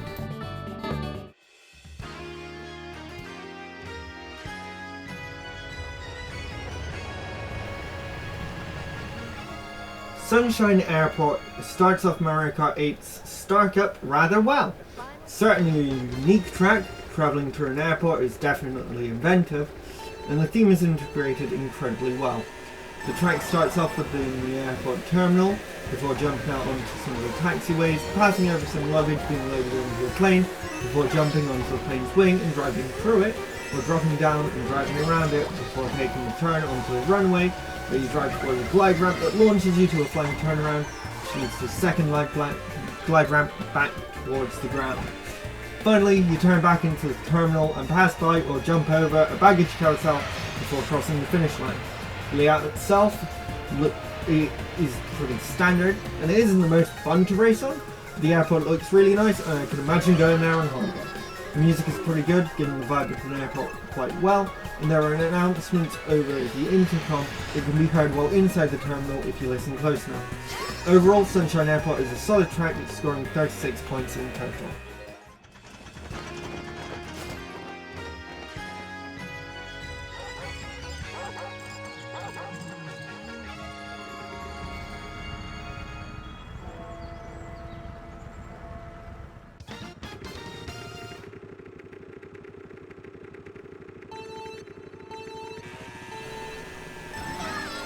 Mario Kart 8 Deluxe's version of London Loop has one of the most complex layouts of any track in the series. Just look at that minimap. It's even more tangled than Yoshi Valley's. The layout itself is not the most engaging though, with a lot of sections that are effectively just going from one landmark to the next. The track starts off on Westminster Bridge, facing towards Big Ben and the Houses of Parliament. Races then take a turn to the right, heading through Charing Cross into Trafalgar Square, before passing St Paul's Cathedral. The track then has a split with the option to drive through Leadenhall Market or drive past it on the outside, with the paths rejoining outside the Tower of London with the turn leading to Tower Bridge, the inside of that turn having a change on standard guard. After crossing Tower Bridge, which can be tricked from when it's raised, the track winds its way along the south bank to make its way back to Westminster Bridge, passing the Shard, City Hall and what appears to be Waterloo Station. After crossing Westminster Bridge to start the second lap, racers continue straight ahead through St James Park, avoiding a change up and passing in front of Buckingham Palace and past the Victoria Memorial, heading along the Mall, turning off about halfway down to follow a curved road that passes the British Museum. The road taken in this section appears as though it may have been based upon Regent Street, and after passing the British Museum, there's a ramp to jump down to the road between Trafalgar Square and Leadenhall Market. Racers follow the road past Trafalgar Square to cross the Thames, using Waterloo Bridge, passing the London Eye before taking a pair of right turns back to Westminster Bridge. Lap 3 starts off the same as lap 2, except the chain jumps have now broken free. The track follows the Mall down its entire length, passing under Admiralty Arch into Charing Cross, before heading towards a route along the north bank of the Thames, passing under Waterloo Bridge before reaching the Tower of London again, this time the Chomp Free, before crossing Tower Bridge for a second time. The track then returns to Westminster Bridge using a route that goes right up to the south bank of the Thames, passing the Shard, City Hall and walkie-talkie, as well as the London Eye on the way. At times the track manages to feel about as dull as actually trying to drive in London, which along with the grey cloudy sky really captures the vibe of London incredibly accurately, although not in the way I imagine they would like. Music is pretty decent, with a fun rock theme inspired by British rock movement of the 60s and 70s, although it's pretty repetitive to listen to. Overall, London Loop is a pretty decent track, scoring a total of 36 points, coming in 69th place. Nice.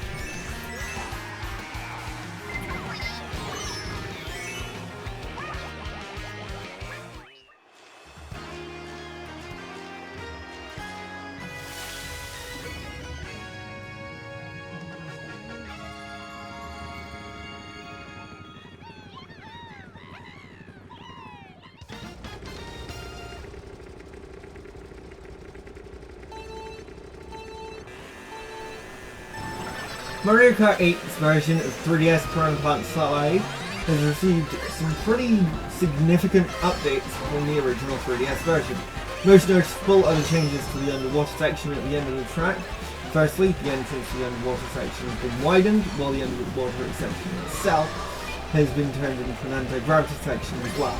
Instead of being in a narrow tube, the section is now in a much larger warp-pipe-shaped cistern with Cheep Cheep swimming around in the background.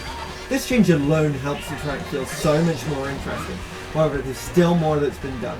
The start line has been expanded, now taking the shape of the larger castles from the original Super Mario Bros. The floating blocks in the sewer have been swapped over, with the original left route on the right and vice versa. The aesthetic has been changed to the more realistic style of the rest of the game, losing some of the uniqueness of the nostalgic art style used by the original version. The new version of the music is much more dynamic and interesting than the original though, helping boost the score up to 36 points.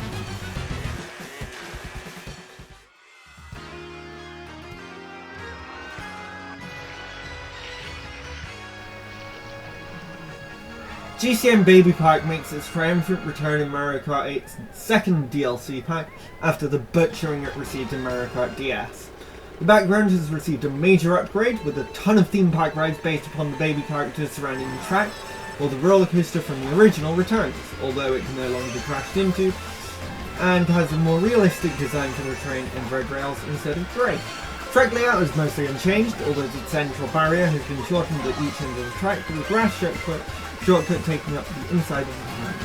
Track has been elevated to a 45-degree angle and is entirely in anti-gravity, meaning every time racers crash into each other they get a boost, increasing the chaos of the track significantly, along with the return to 7 laps and the better scaling compared to the DS version. The track looks great and the music is just as annoying as ever, increasing in pitch after each lap, keeping up the chaotic feeling of the track. Overall, this is the best we've seen of GCN Baby Kart so far, scoring a total of 36 points, with the only complaint I could have being the lack of Bowser shells and chain pipe chomps flying around.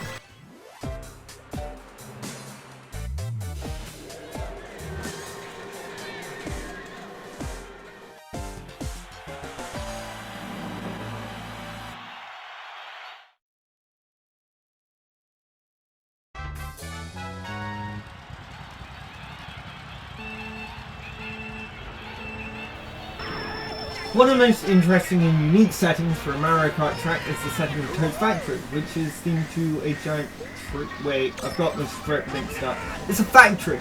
It's almost like the clues in the name. The track's main gimmick is that there are 3 sections with conveyor belts. First is 3 conveyor belts with crushing machines that can crush you if you're not careful. In the centre of the room, conveyor is green and speeds you up, while 2 on the sides are red and slow you down, so you can get item boxes for them. Second section has conveyor belts that move left and right with crates on them. The final conveyor belt section features 2 that go around the corner, 1 green going forward and 1 red going backwards, with swap directions each lap. And finally, there's a section with mud and bulldozers at the end of the track with dash panels to carry you through the mud. Though the shape of the track is practically a rectangle with a little bit of an indent, the track makes up for that simple layout and that makes it really fun. It looks really nice and has absolutely incredible music too, scoring a total of 36 points.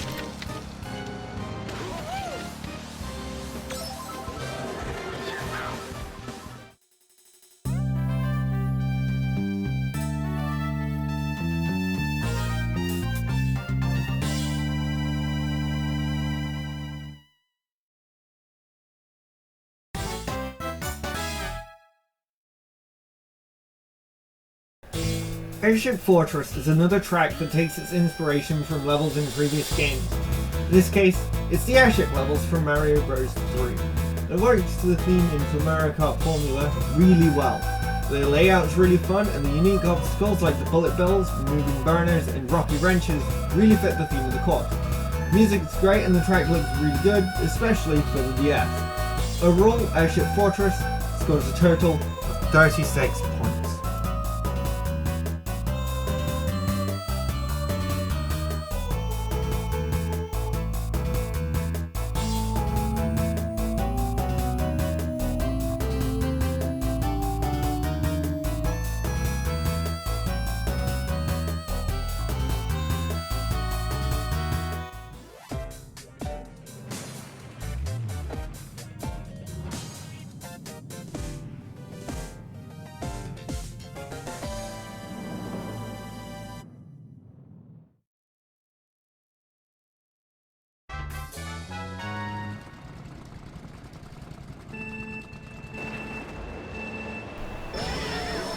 The only track with lava that isn't Bowser themed, Grumble Volcano, comes in with a score of 36 points. The track layout's really great, the sections sinking into the lava each lap, making the track more challenging as the race progresses. The music is great and is pretty unique as well. The only downside to this track is how ugly it looks compared to the rest of the Nitro tracks in the Wii. The colour palette of the track just looks pretty rubbish in my opinion, and it drags the score down a bit.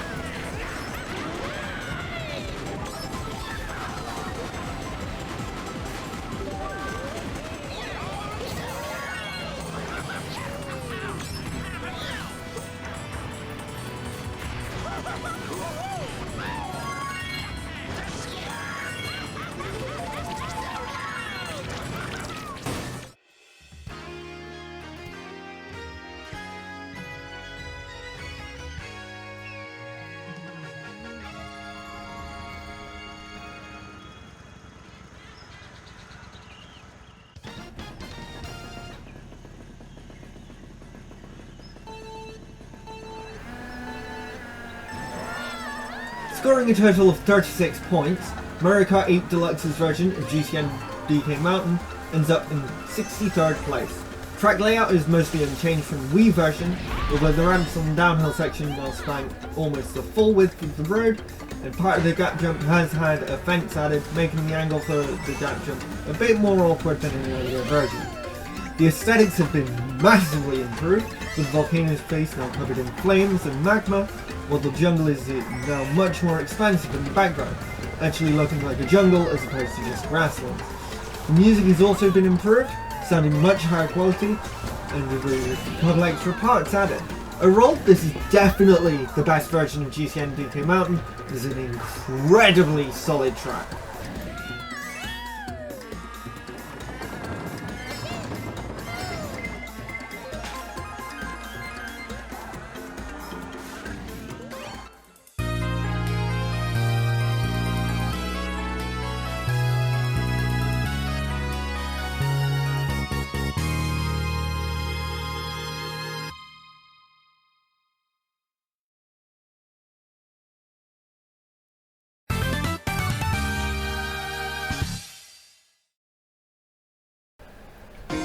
The highlight of Mario Kart 7's Flower Cup, the music part, known as Melody Motorway in PAL regions, is among the most unique tracks in the series. The track works incredibly well with driving over musical instruments such as a piano, xylophone and glockenspiel around some of the turns, jumping off of tambourines that act like trampoline mushrooms, and giant bouncing music note creatures that shake the track near the end.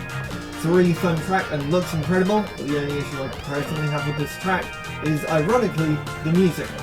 For a track whose theme is music, the background music with the music part does not really fit, feeling more like a Jill and Chip tune than the music for a racetrack basically in the orchestra. Don't get me wrong, the music itself is enjoyable, but it fails to evoke the feeling of the track in my opinion. Overall, Music Park is a great track let down only by its BGM and scores a total of 37.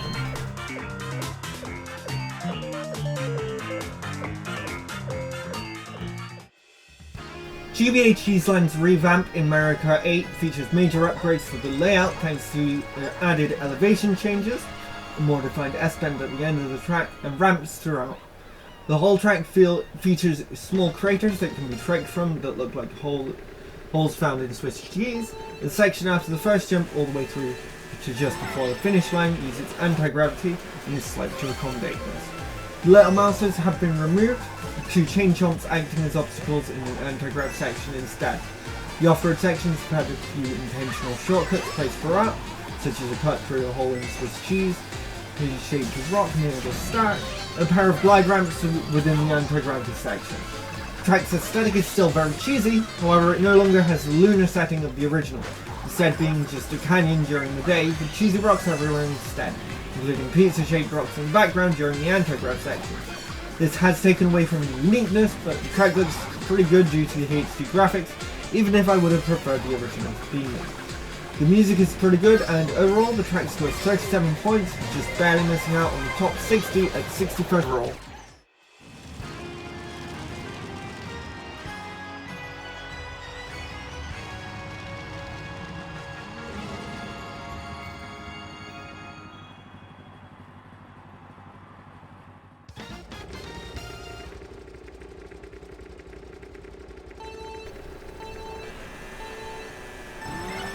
Mario Kart 8's version of DS Warrior Stadium improves upon the layout and pacing in comparison to the original, with the firebar section now in anti-gravity, while the section at the end is now underwater and has been simplified, improving the pacing a lot.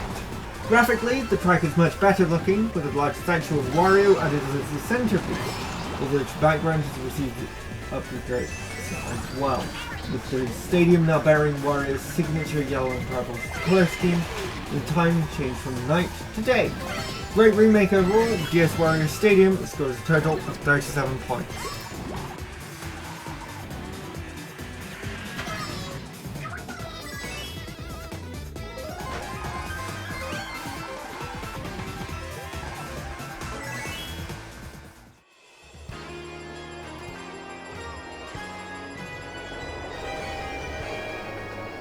Super Mario Subway is a pretty solid track and certainly one of the most unique. The track features 2 sections, one in the station and one in the subway tunnels. The station section is the more straightforward of the two, whereas the subway section features several optional paths and trains as hazards. The layout overall is pretty solid, although not the most interesting, with the relative simplicity of the station section dragging down the more complex tunnel section, at least in my opinion. The track features a bunch of Easter eggs in both sections, including graffiti in the tunnels, some depicting World 1-2 from the original Super Mario Bros., and maps and signs in the station referencing other tracks and the track sponsors from Mario Kart 8.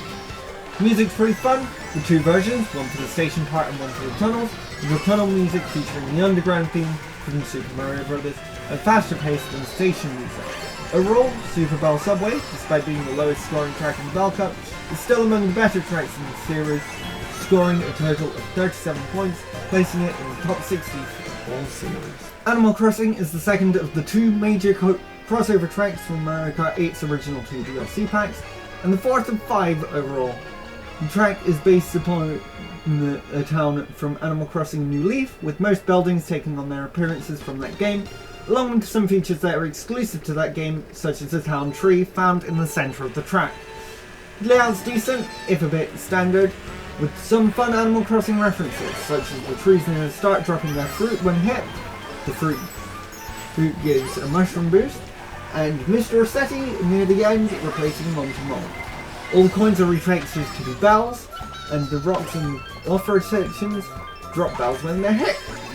Villagers such as Fang and Peanut, and special characters such as Tom Nook, the Able Sisters, and KK Slider have come out in full force to support racers, and some of the item balloons boxes are dangling from balloons. Of course, I can't forget to mention that there are in fact 4 seasonal variations of the track: spring, summer, autumn, and winter. Each version features slight differences in the layout, with spring having ramps in the tree section, summer having ramps on the beach, autumn having leaf piles among the trees, and winter having lower traction and snowboards along the track, with Rossetti being completely absent. The music changes with each season, and all 4 versions are based upon the main theme from Animal Crossing New Leaf, with the second half of each piece using different themes from throughout the series. The track looks really great in each of the 4 variations, with spring taking place in the morning, summer at noon, autumn at sunset, and winter during the night on Toy Day.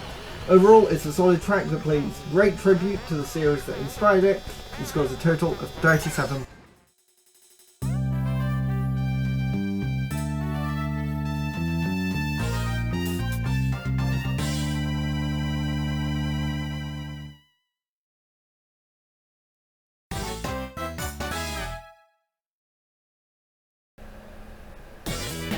Waluigi Pinball is the highest scoring track in DS, with 37 points.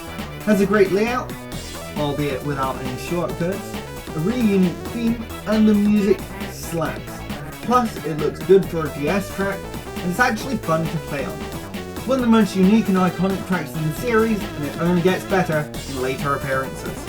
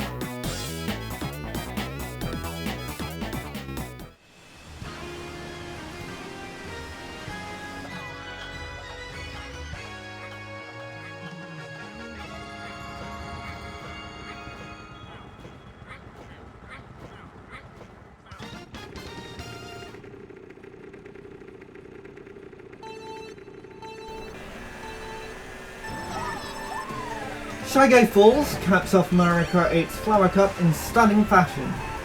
The track looks great, and the use of anti-gravity to drive up and down waterfalls is always fun. The layout itself is solid, with some split paths and a lot of turns, though the waterfalls are certainly the highlight. The track setting of a cliff-top waterfall is pretty unique, and the mining theme, although not the most unique, is certainly a welcome addition too. The music's really fun, giving off a great vibe of exploring, and the dynamic sound is a great touch, with the Shy Guys singing along while they mine. It's such a fun and adorable touch. Overall, Shy Guy Falls is a great track, scoring a total of 37 points, which puts it in 56th place overall.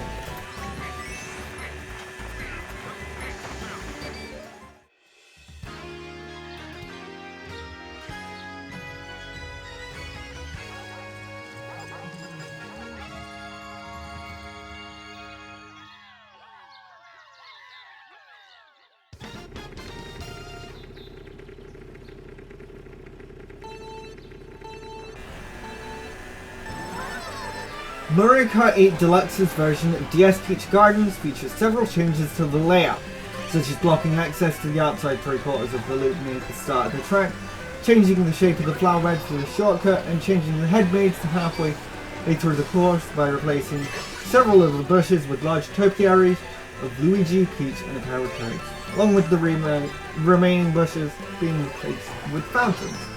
The Monty Moles now move across the track, leaving a trail behind them that can be trekked from, while the split path section near the end of the track has a big piranha plant in the centre, replacing the central path. The biggest change, however, is the final lap, when at the start, the track takes a previously unused route to turn around and complete a lap in reverse, with a glide ramp over the section halfway through the topiaries. The track looks really nice, and feels like a relaxing garden. The updated music sounds much better than previous versions, thanks to the live instrumentation used, and the track comes together well with a score of 38 points.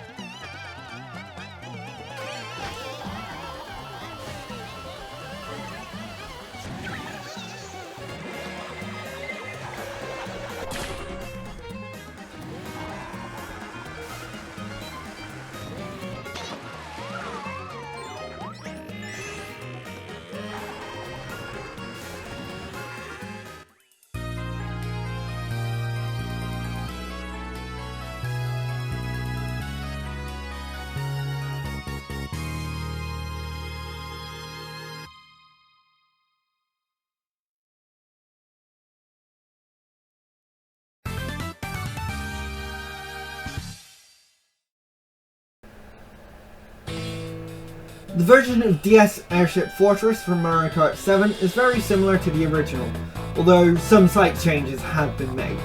The main change to the gameplay is that the cannon now gives you a glider, while the remaining changes are mostly aesthetic, mostly adding extra detail to the airship and increasing the size and complexity of the fortress itself. The last noticeable change is that the bullet bells at the start of the track have been changed to banzai bells. Overall, the track is solid and a bit better than the original, with a score of 38 points thanks to the graphical and music upgrades.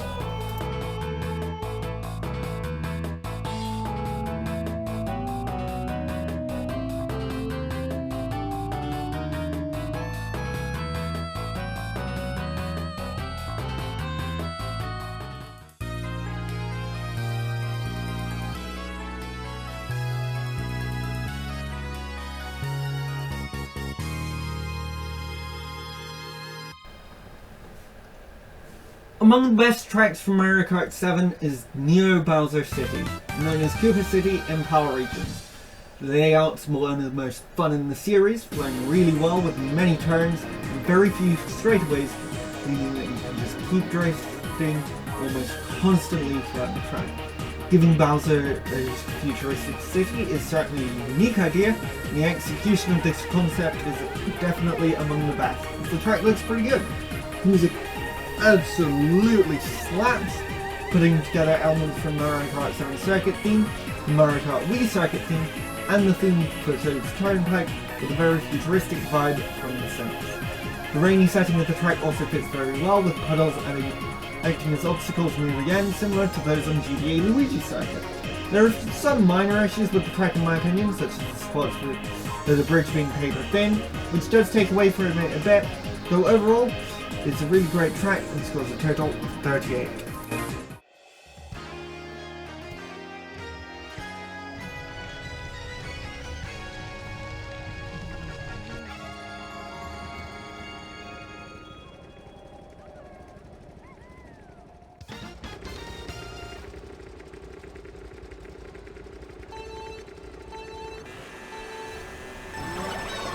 N64 Yoshi Valley's return in Mario Kart 8 is a pretty significant improvement over the original version. The most important change is the routes to the valley has had their lengths adjusted to make them more even, with the longest route replacing a cannon, while the narrow route has been turned into a bridge, and a cave with swoops has been added to one of the routes as well. The track has also received a major visual overhaul, and it looks lovely with the added Wild Yoshi Sanctuary theme. Music has also been improved quite significantly, helping boost the score up to a really great 38 points.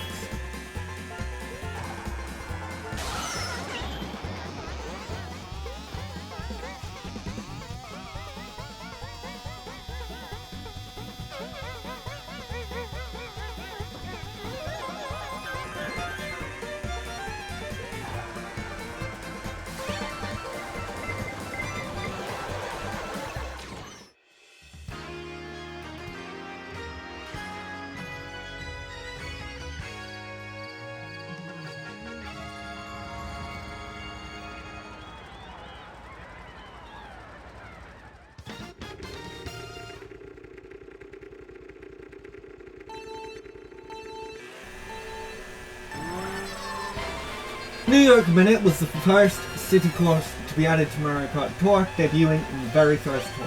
Therefore, it suffers from a fairly simple layout in comparison to later city courses. However, what the layout lacks in complexity, it makes up for in flow. The track does a great job in showcasing several Midtown Manhattan landmarks, starting in Times Square, travelling through Central Park, passing the Empire State Building and St. Patrick's Cathedral, and going through the Rockefeller Center and driving under 30 Rockefeller Plaza. At the end of the track is a 180-degree turn through a parking garage from which you can see the Statue of Liberty in the background, and overall it looks great with the nighttime lights reflecting off the ring, the slick streets contributing really well to the aesthetic of the track, while the music feels like it came straight out of the Art Deco movement of the 1920s and 30s, emblematic of the architecture of many of New York most iconic buildings. Overall, New York Minute is a pretty solid track, scoring a total of 39 points, just missing out on the top 50 of 51st place overall.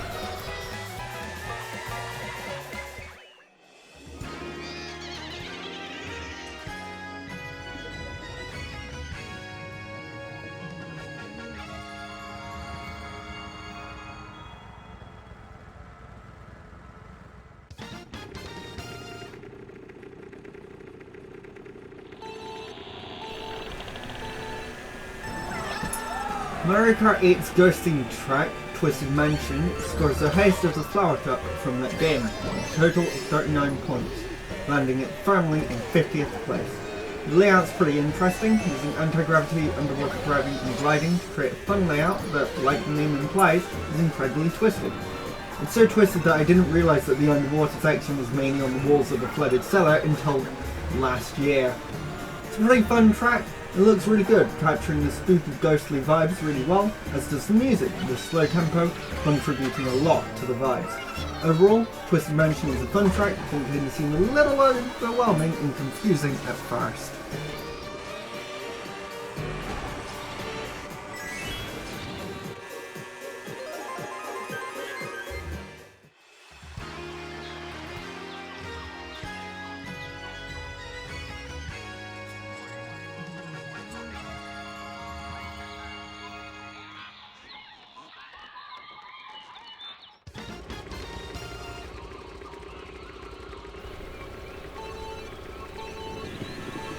Wild Woods is sort of a spiritual successor to Maple Treeway, with its giant tree theme.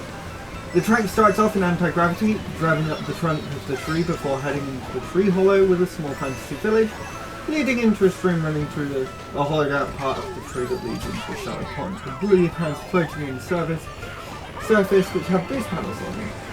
After crossing the pond, there's a ramp that leads to the base of the tree trunk, leading back up to the start line and the end of the lap. The track's rather unique and looks amazing, with plenty of detail throughout, while the music really captures the fairy tale vibe of the track, and is the only track in the series to use 5/4 time for its background music. Overall, everything about this track comes together really well, winning a score of 39 points in total, placing it in 49th place, the highest ranking from the Crossing Cup.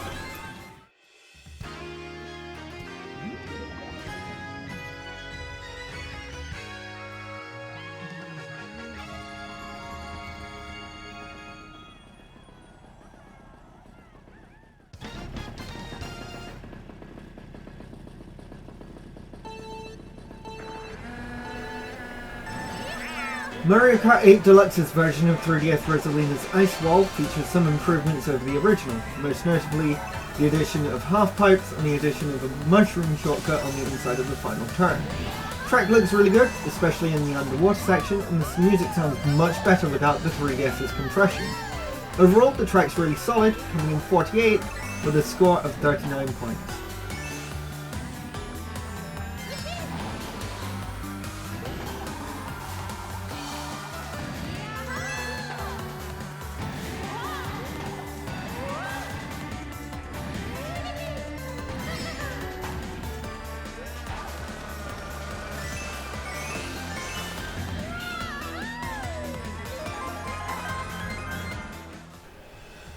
GBA Ribbon Road's return in Bell Cup from Mario Kart 8 is a major overhaul in comparison to the original.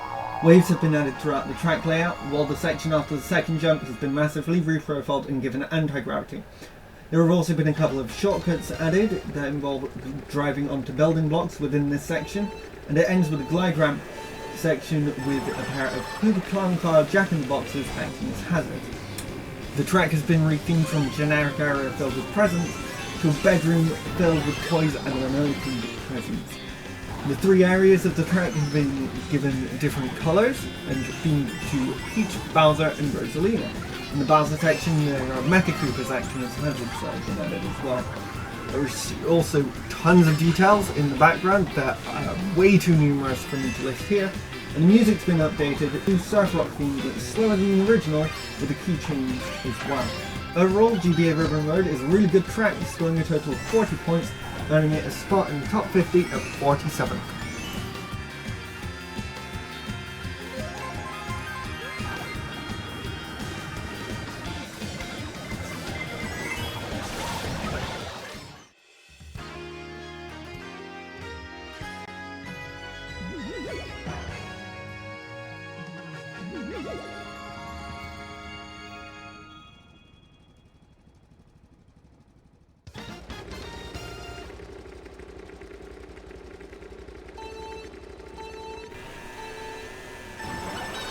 Mario Kart 8's version of 3DS Music Pack is mostly unchanged from the original version, most changes being purely cosmetic, such as an updated start line and smaller bouncing music notes along the final stretch added to the spectator. Lighting is also much nicer throughout the course, while the music no longer sounds quite as compressed as it did on the 3DS. Overall, the track is still solid, with this version breaking the top 50 with a score of 40 points in total.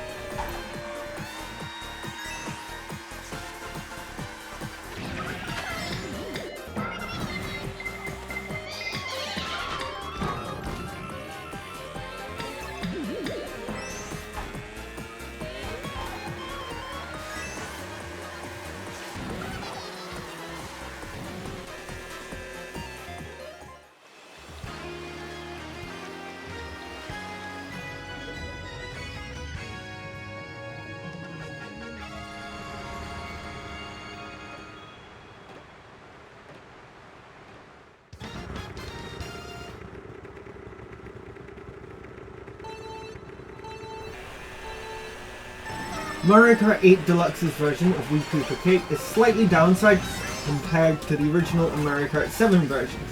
However, the high-speed feeling of the original is retained throughout.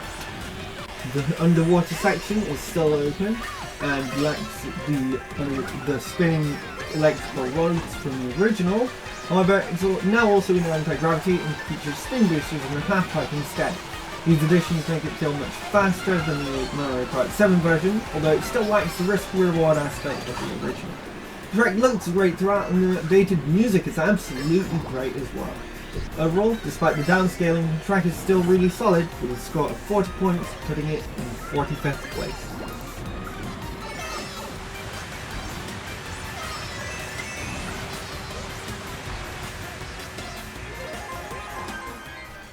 Cloud Top Cruise kicks off Mario Kart 8's Special Cup with a bang and acts like a successor to Sky Garden from Super Circuit, even sharing the name in Japanese, Chinese and Korean. Don't let this fool you, as the two tracks are certainly not the same.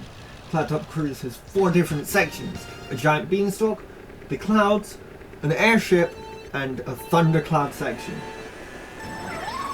It manages to blend all 4 of these really well and they still feel unique as well. The layout flows together incredibly and is really fun. Obviously the overlap in theme with GBA Sky Garden does drag down the uniqueness a little bit, however it looks incredible here. The music has to be where this track shines though. It features sections at the end sampling the music from Gusty Garden Galaxy and Sky Station Galaxy from the Mario Galaxy series, and on top of it has 2 arrangements, with an orchestral theme for the majority of the track and a rock arrangement while you're in the thunderclouds. Both of them sound great and really fit the vibe well, and overall the track is incredible, scoring 40 points.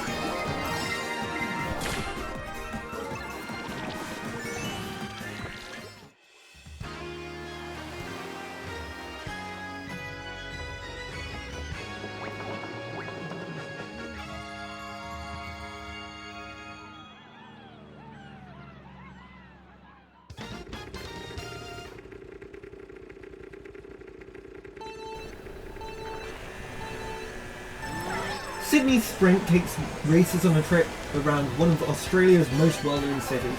The track starts in Port Jackson, taking a turn to the right before turning into the Sydney Opera House, with a glide ramp across the harbour for a 270-degree turn to the right that passes through Luna Park, Sydney. Following this turn, races across the Sydney Harbour Bridge, a toad turn point from trains that travel along the siding. Racers turn left at the end of the bridge and take a couple more turns to reach the finish line to start lap 2. The second lap sees racers turn left at the start, jumping onto a ferry, before jumping again onto a dock underneath the bridge. Then the track continues through Barangaroo Reserve, with Uluru visible in the background in spite of it being halfway across the country from Sydney.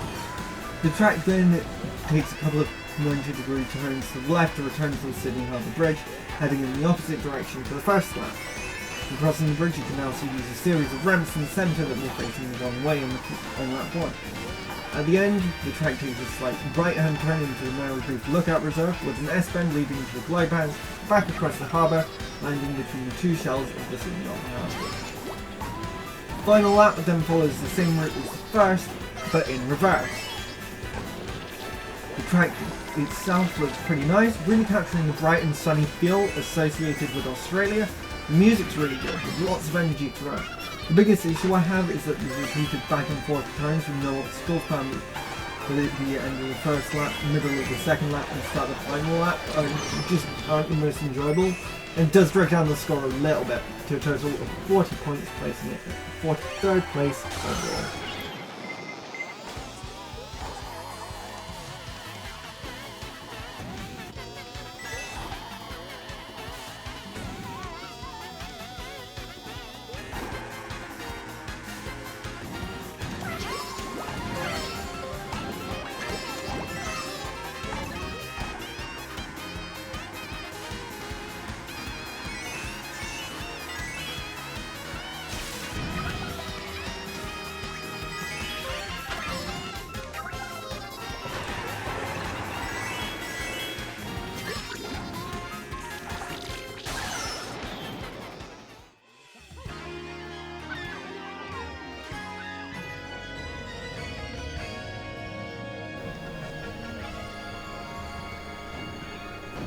Probably the most difficult of the 5 crossover tracks from Mario Kart 8's original DLC to pull off, Pedal Circuit absolutely knocks it out of the park. Legend of Zelda, despite having a very clear medieval low-tech fantasy setting, somehow works incredibly well as the basis for a Mario Kart track. The layout's solid, incorporating the Hyrule theme really well, with Peace replacing Swoop, Deku Guavas replacing Piranha Plants, and Rupees replacing coins. The track traverses Hyrule Field, Hyrule Castle and Castletown in a manner that flows really well, and the puzzle-solving aspect of the Zelda games is implemented within the Hyrule Castle section of the track, with 3 spin boosters that act as switches working with a shortcut at the end of the castle, where you can cut through the middle and spin boost off the Master Sword as you leave. The track looks really nice as well, nailing the Zelda aesthetic, and the music is incredible, combining the series' main theme with Zelda Lullaby and some of the Hyrule Field themes to create an amazing medley that perfectly encapsulates the Legend of Zelda as a whole. On top of the music, there are some sound effects from the Zelda games used throughout the track, and everything comes together really well for an incredible track that tributes its source material amazingly, scoring a well-deserved 40 points.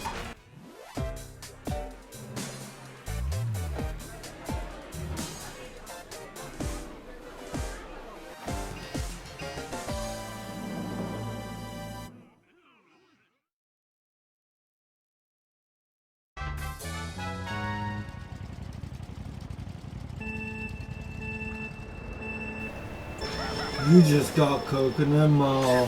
Send this to your friends to totally Coconut Mall then. Okay, memes aside, Coconut Mall is a really great course.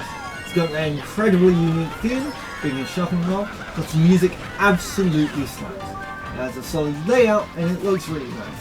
The track's really fun and there's so many details hidden everywhere, some obvious, some less so. One thing that's incredibly helpful that I noticed immediately that apparently lots of people never realised is that the dancing pianos in between the escalators actually point towards the one that's going up. This version does have my personal favourite iteration of the terrible knee drivers at the end of the track, and it gets a total score of 40 points overall, the earliest track in the series to breach the 40-point barrier.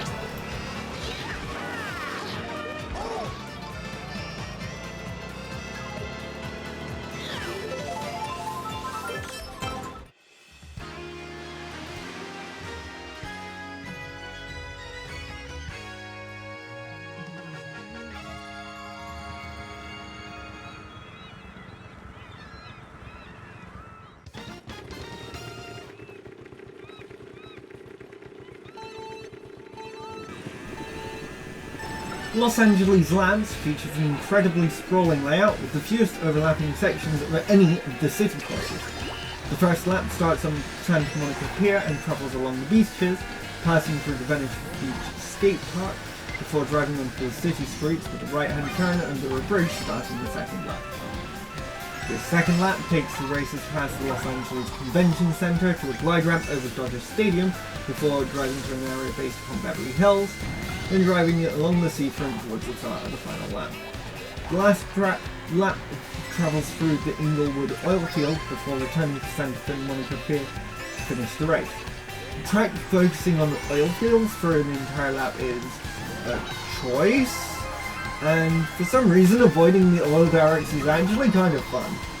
The track looks really great as well, but the area where it fails is the music, which is simply rather lackluster in my opinion. Overall though, Los Angeles Laps is a solid track, scoring a total of 41 points to kick off the top 40 tracks of this list.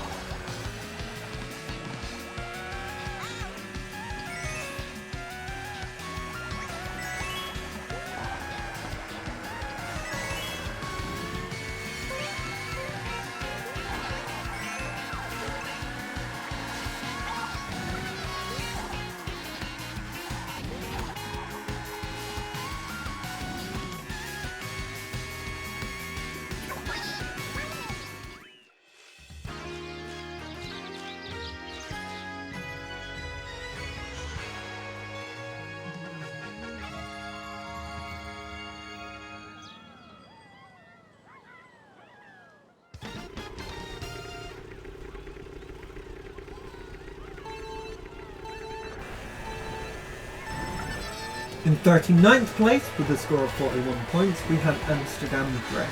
The track showcases and involves several Amsterdam landmarks, including Amsterdam Central Station, the Rijksmuseum, and of course the canals. Lap 1 features windmills, Monte Carlos and the tram as hazards, while Lap 2 takes races through the canals, before Lap 3 sends racers through tulip fields with corona plants trying to attack them as they pass by. The track looks rather nice, especially the tulip field. However, the second lap, being entirely in the canals, is pretty dull looking and is relatively dull to drive as well. The music's pretty fun and vibrant, and the track overall is rather solid, just let down by its second lap.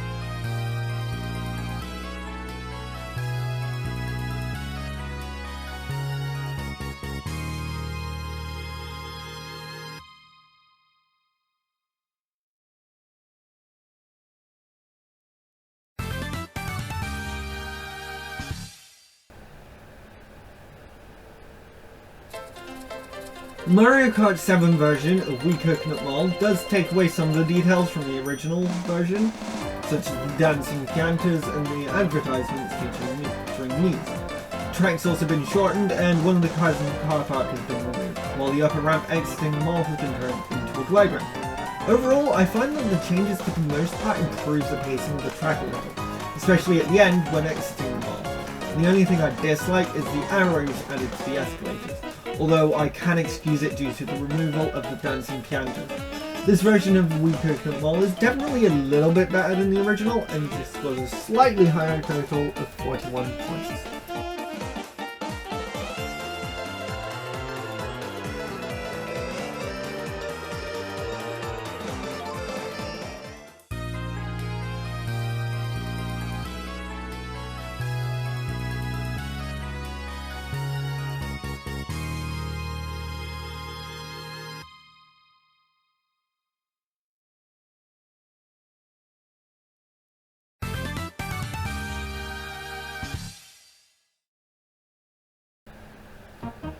The version of Wii Maple Treeway present in Mario Kart 7 serves as the grand finale to the Leaf Cup in this game. The track has received several changes from the original, not all for the better. Firstly, the cannon has been given a glide ramp, while the branch following the wigglers has been flattened a bit. The last two most notable changes are the removal of the half pipe and the waving net at the end has been replaced with a second glide ramp. The track now features a falling leaf effect, which does add to the autumnal vibe of the track, but doesn't do too much to help this version of the track, which is the weakest iteration, despite scoring an incredible 41 points and making it into the top 50.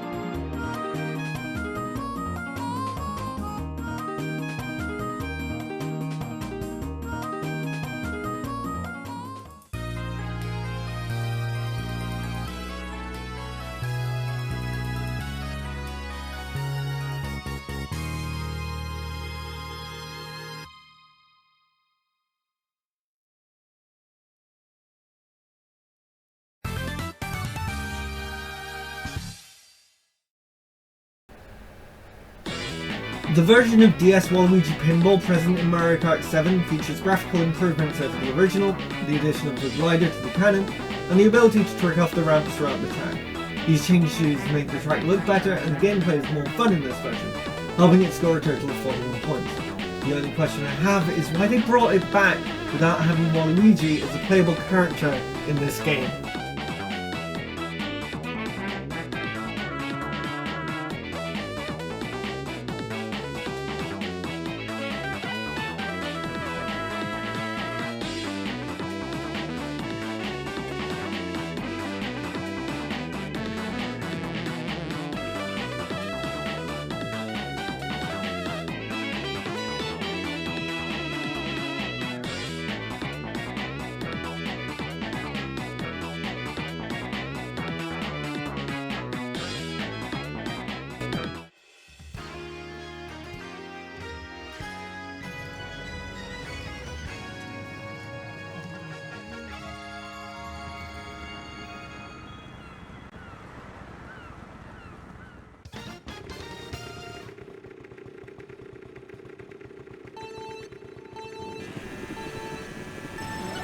Mario Kart 8 Deluxe's version of GCN Daisy Cruiser features the same layout as the version from Mario Kart 7, with the biggest change being updated visuals.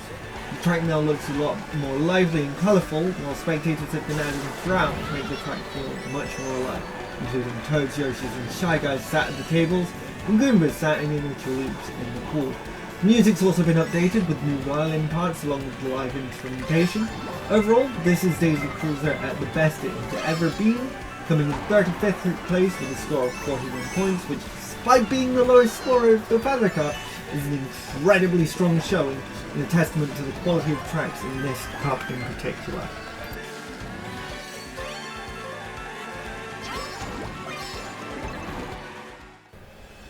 Mario Kart 8 Deluxe's version of Wii Mushroom Gorge brings back a lot of the features removed in the 3DS version, including the shortcut from jumping across a pile of mushrooms near the start, and the gap jump at the end of the track is able to be performed again. The mushrooms in the background have been returned, and the section inside the cave now has both the left-hand trampoline mushroom route from the original version and the blue glider mushroom from the 3DS version, with the glider mushroom just off to the side of the left-hand path in the centre of the cave. One of the red mushroom trampolines outside the cave on the split path has been removed, although this doesn't really affect the track too much overall. The track looks really nice in spite of the slightly Play-Doh-esque texturing in places, mainly due to how stunning the cave itself looks. The music is just as fun as ever, with the new mixing making it sound better than the earlier game, and this is the highest scoring version of the track, with a score of 41 points, placing it at 34th overall.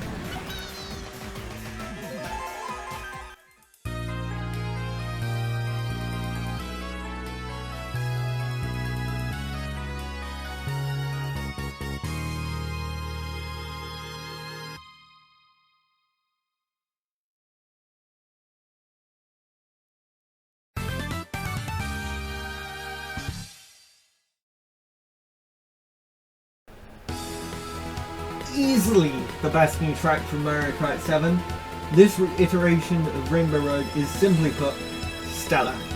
The last of the 3 Mario Kart 7 tracks to use sections instead of laps, this version of Rainbow Road takes you on a tour of the solar system.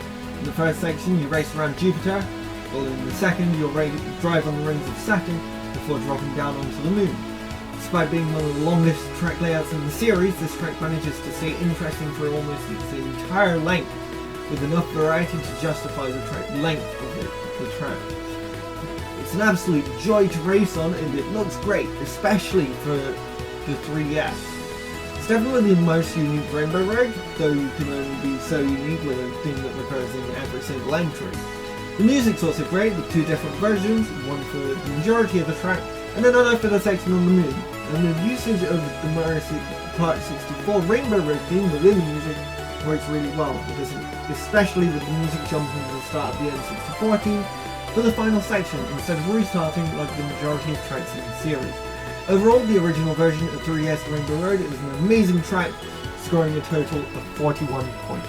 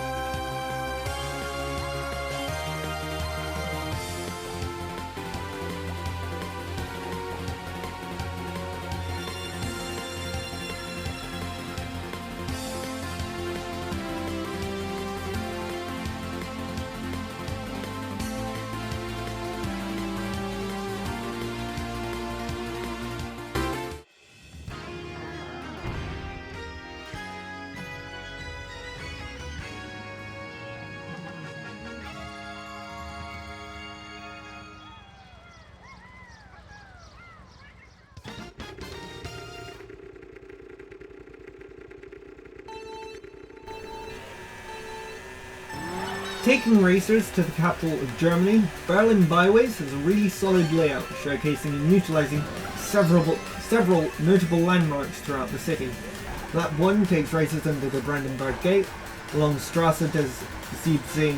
Juni, along the Berlin Victory Column, and through a train station inspired by Berlin Hauptbahnhof. The second lap passes the Tempodrome, Kaiser Wilhelm Memorial Church, Berlin Zoo, Charlottenburg Palace, the Reichstag, and goes through the Tiergarten, along with avoiding traffic travelling around this part of the track. Lap 3 starts facing the opposite direction and travels past the Berlin Wall, with once acting as obstacles along the wall, before passing alongside and under the Oberbaum Bridge, then along the Schiller Monument, around the Schiller Monument, into the Tiergarten again.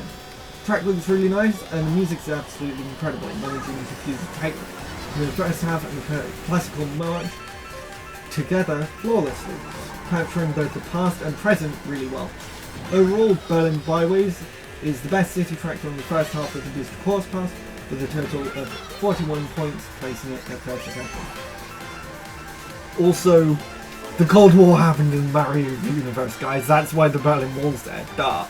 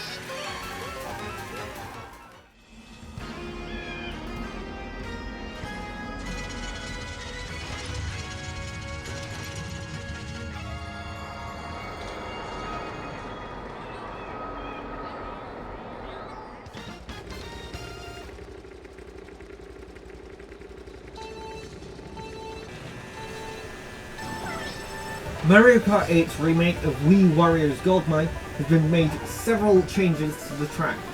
Firstly, the half-pipes have been removed, while the profile of the track has been adjusted within the mine to implement anti-gravity. The mine carts now act as spin boosts instead of spinning races out, and no longer have item boxes following.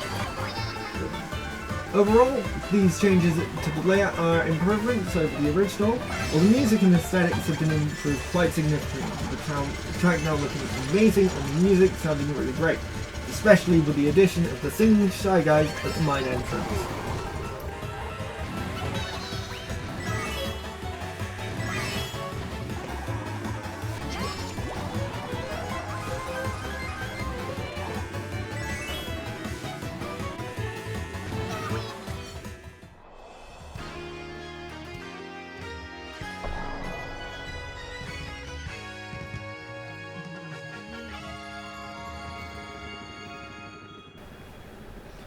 N64 Rainbow Road's triumphant return in Mario Kart 8 features some major improvements to the layout and aesthetics. Several portions of the track have had the railings removed, where the chomps are now bouncing around causing waves in the loop has been moved from the inside of the track to the outside, while an extra turn has been added near the end to make the final turns closer to the wheel figure 8 shape. The track has had glider sections and anti-gravity sections added throughout, making the track much more varied. And the background now features the city in which the harbour is located below the track, while the neon signs featuring the characters from Mario Kart 64 have been replaced with fireworks depicting the 6 characters who have been playable in every Mario Kart game: Mario, Luigi, Peach, Toad, Yoshi and Bowser. The star in the centre of the loop now has the appearance of a Grand Star from the Mario Galaxy games, while the road is now made of rainbow tiles with golden edges instead of the transparent rainbow gradient of the original.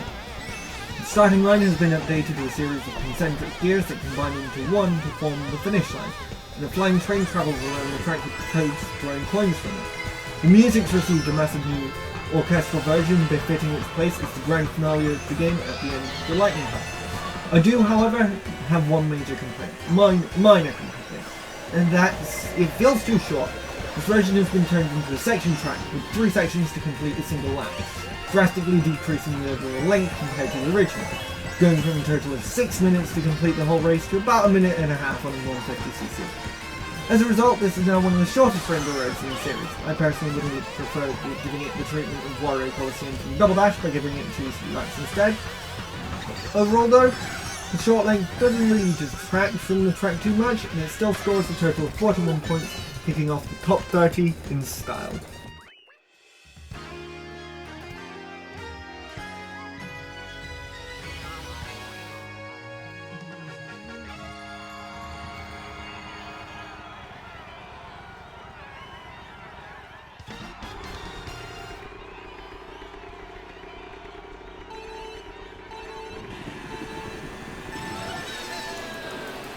Mario Kart 8 Deluxe's version of Wii DK Summit remains unchanged in terms of layout, although there have been several notable visual updates, such as the Jumbotron and start line receiving an updated look, the barriers now being red plastic fencing, and the statue of Mario snowboarding being changed to a statue of Donkey Kong snowboarding instead.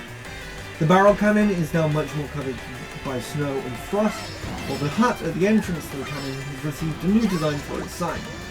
The track is incredibly fun and it looks great, while the music is amazing as well, with the added electric guitars really elevating this music piece. Overall, it's a really solid track with a score of 41 points and 29th place, just behind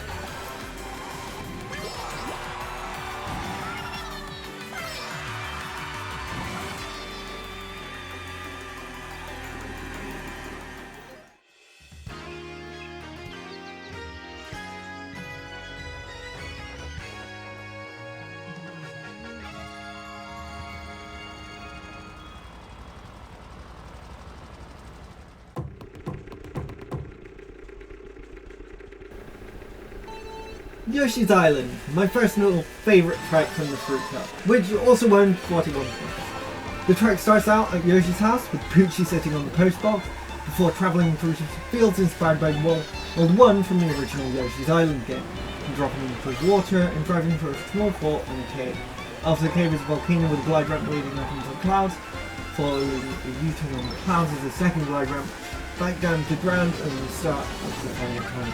This gliding section also has a winged cloud, which triggers a shortcut when hit. This shortcut ends by jumping through a goal ring just before the finish line. The track is filled to the brim with Yoshi's Island references and is absolutely a love letter to the Yoshi's Island series. It looks great and has a really fun remix of the Yoshi's Island theme to boot, really helping to bring everything together for a really great track.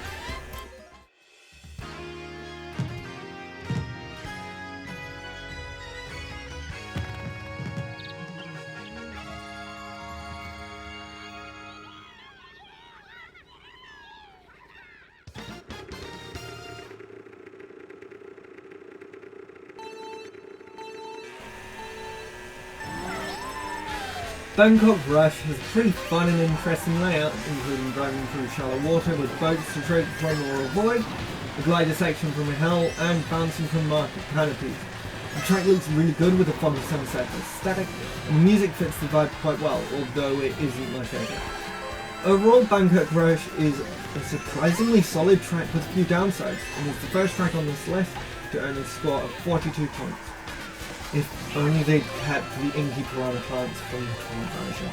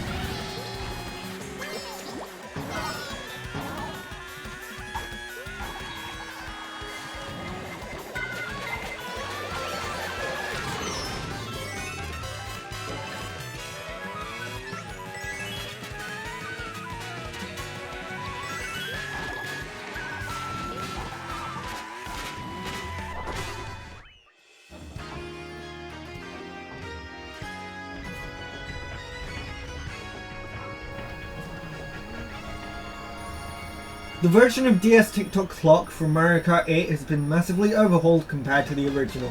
The clock hands can now be used to track from instead of acting as hazards, while an extra pendulum has been added and they no longer spin marked. Loads of ramps have been added, including a pair that alternate between being regular ramps and glide ramps just before the glide section, while the smaller clock at the end has been merged with the final turn.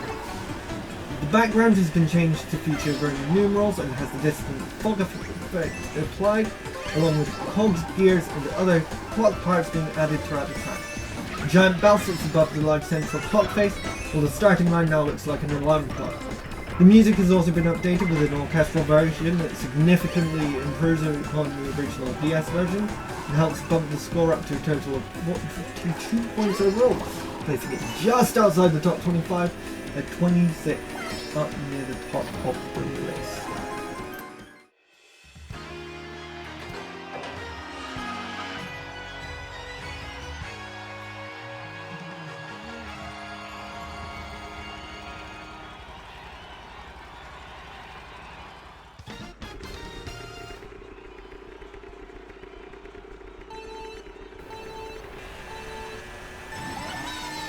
Mario Kart 8 Deluxe's version of GCN Waluigi Stadium features pretty significant overhauls in comparison to the original and Wii version. Visually, the track has a much more muddy look in comparison to the more dirty style of the original versions, and the whole stadium background has been redesigned. On top of this, the sky has been changed from dusk to night. The layout has also been updated with new routes added that can be accessed using the half-pipe, and the piranha plant statues have been rearranged. The new music is also pretty good, though it does feel a little off since the opening was brought forward a part that was originally further back and pushed back the main part from the original as well. Overall though, it's a pretty great track with a score of 42 points opening up the top 25.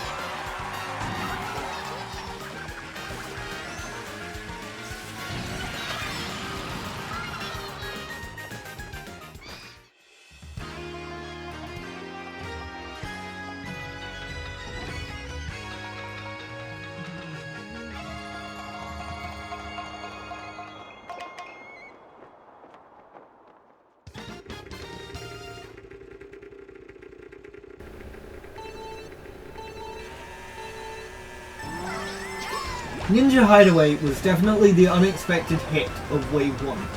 Being from Tour, the expectations for the track were fairly low from a lot of people. The layout is actually pretty good, with split paths throughout the majority of the track. The actual shape of the track is pretty simple, but the split paths definitely make the layout far more interesting. The track has 4 major sections: the interior of the hall, the gliding section of the courtyard, the pagoda, and the outside on the roof of the building. The sections flow together really well, and many alternate routes can be swapped between several times throughout the track. The track is definitely one of the most unique ones in the series, and it looks really nice. The music is also incredible, with a similar vibe to the Calamari Incantation from the Splatoon series, thanks to both using a similar key and scale. The track overall is an absolute banger, and definitely the highlight of the Lucky Cat Cup, scoring a total of 42 points, placing it in 24th.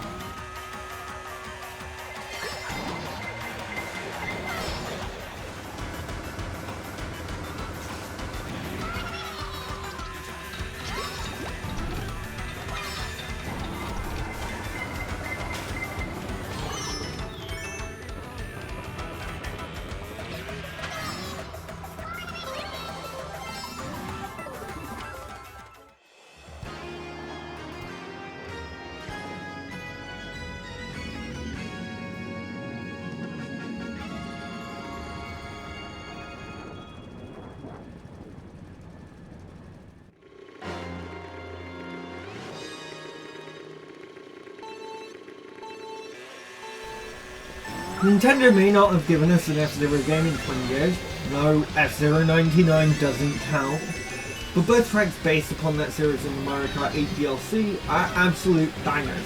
Mute City is the weaker of the two, scoring a total of 42 points. The layout's really solid, with lots of boost panels to capture the sheer speed of the F-Zero games, while the anti-gravity features use to great effect to capture the futuristic vibe of the track.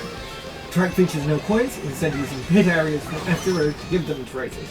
Futuristic City looks absolutely stunning with references to the source material scattered around absolutely everywhere you look. The music's a really solid rearrangement of the track's original theme from the F-Zero games, this time featuring an electric guitar and saxophone playing the main melody, and it works very well. Overall, Mute City is a great track, well deserving a spot in the top 25 of this list.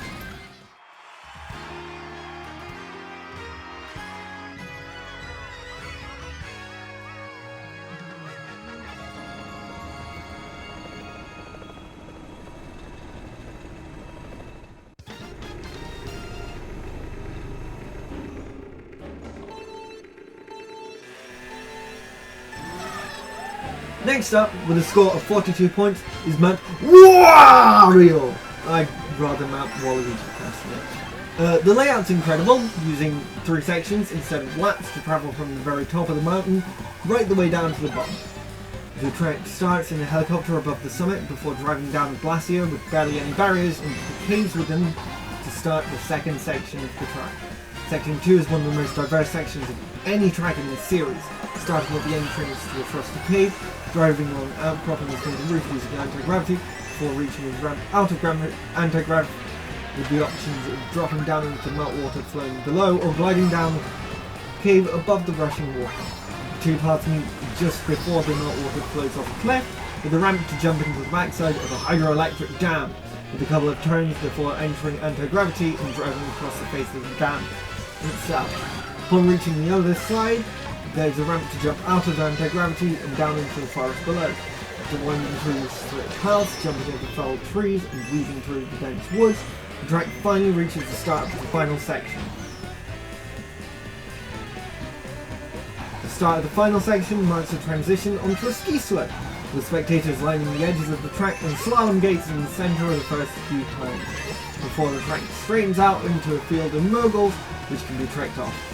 After the moguls, there's a sharp 90-degree turn to the left, leading to a ski jump ramp that ends in a glide ramp, with 3 rings floating in the air right before the last pair of turns, before the finish line at the base of the mountain in front of the ski lodge. The track itself is really fun to race on and looks stunning. Being a mountain track, it doesn't have the most unique theme, however, it's executed very well, with every element coming together amazingly. The music is great and changes with each section of the track, and the track overall is one of the best that the base game of Mario Kart 8 has to offer.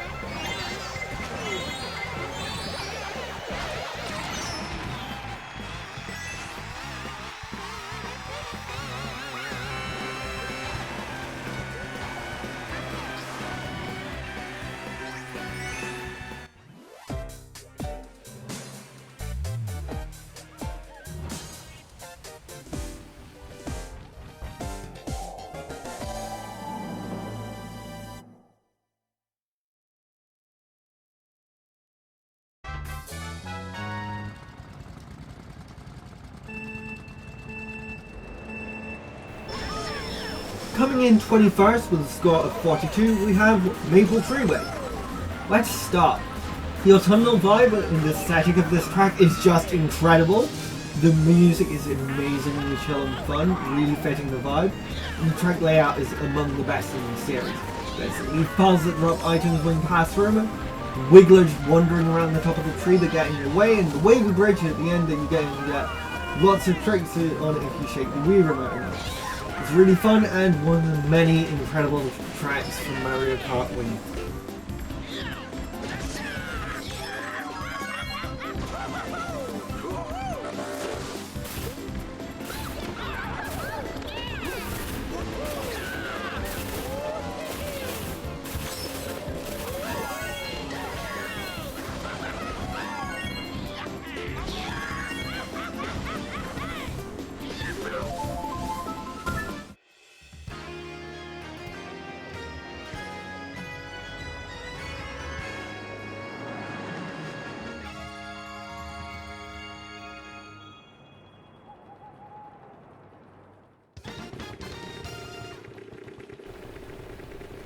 In 20th place overall is the Mario Kart 8 Deluxe version of Wii Moonview hardware. First, to address the elephant in the room, yes, this track's music is so incredible that I gave it 11 points.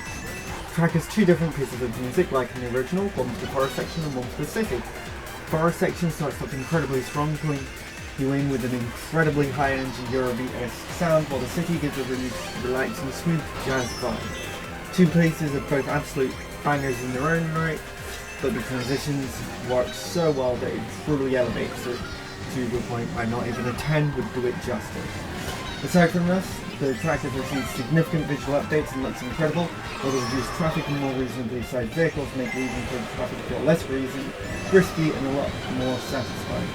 The dash panels in the city section are now randomised each race, and the track layout overall is unchanged, however the minimap has been updated. Overall, the Wii Moonview Highway is an amazing track, scoring a total of 42 points.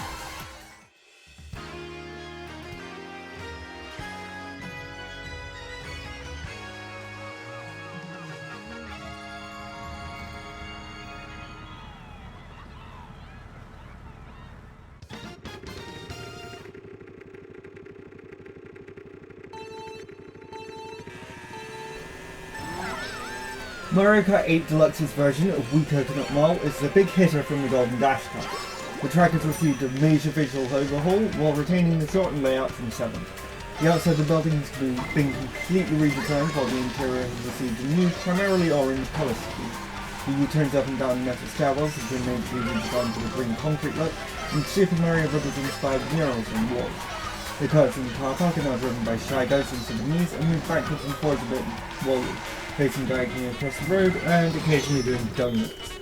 The updated version of the track's iconic music is better than it's ever been, and overall this version of Wii Coconut Mall is the highest scoring of the bunch, earning 43 points, netting it a spot in the top 20 at 19th place.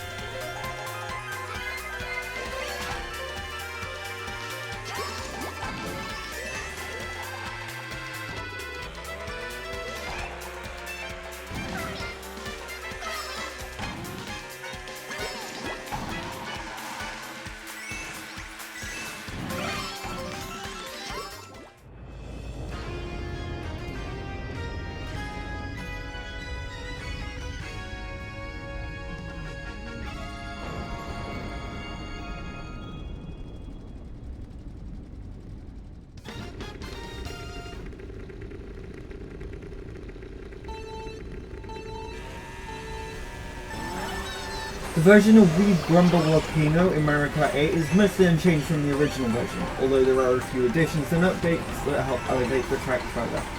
A couple of glide ramps have been added to the layout, one on the shifting stone platforms at the volcano's exit, and a second to the end of the left route at the end of the track, just before the finish line. A mushroom shortcut exclusive to the final lap has been added to the right hand route at the end, which lets you skip the final turn by jumping over the lava.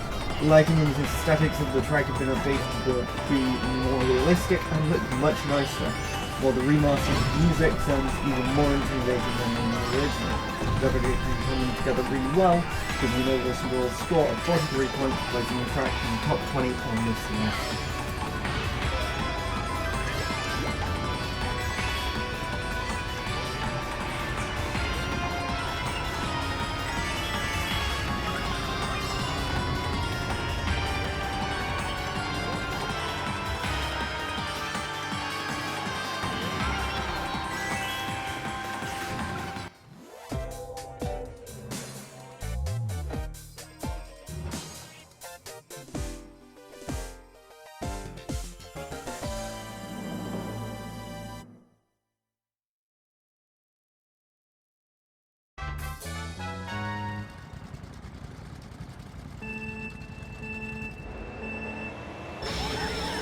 The highest scoring track prior to Mario Kart 8 with a total of 43 points.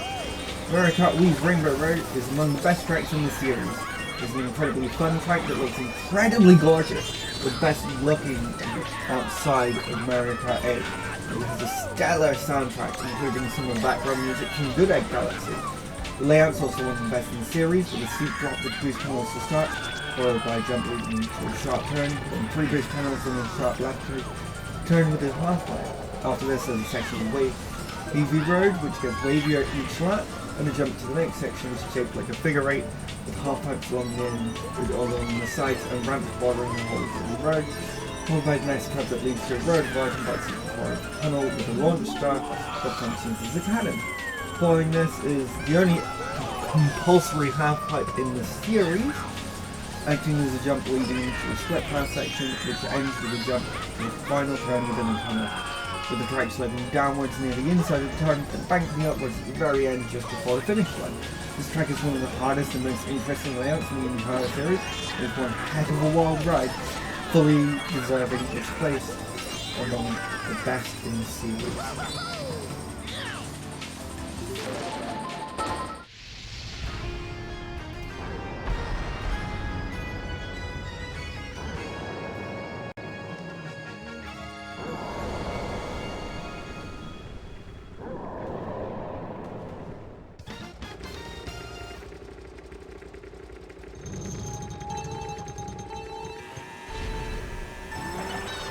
Mario Kart 8's version of Bowser's Castle is possibly the best yet.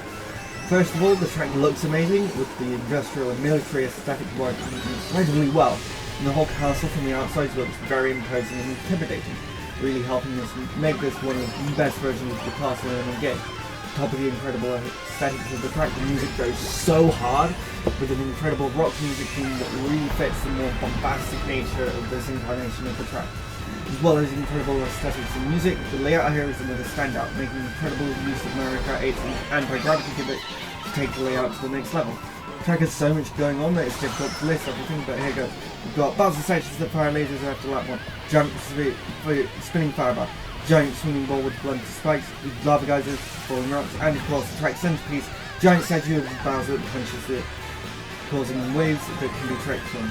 Everything in this track comes together really well, and the score reflects this with an impressive 44 points, easily making its spot in the top 20 at 16.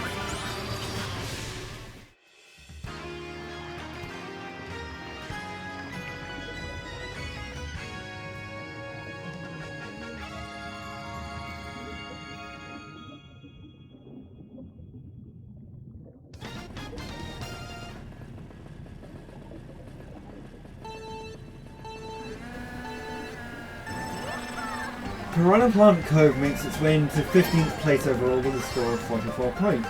The track is set in an archipelago with underwater rooms and coral reef. The track follows a different route each lap, like the city courses from Core.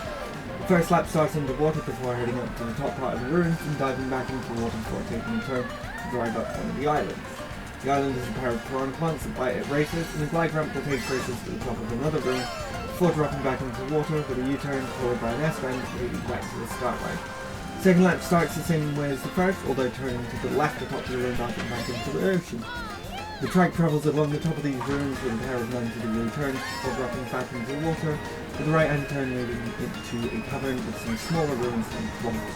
This cavern ends in a U-turn to the left to start the final lap, which starts by turning to the left again, crossing the route through the cavern, leading into a section surrounded by shipwrecks. The track weaves through the shipwrecks before reaching the ruin, driven over in the first lap, diving into the caves underneath, with a moray lunging at the races. After the moray is turned to the left before exiting the caves, and turning to the right to cross the finish line.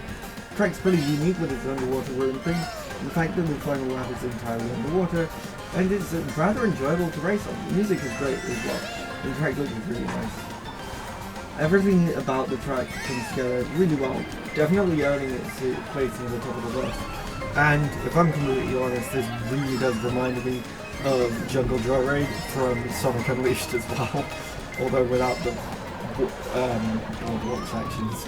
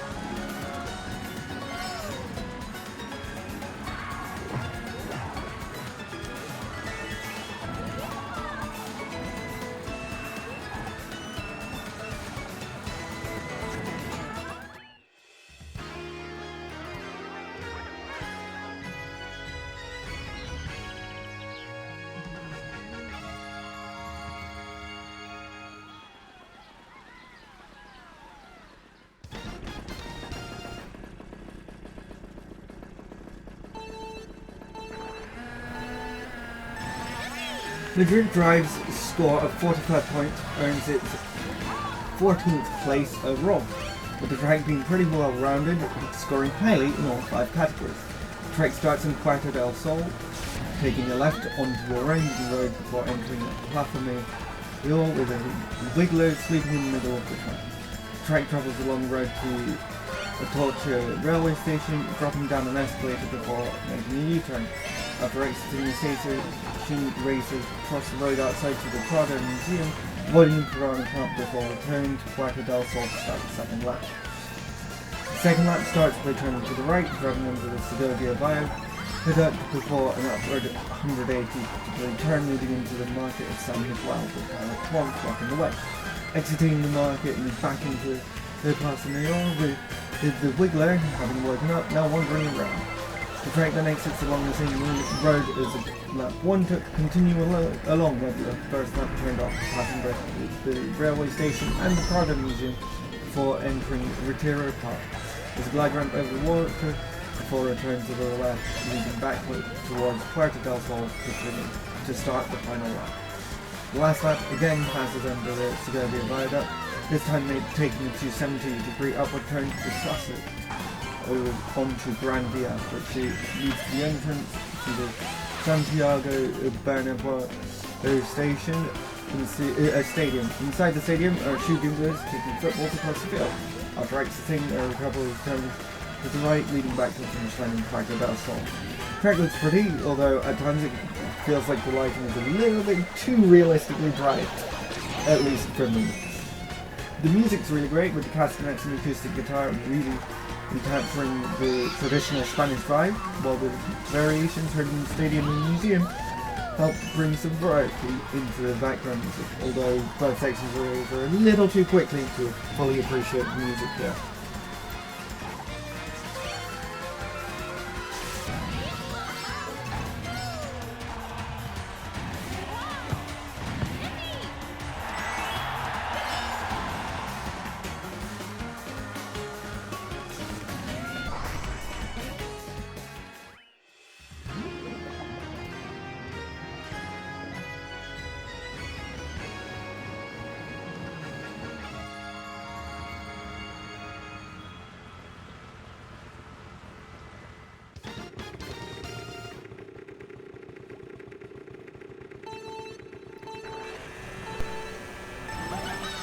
Possibly the wackiest track idea in the entire series, Squeaky Clean Sprint takes place in a giant bathroom and it works incredibly well. The track's layout is deceptively simple, with more routes opening up around the sink area as the race progresses. The bathtub features one of the widest sections of the track in the game before filtering into narrow pipes with water flow pushing racers along. In the second lap, the toilet explodes into a giant geyser in the middle of the glider section, opening a shorter race section over the final turn. It gives access to another glider ramp, allowing access to the shaft behind the sink as a possible alternative route. The track looks really nice as well, with the cloud walls featuring a cloud design pulled straight from Super Mario Bros. The track is filled with references to other Mario games, such as the raining pipes being the Binding Band from Odyssey, and the music is really upbeat and fun, and it all helps elevate the score for this already great track up to a total of 45 points, placing it in 13th.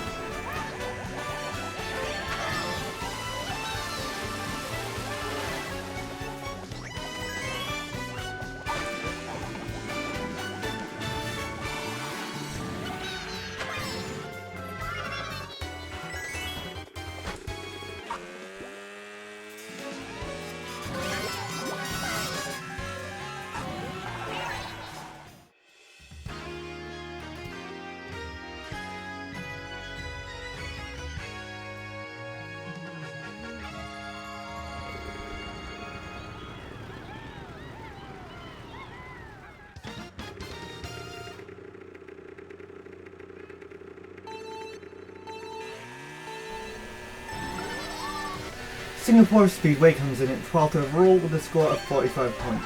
The track features its landmarks in roughly the same area as they are located in real life, within the central area of Singapore. The first lap is rather short, featuring a few turns leading to a plan that fires racers into an infinity pool on the roof of the Marina Bay Sands, with Goombas floating on inner tubes acting as a hazard.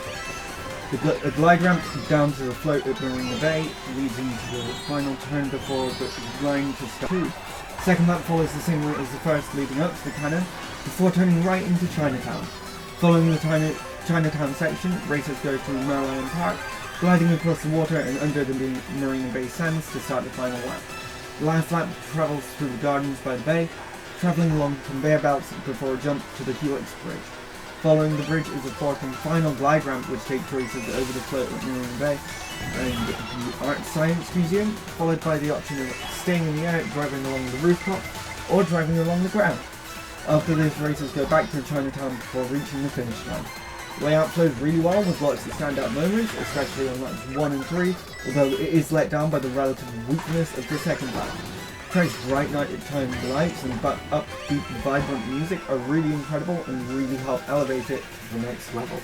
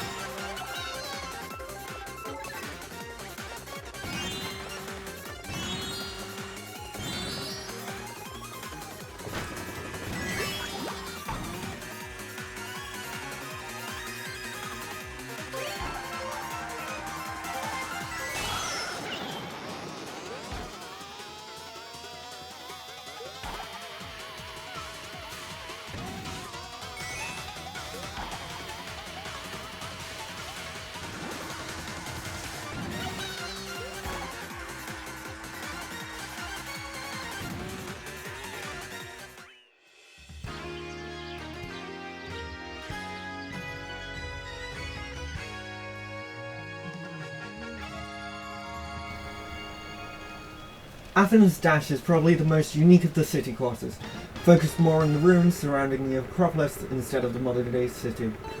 It also features a large statue of Athena that doesn't actually exist in real life, which is likely inspired by the statue of Athena Parthenos, the statue of Athena that is located within the Parthenon that has been missing since the first millennium. The trek starts within the Parthenon before taking a left turn down the side of the Acropolis into a set of ruins, before driving into the seats of the Theatre of Dionysus, leading into the U-turn that leads to the glide ramp into the Dreams Arch. This glide ramp leads racers back up to the top of the Acropolis, which leads to the second lap, starting by dropping off the side of the Acropolis onto the stage of the Theatre of Dionysus before travelling back through the ruins to enter the Odeon of Herodes Atticus, driving up a section of seating that's covered in dirt to climb up the stairs leading up to the purple air, returning to the Parthenon to start the final lap. The last lap starts with a left turn leading towards the Erechthon before a glide ramp down into a street with ornaments and staircases. The track then passes through the Roman Agora before travelling up the sides of the Acropolis, with rocks falling down to crush racers. The track finishes by passing through the Beulah Gate to travel back up the stairs to the purple layer before finishing within the Parthenon. The track is incredibly fun to race on, and the music really captures the feeling of exploring ancient Greece. However, where this track falls apart is the aesthetics. The ruins themselves look incredible, however the building that's making up the actual city feature minimal texture, looking as though they've just been taken straight from the tour version of the track without any adjustment to fit the improved visuals of the course.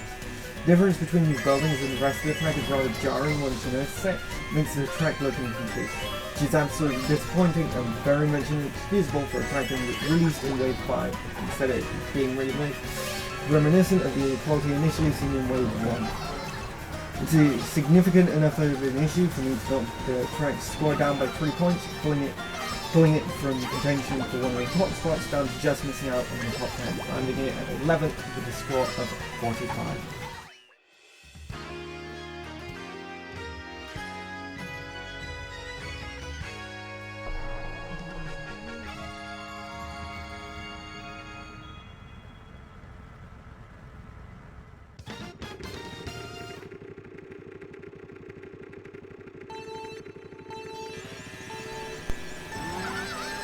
Mario Kart 8 Deluxe's incarnation of 3DS Rainbow Road kicks off the top 10 with a score of 45 points.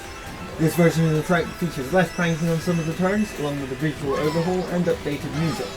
track itself no longer has a rainbow tile texture, and instead having a smooth gradient from one side of the track to the other, skyrocketed throughout. The new section of the track now uses anti-gravity, and the boost rings and star railings have been updated to match the appearance used in N64 Rainbow Road from the base game. The updated music has a techno sound and is absolutely incredible. Overall, this is an absolutely stellar track, well deserving its spot near the top of the list.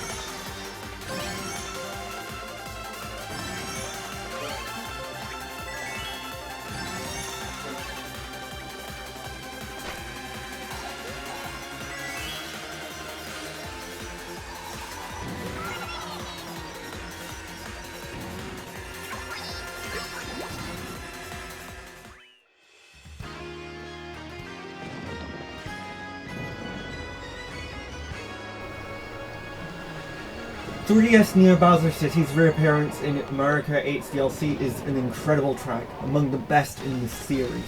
The rain provides low traction throughout, serving as a fun challenge, especially within the S-bend section in the middle of the track. While the final turn before the glide ramp has been modified, the turn being tilted to be sloped to accommodate for added anti-gravity, and spin disc is added and water bubbles removed, while the start of the turn has been adjusted to make a 90-degree turn followed by a 180 turn instead of a single 270-degree turn. Ramp down into the tunnel and the start is a trick ramp added, while the crucial climbing card providing the draft has been moved further back. The sky has been changed to be darker than the original, now very clearly being a rainy night, while the vast majority of buildings have been updated to have a more futuristic look, with hexagonal Bowser insignia decorating several of them.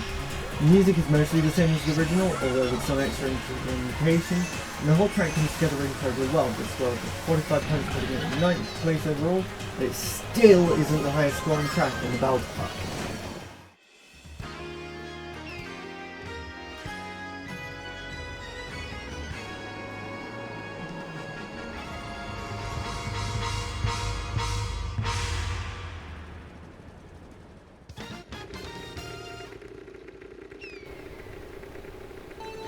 Dragon Driftway has an incredibly fun and twisted layout, almost entirely in anti-gravity, which follows the giant dragon statue inspired by Golbalga from Super Mario Galaxy 2 as it winds through a mountain range. The track is incredibly unique and aesthetic, taking heavy inspiration from Chinese culture and architecture throughout both the immediate surroundings and the background as well. The inside section features walls with murals depicting Lakitu, while the upside down sections have lanterns hanging from them. The bumper section passing above the finish line looks really cool. Music sounds really great with the Erhu and electric guitar melody working surprisingly well due to the contrast, while the bass line and percussion both provide a really strong rhythm to the background. Everything comes together incredibly well and leads to one of the best tracks in the series, with a total score of 45 points, placing it easily in the top 10.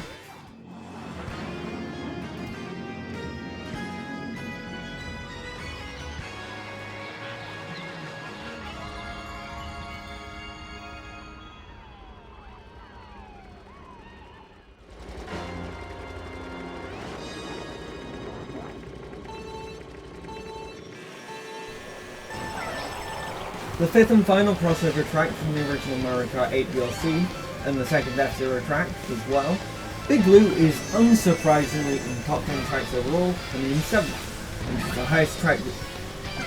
highest scoring track from both the original DLC and the Bell Curve, with a total of 47 points. Tracks split into 3 sections, with features including conveyor belts and water currents used to provide speed boosts throughout, and tracks entirely in anti-gravity. giving you more speed boost whenever you drive into another racer. The track is incredibly fun thanks to the amount of speed and is a very fitting final challenge for Mario Kart 8. The track looks incredible with the perfect mix of futuristic and natural aesthetics, and the music absolutely slaps, with an incredible arrangement of the original Big Blue theme with the sax and guitar basically dueling each other, and the second version used for the final section, as well as a voice clip of the announcer from F-Zero X played at the start of this section as well. The track overall is an incredible tribute to the F-Zero games and fully deserves its position among the top 10.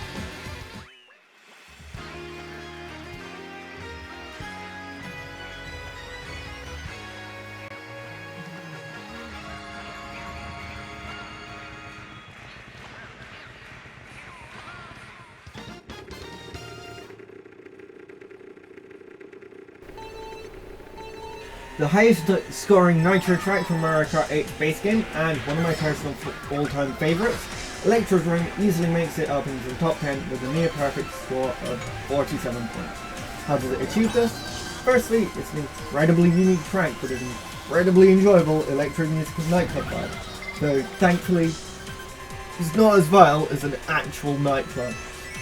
Tracks filled with hidden details in the background, such as the lights behind the final turn being shaped like arrows pointing in the right direction, which I didn't notice until this year, and the DJ on the video screens is Larry, which immediately makes him much more interesting than half the other Koopalings.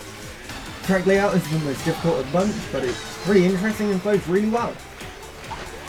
The music also absolutely slaps, and it does look great. However, I do have one issue with the aesthetics, which pulls the score down a point. It's the weird pebbles in the off-road section of the track. It looks really weird and just puts me off a little bit.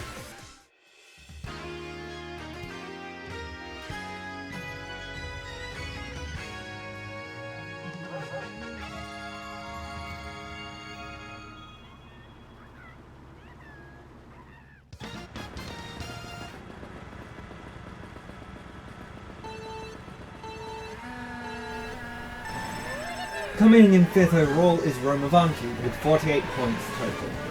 The track is a really fun tour of Rome, featuring plenty of interaction with the landmarks, most notably the Colosseum in the first and third lap.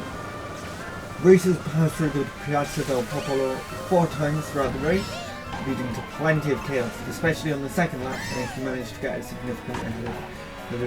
significant distance ahead of the pack.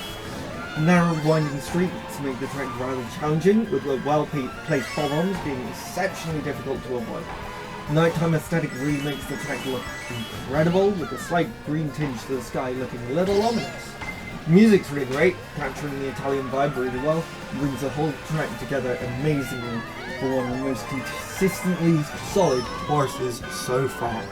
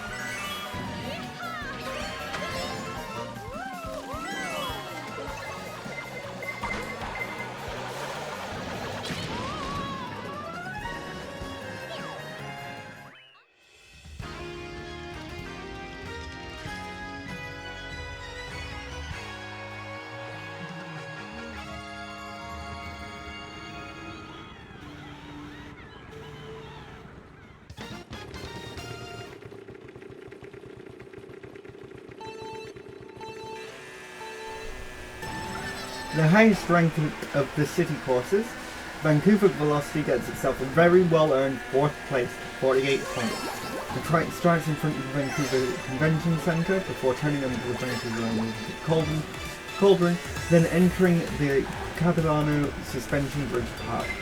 Travelling along the suspension bridge to reach glide ramp back to the start line, ready for the second lap. Second lap passes under the Vancouver Olympic Cauldron a second time, this time heading towards Stanley Park, passing Lost Lagoon before heading into the Rogers Arena. Then travelling along the street back to the finish line to start this final lap. Last lap it travels through the massive tunnel before travelling to the central branch of the Vancouver Public Library. Following this, the track re-enters the Rogers Arena, taking a different exit out onto the city streets to return back to the finish line. The track looks absolutely amazing, the nighttime light is really making the city pop. Of course, we can't forget to mention the Aurora Borealis, helping to create the feeling of a Canadian winter night. The music's also absolutely incredible, and it really helps elevate the track with its high energy and fun sense, bringing everything together.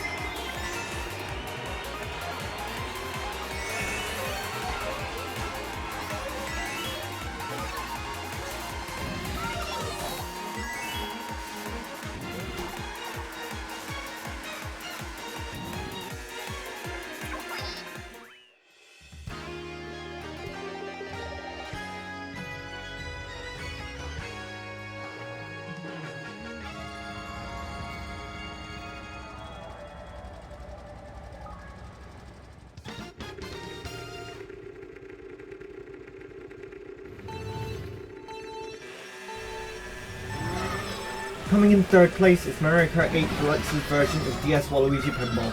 The track's wacky layout is the most fun that it has ever been, thanks to 8 Deluxe's tight controls, and the track looks the best it ever has as well.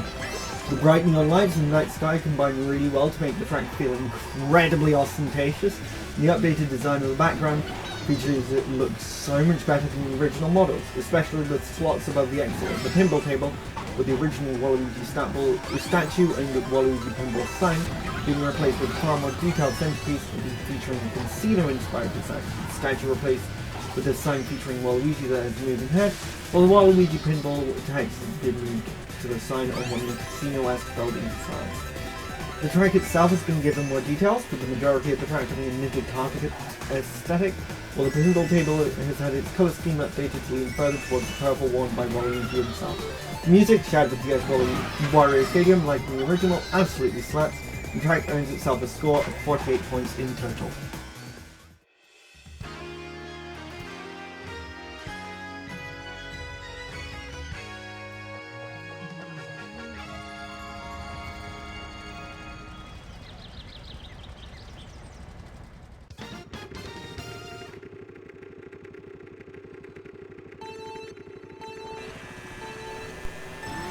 In second place overall, we have Mario Kart 8 Deluxe's version of Wii Maple Treeway. The track's great layout has been maintained, with the glide ramps from 7 returning and the half-pipe from Wii being re-added. The track has received several graphical upgrades, with a more solid orange used for the leaves and moss added to the sides of lots of the branches throughout the track. The track has a really nice autumnal vibe, and the updated music sounds incredible with the live instrumentation really elevating it. The track absolutely deserves its spot right up at the top of this list with a score of 48 points.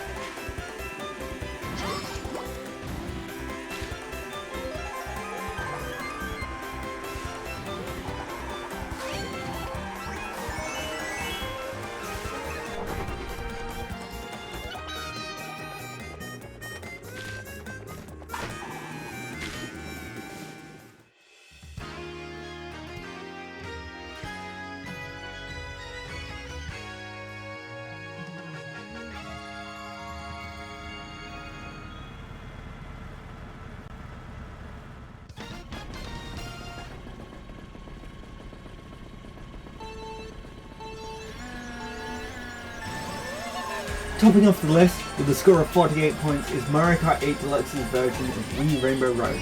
Track layout is mostly unchanged from the original, aside from the pair of spin boost pillars being added on the S-bend leading into the launch star cannon, and boost panels being moved to the opposite side of the course. The track's now entirely in anti-gravity. We're an incredibly fun experience, and not only driving on one of the most challenging courses in the series, but doing so whilst getting a boost from driving into others, which can make for just as much chaos as the original, in spite of the less inherently chaotic design of Mario Kart 8 Deluxe when compared to Mario Kart Wii. The track looks absolutely stunning, and there are so many fun details kept from the original, such as the racers bounding up in the atmosphere when they fall off the track before being recovered by latitude. The music is truly stellar, with the arrangement having a more spacey feel compared to the more fantastical feeling of the original version. Overall, this version of Wii Rainbow Road is truly incredible and definitely earns its place as my favourite track in the whole series. I really can't wait to see what Nintendo does from here in the next Mario Kart game, and I would absolutely love to see the next Rainbow Road top this by being even crazier than anything we've seen before.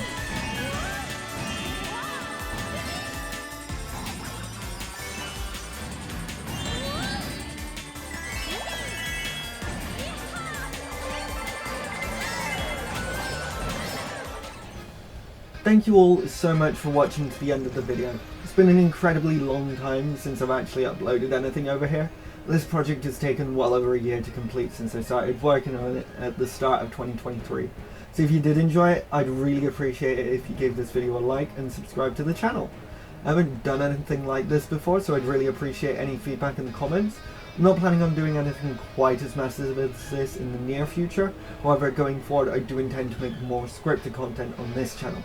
If you'd like to see my more unscripted stuff, then check out my Twitch channel in the description, and for past streams, check out my VOD channel, which will also be down there. With all of that said, thanks again for watching all the way through the video, and be sure to leave a comment if you have any takes you disagree with. I hope you enjoyed the video, and I will see you again in the next one. Bye bye.